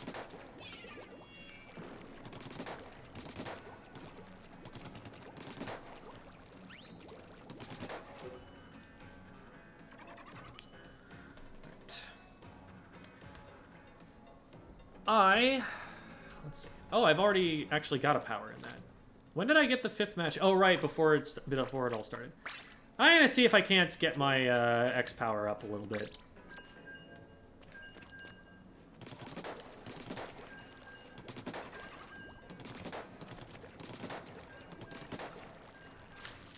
Formed any opinion on the T-Tech actually playing it in matches? I've played it a little bit, and I'm still not convinced, and I'm not giving it the fairest shake just because I would need to do my best to learn Tri-Strike to really give it a fair shot. But also, I have not felt as threatened by other people's Tri-Strikes while playing against them as I have other people's Trizukas. And I think Suction Bomb and Splat Bomb, not a big enough difference that it's worth running a worse special just for the bomb.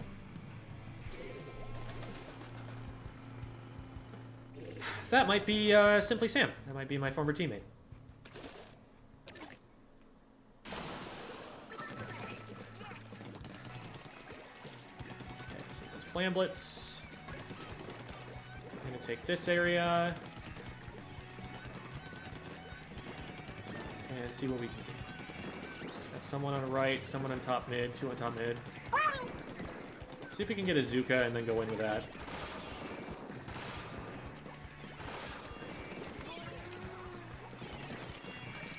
Teammate didn't see them running away over here. We get a couple shots on there, but then we have to back up. I'm gonna watch for someone to... Oh, they came over this way. Wasn't expecting that, but that didn't work. I don't want to get too far forward because there's someone on my right over there. Ooh, someone up there. Nice. Okay, that's 2 down. Start moving forward. Another player over there. I should be able to move this in just fine. We're just going to fire all the clams we can right now because we've got to back out. I don't see this holding... Ooh, that was nice. Well, we can get more clams from over here and keep this open for now.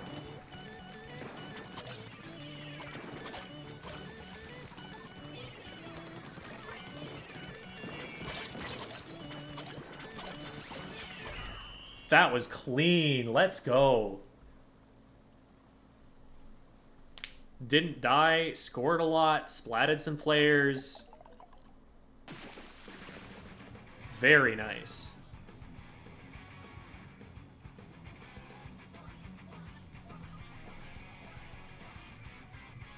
Saddle, straddle, and outlaw. I like it.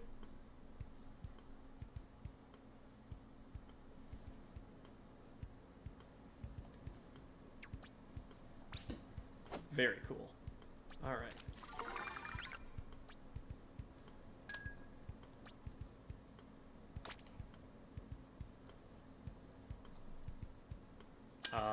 Okay, there we go. There was 1 death on our team that entire game. That's phenomenal. That was good stuff. Good job, squad. Proud of all of y'all.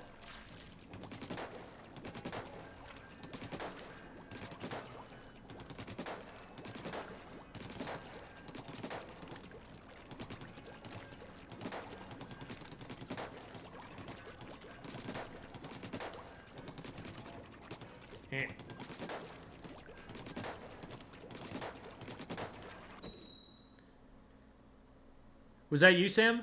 Thanks for the carry. I mean, we all carried. Only one of us died. That was good stuff. What's the anchor's role in Clam Blitz? I don't know where to put myself. Same as it is anywhere. Whenever your team pushes up, you're locking in the space that they have pushed forward to create for you. You're making it so that they can't get pushed back. You're making it so that you're supporting them from behind. Oh boy. Team. Okay, we were able to take that out. It was like the range blaster should go down here based on what advantages we've got. Might have just shot my teammate. Hey, no, stop that. Alright, we're good. Hey! You too. Nice.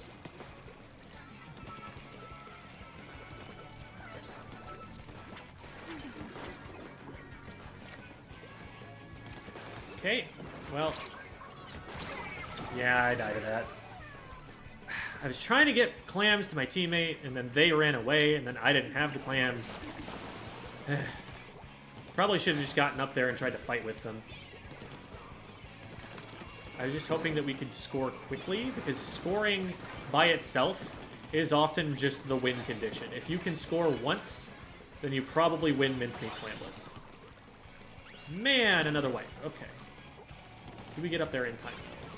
No, we do not. There's not another clam over there for me. And that threatens me, and nobody's looking at the range blaster. It was right over the top of Darius's head, and I was hoping that they would see it.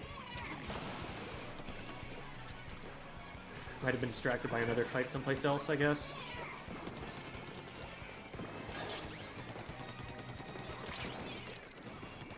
We're gonna get aggressed on by things that over ledges, if you stay there.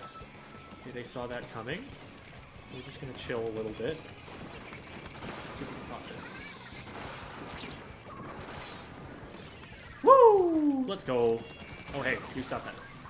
Where'd he go? There he is.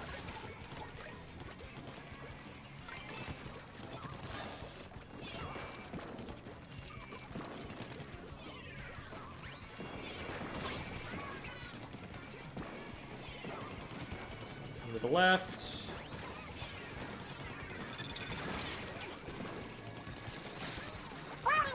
Amazed that we didn't die for that. Get him. Okay, good job, Jake. So we still have advantage off of that, and we should probably be able to get the zip caster as it lands. They're actually still there. Why did... Okay, they're just trying to save the clam, I guess. I don't feel like that's the most important thing they could have done. Because they just die for that. What happened? Oh man, there's nobody in between them and the goal. I just have to count on a teammate spawning to be able to catch that. I can't get it myself. Dang it.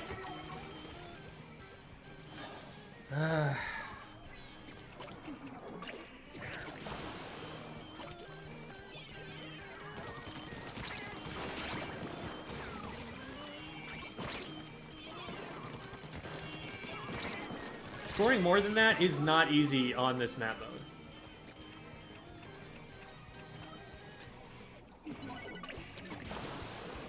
But we'll have to do our best. I heard it. I heard it and I should have looked for it.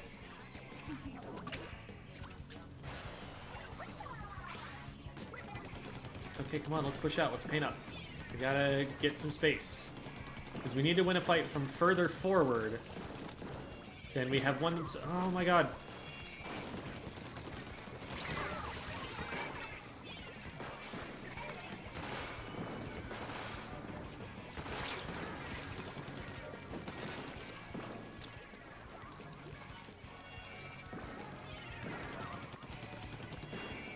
So is anyone going to contest that?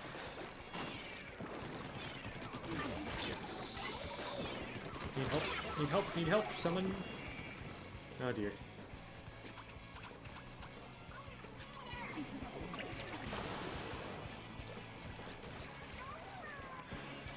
Roll down.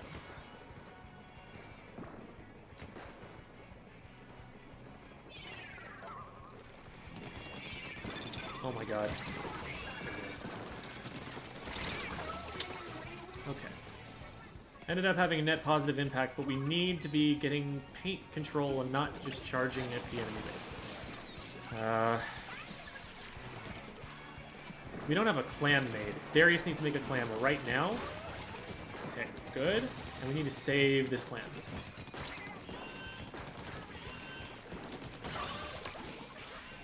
Okay, now we need to get this forward.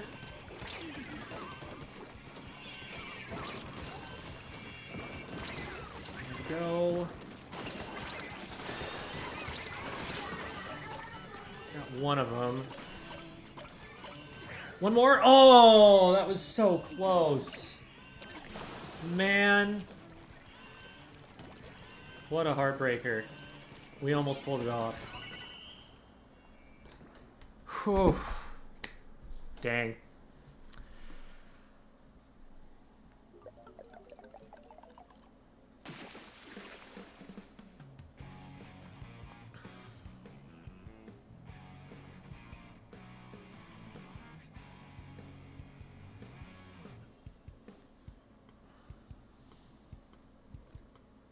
How to manage it better, or just the general tips for it getting better. Yeah, X rank is just gonna be harder, straight up. Only certain players are able to qualify for it. There are gonna be stronger players in X rank. Close one there.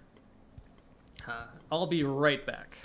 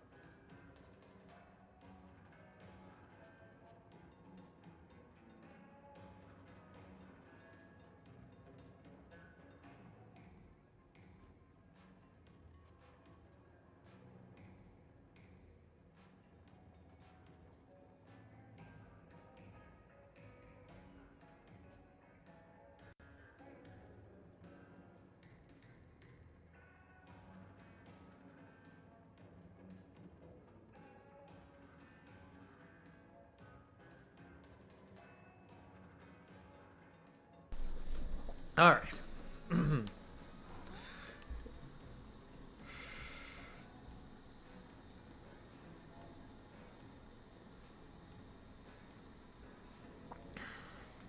Yeah, the Zuka on the range was good. If I get the Zuka on the Dapples, I'm pretty confident that we just win that game. The one that was on my back right. Was that Dapples or was that Tetras? I can't remember.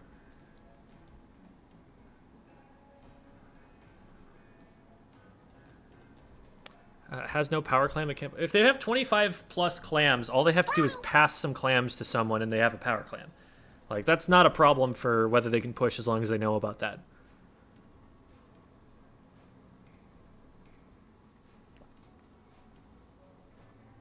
Thoughts on when to use C Junior over V Junior or vice versa? I think C Junior is really strong right now and is definitely worth considering, but I don't know exactly when you would want to use one over the other because I'm not playing that weapon enough to be able to experiment and figure it out. What needs to be changed with the Pro for it to work better than it does right now? There are a lot of things you could change. You could change its range. You could change its how ink-hungry it is. You could... I mean, there are all sorts of ways to break a weapon. You just need to find something.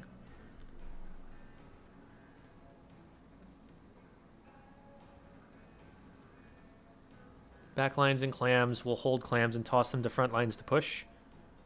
I mean, we gain control of the basket at position. Yeah, that's one way you can do it. You could also just, like, score it yourself. But generally, the backliner is a target that's more likely to be visible to the enemy team, and it doesn't matter as much that they are visible. A frontliner, if they're spotted, their cover is blown, they're in a lot of trouble. A backliner, if you know that they're on snipe, well, it's like, yeah, they're on snipe, duh, because they're a sniper. Doesn't really change whether you can do anything about them.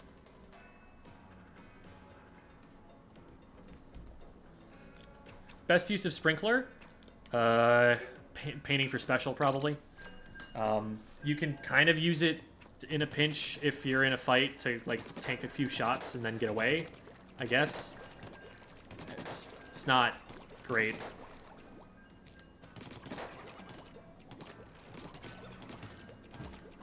Cat, stop messing with the computer.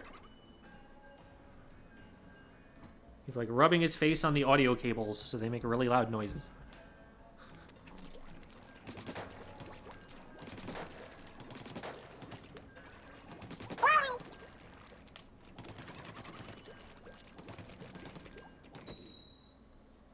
But yeah, whenever someone makes a power clam, Devi will always call for them to throw it to her.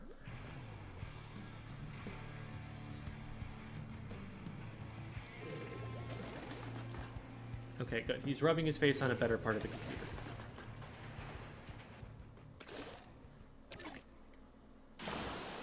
Stop that! Ugh. I'm trying to, like, shove him away so that he doesn't do that. I feel like it has to be, like, bending cables or something. It has to be breaking something, from what it sounds like. Yeah. We're gonna flee.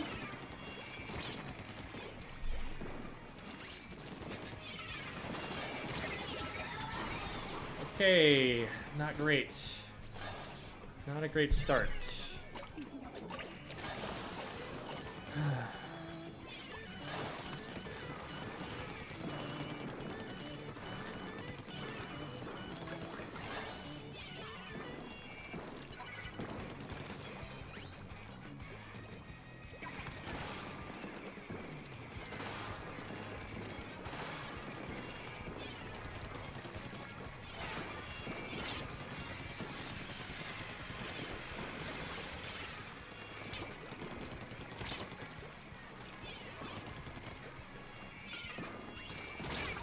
What? I started moving away right as soon as I saw that. Ugh.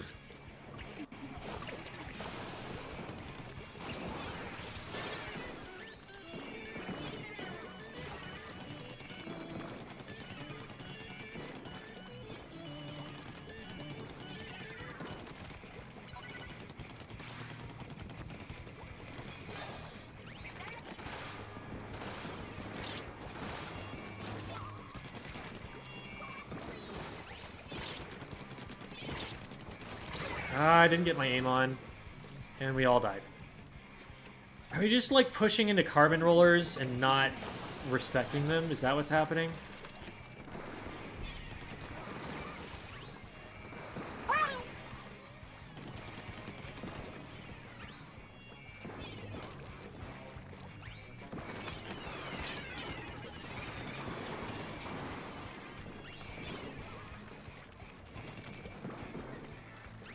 Just keep bombs on that spot. It's really hard for them to push. That's not a thing.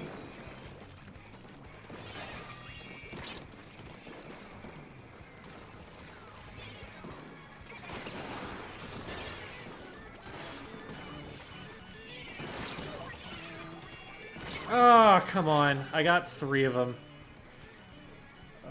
Don't over-chase this. You're just gonna get splatted.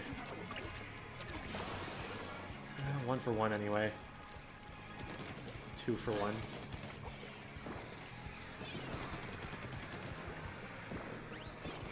Hey, cut that out. This is ours. Okay, at least we cracked down on that. That's 3 down. Now we need to push up and get space. We cannot afford to sit on our side of the map right now. Good job. We're keeping him staggered. Paint aggressively. Threaten from multiple sides.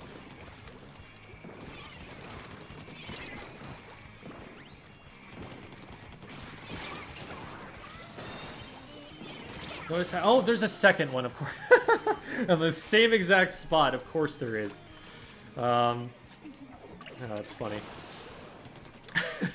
I notice how when I got hit the first time, I healed before I went back in for that engagement to make sure that I was making them hit another shot again.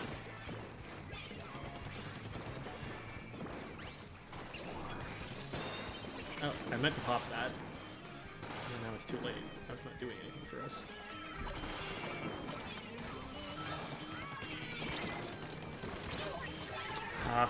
I just didn't have a safe way in.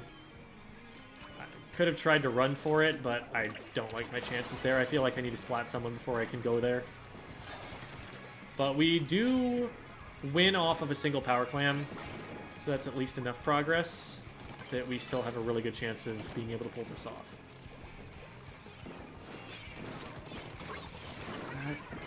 There are going to be carbons. Got one of them. Just gonna make sure they can't go this way. We don't have a power clam, do we?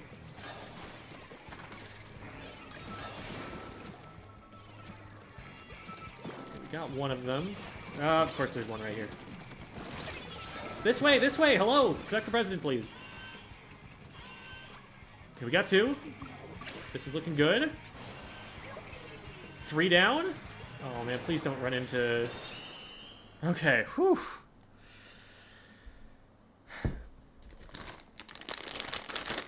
So maybe we had another power clam that was in the making someplace else, because as soon as that power clam gets made, we need to protect that from everything to keep the game going.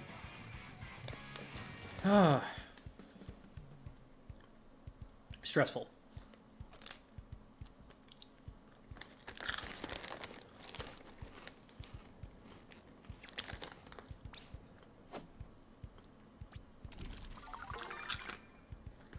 GG, Arcane.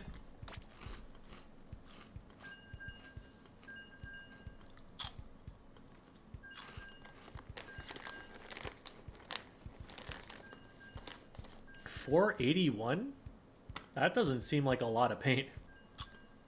They must have been sitting still in their ink for a really long time. You can see even the other carbons were getting like at least 800.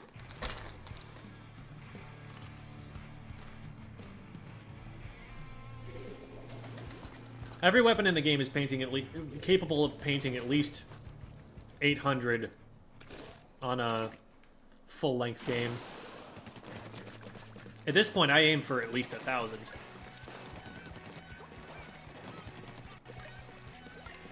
But maybe not on a blaster or something. That's a charger.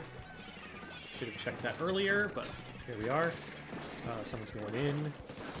sure I agree with that, but we'll try and help them out. Oh, we got two hits on him. There we go. Beautiful. Hey, you stop that. That's my friend. Oh, I didn't hit it.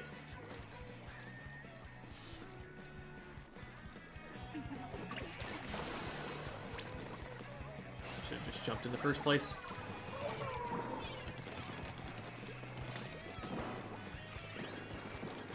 Hey, no. You miss. There's someone up there. Or is that just someone shooting from below? Because there's a Luna. Yeah, they're shooting from below. Oh boy. Yeah.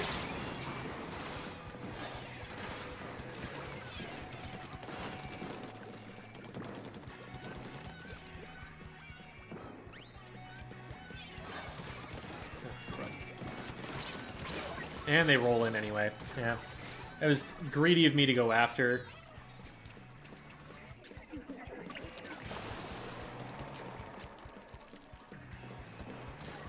Kind of insane that we haven't gotten scored on yet. How these fights been going.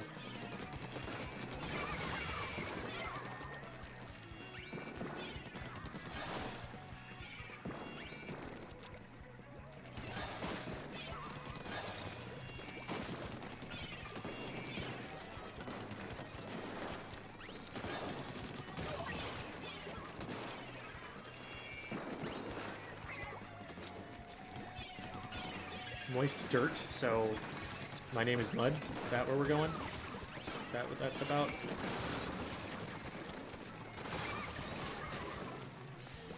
That was just a hard read. I had no information that said they were there. No way I got away with that. Holy crap.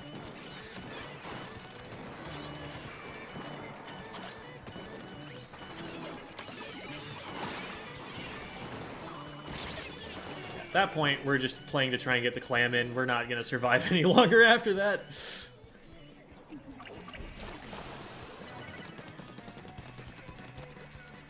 This is the vanilla splatter shot. So not the Tentatek splatter shot, which is the new variant that came out. It's just splatter shot. People call it V-shot for short. Vanilla splatter shot.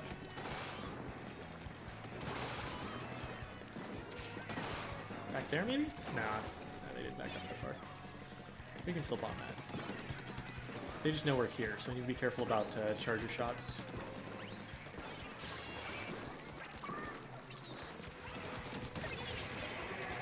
I got him for the booyah. Hit him. Whoa! I accidentally got a kill. Cool.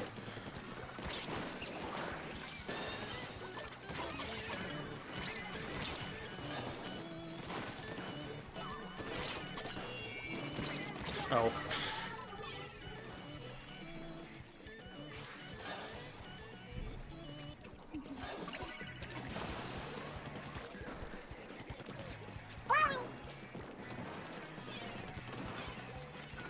Ooh, we need to get that out of here. I'm surprised that hit. No, that's unfortunate. Probably lets them score. The team's playing remarkably good defense.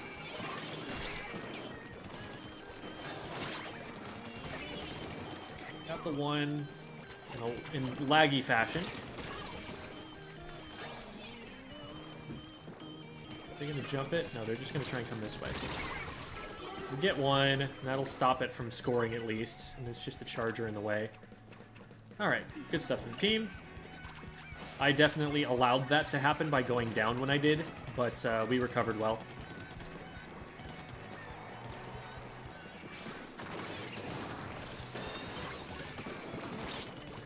Fuck, over there.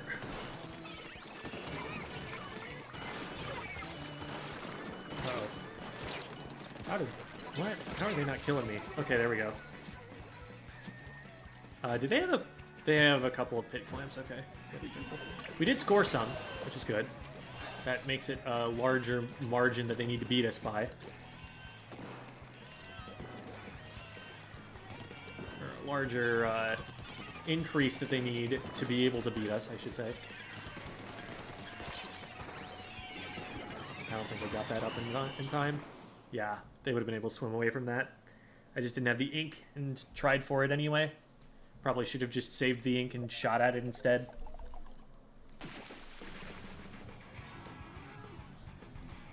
Clam Blitz is Meat Shield a viable strat?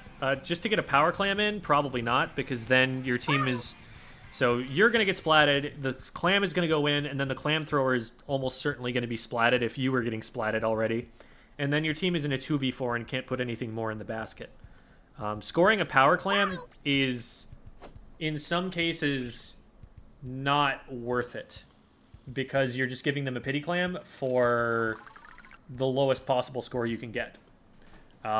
It's more worth it in Clam Blitz to play to keep the basket open. And in order to do that, you need control around the basket. You can't just get to the basket, throw it in, and be like, I did my job.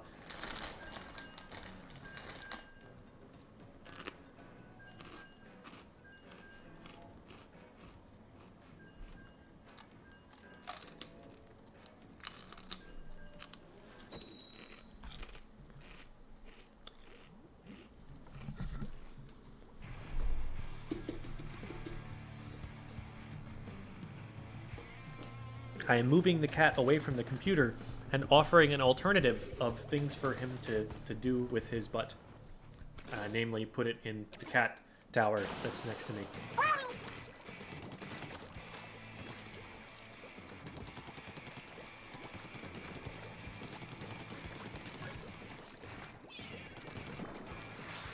Come out over bridge.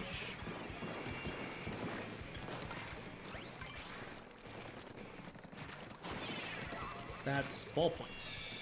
That's not too much.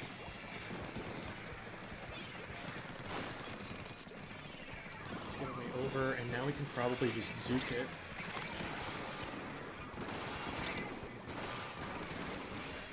Ooh, I got 2 with that? Let's go.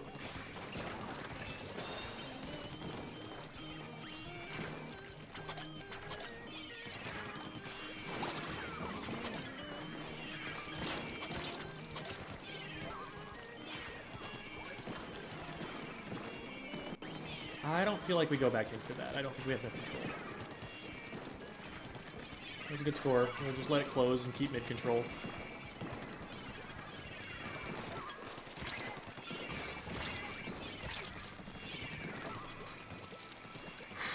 Thank you, Squidroll. Oh, jeez. If they used that well, they would have had me on the second shot, but... They didn't close the angle, so I was able to hug the cover closer and get away with it.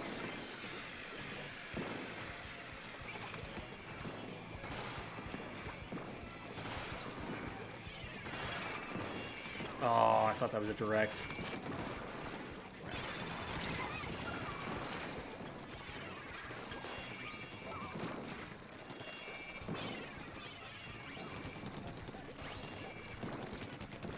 Why are you trying this? That's not a thing.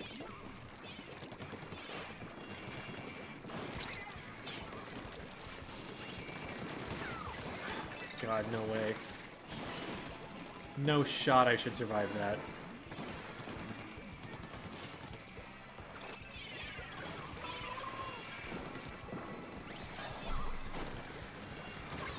Ooh, hello.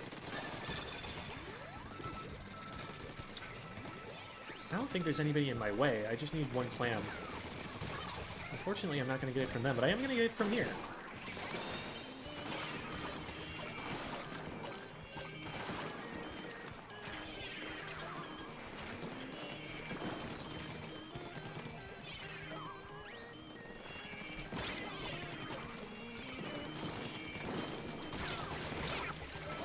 All right. Pretty good so far.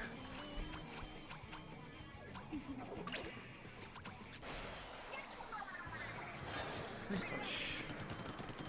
He's definitely over now, though. I don't think they saw. Yeah, nobody saw. And then I missed all my shots. But it didn't matter, because I hit them anyway. Ah! Okay, we got the trade. 2 for 1. Not the worst in the world. I botched the execution on it, but We were able to keep ourselves alive long enough to squeak one more out of there and make it worth.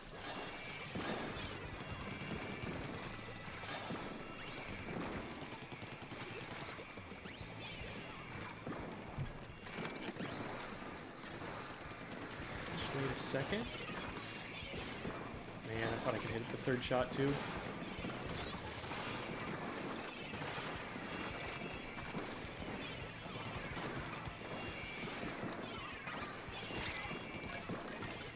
They're just trying to go over the top, aren't they? Oh no, a bomb.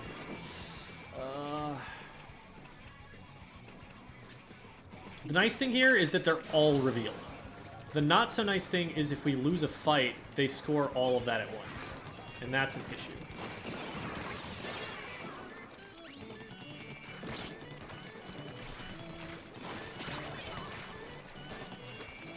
Okay, we stopped one of them. The rest of them are splatted. That should be the last opportunity they get in the game. They'll probably have, like, one more power claim or something, but I don't think they get enough follow-up.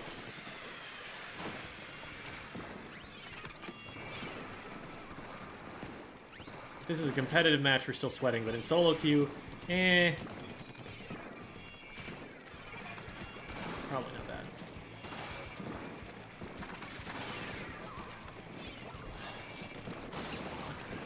I don't know how that got in. The inkjet is actually not going to be in play for long enough. They need to save this, which they can't because I'm here. Okay.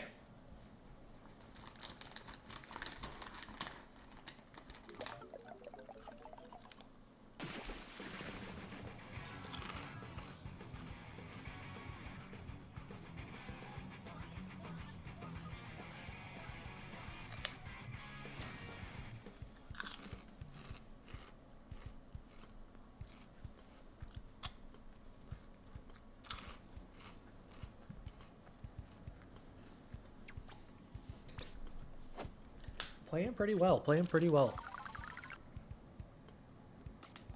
Take a quick pause here.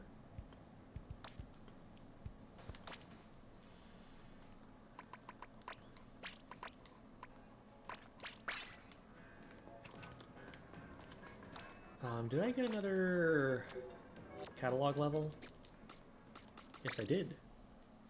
And we actually went past the date line here, so I'll have another gotcha roll.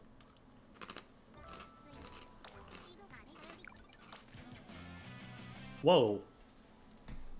That's right, you get a bunch of stuff for the first catalog. You get like one every level. Ambiguous. I like that. That has potential. I am not a Snipe Rider 5H user, though.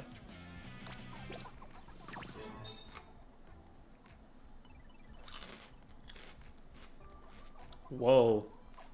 Trizuka is wacky. What is that?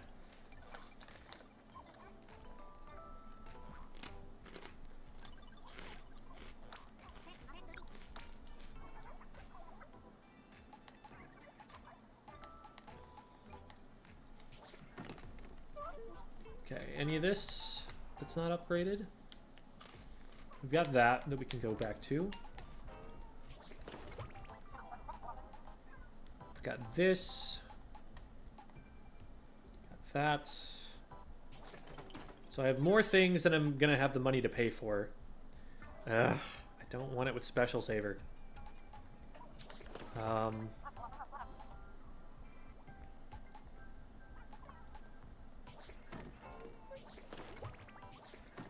shoe is probably gonna be the most useful of them. Not that I'm really gonna use these. I like this shirt better. That's literally the reason that I'm picking this. Oh, wait. What brand is the shirt? Zinc? And we'll go Splash Mob. Oh, this is only 10k. Okay. Yeah, I can do that. Alright. That's good.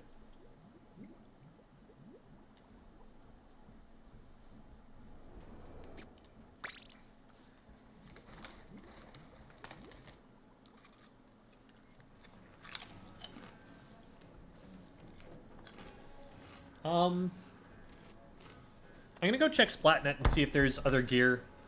I probably should have done that earlier, but I think I can still buy it.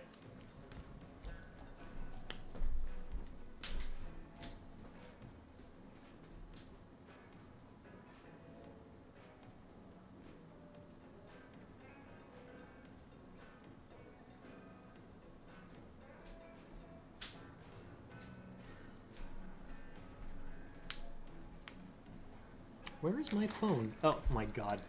It was literally right under the bag. Right under the bag of veggie straws that I've been chewing on this whole time.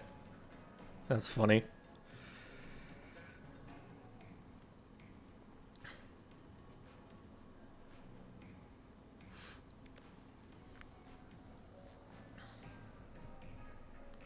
Okay, Splatnet shop. What's my Sailor Stripe tee? That might be interesting.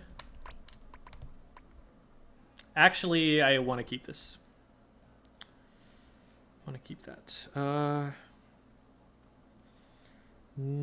Oh, Blob Mob mask. I think I've got, like, something I don't like on that. Actually, I think it's my only tenacity gear.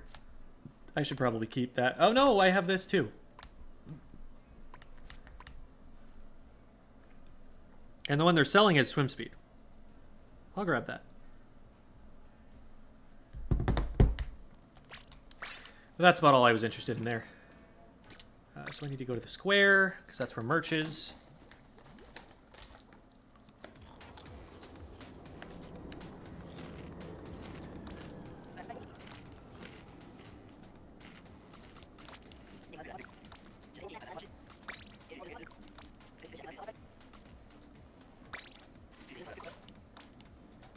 Cool.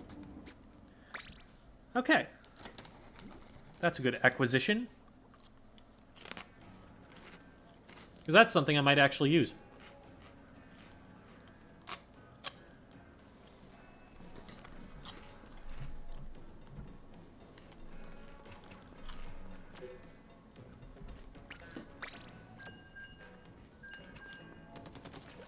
All right. Let's get back to this series.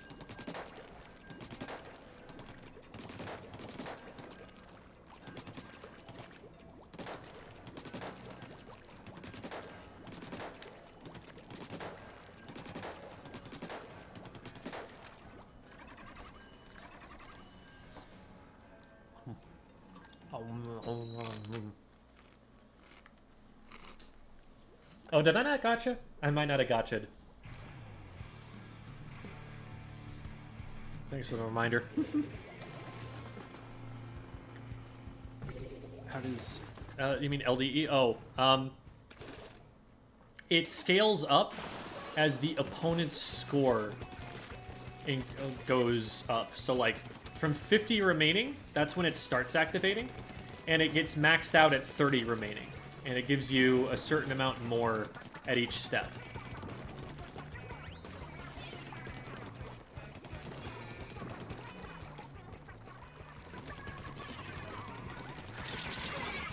Yeah. Bad aim on my part. I should have had that. They spent way too long with their back turned to me. And that was honestly a bad play on their part to try and throw it there, because now we're just going to clean them up. And we're going to move forward, and we're going to score more than they did.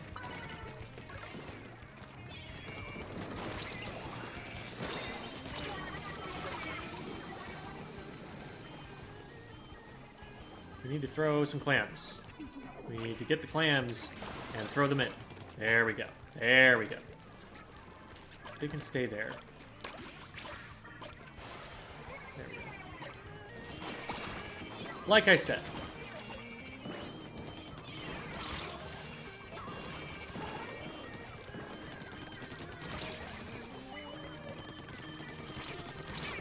Oh, I thought I got a third shot there. Oh well, teammate took him out.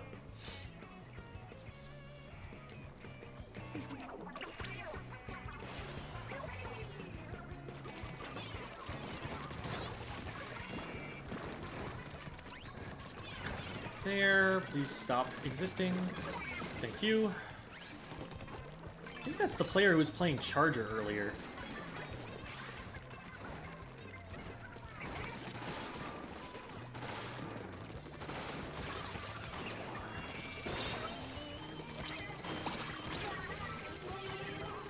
Alright. Up to y'all. I don't know how much more we can get, but if we use that special, we can probably get in. We decided not to... No, we used the special, we just didn't get anyone with it. Unfortunate. But we get this player. What? They're from behind us. Oh, jeez. That was a good flank, actually. But we still have really good map position, we just don't have clams, so we can't use it.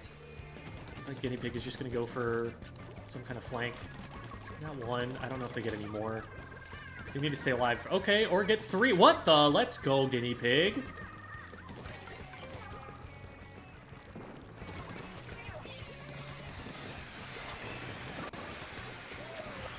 That was so good that it almost let us score.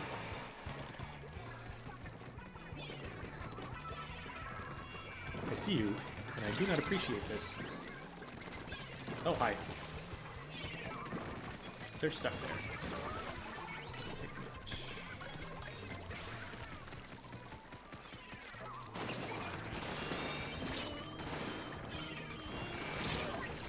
Nah, not a great Zuka. Probably should have just backed up. Gotten out when I could. So now I'm not there to protect anyone as they try to score themselves.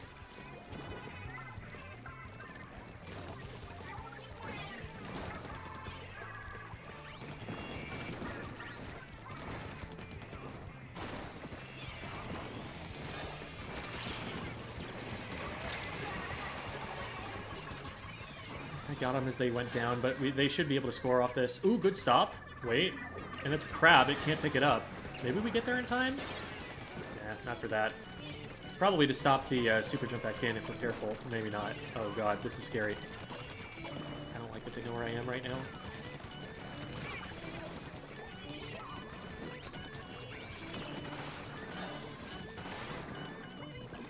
Where is this player? They're there.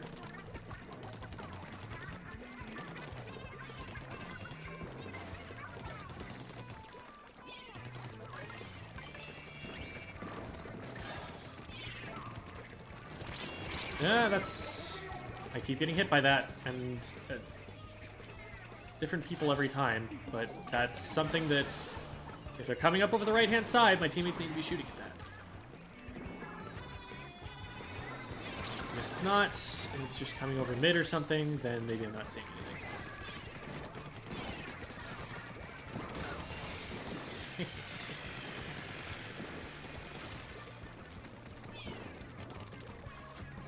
Very good. Yes, we like it when the squid splat.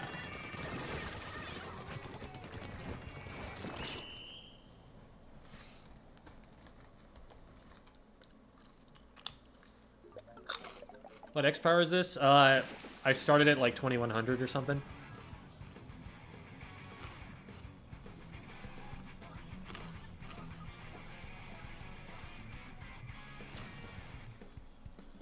What sub would work well with Carbon other than Burst Bomb?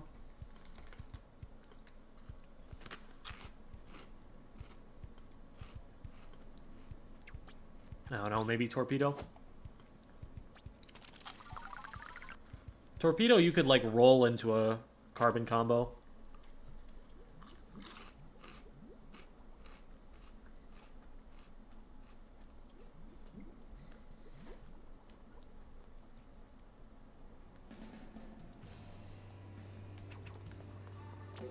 Okay.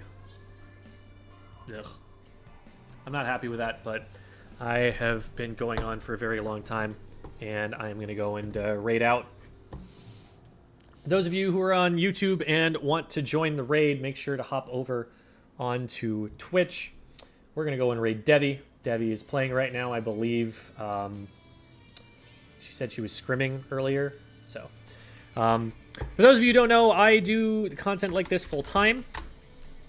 So if you would like to support what I do, if you'd like to see more of it, there's TikTok, YouTube. I've got a Twitter account. There's a Discord server for Squid School. All sorts of different stuff like that. I also have a Patreon and a Metafy if you'd like to support me financially. Really appreciate that kind of support because that's something that helps keep the channel running. So thank you to all of you who did that. There's a bunch of Metafy lessons today. So a lot of the time we'll run those on stream as long as you're cool with it. And if you're not cool with it, that's fine too. We can do private lessons too. That's totally fine. But thank you, everybody. We're going to raid out to Devi. Devi is, Squid School's #1 fan, has been a big supporter of it for a very long time. She's a frequent guest on Squid School on Tuesday and also Silly Comp Sundays. And she plays competitively. Captain of the Grillers, which is a Div 4 Ludi team, and is a Hydra main. So any of you backliners who have questions, she's a great person to ask. All right, that's enough stalling for the YouTube people to get over onto Twitch. Thanks for watching, everybody. Have a good night.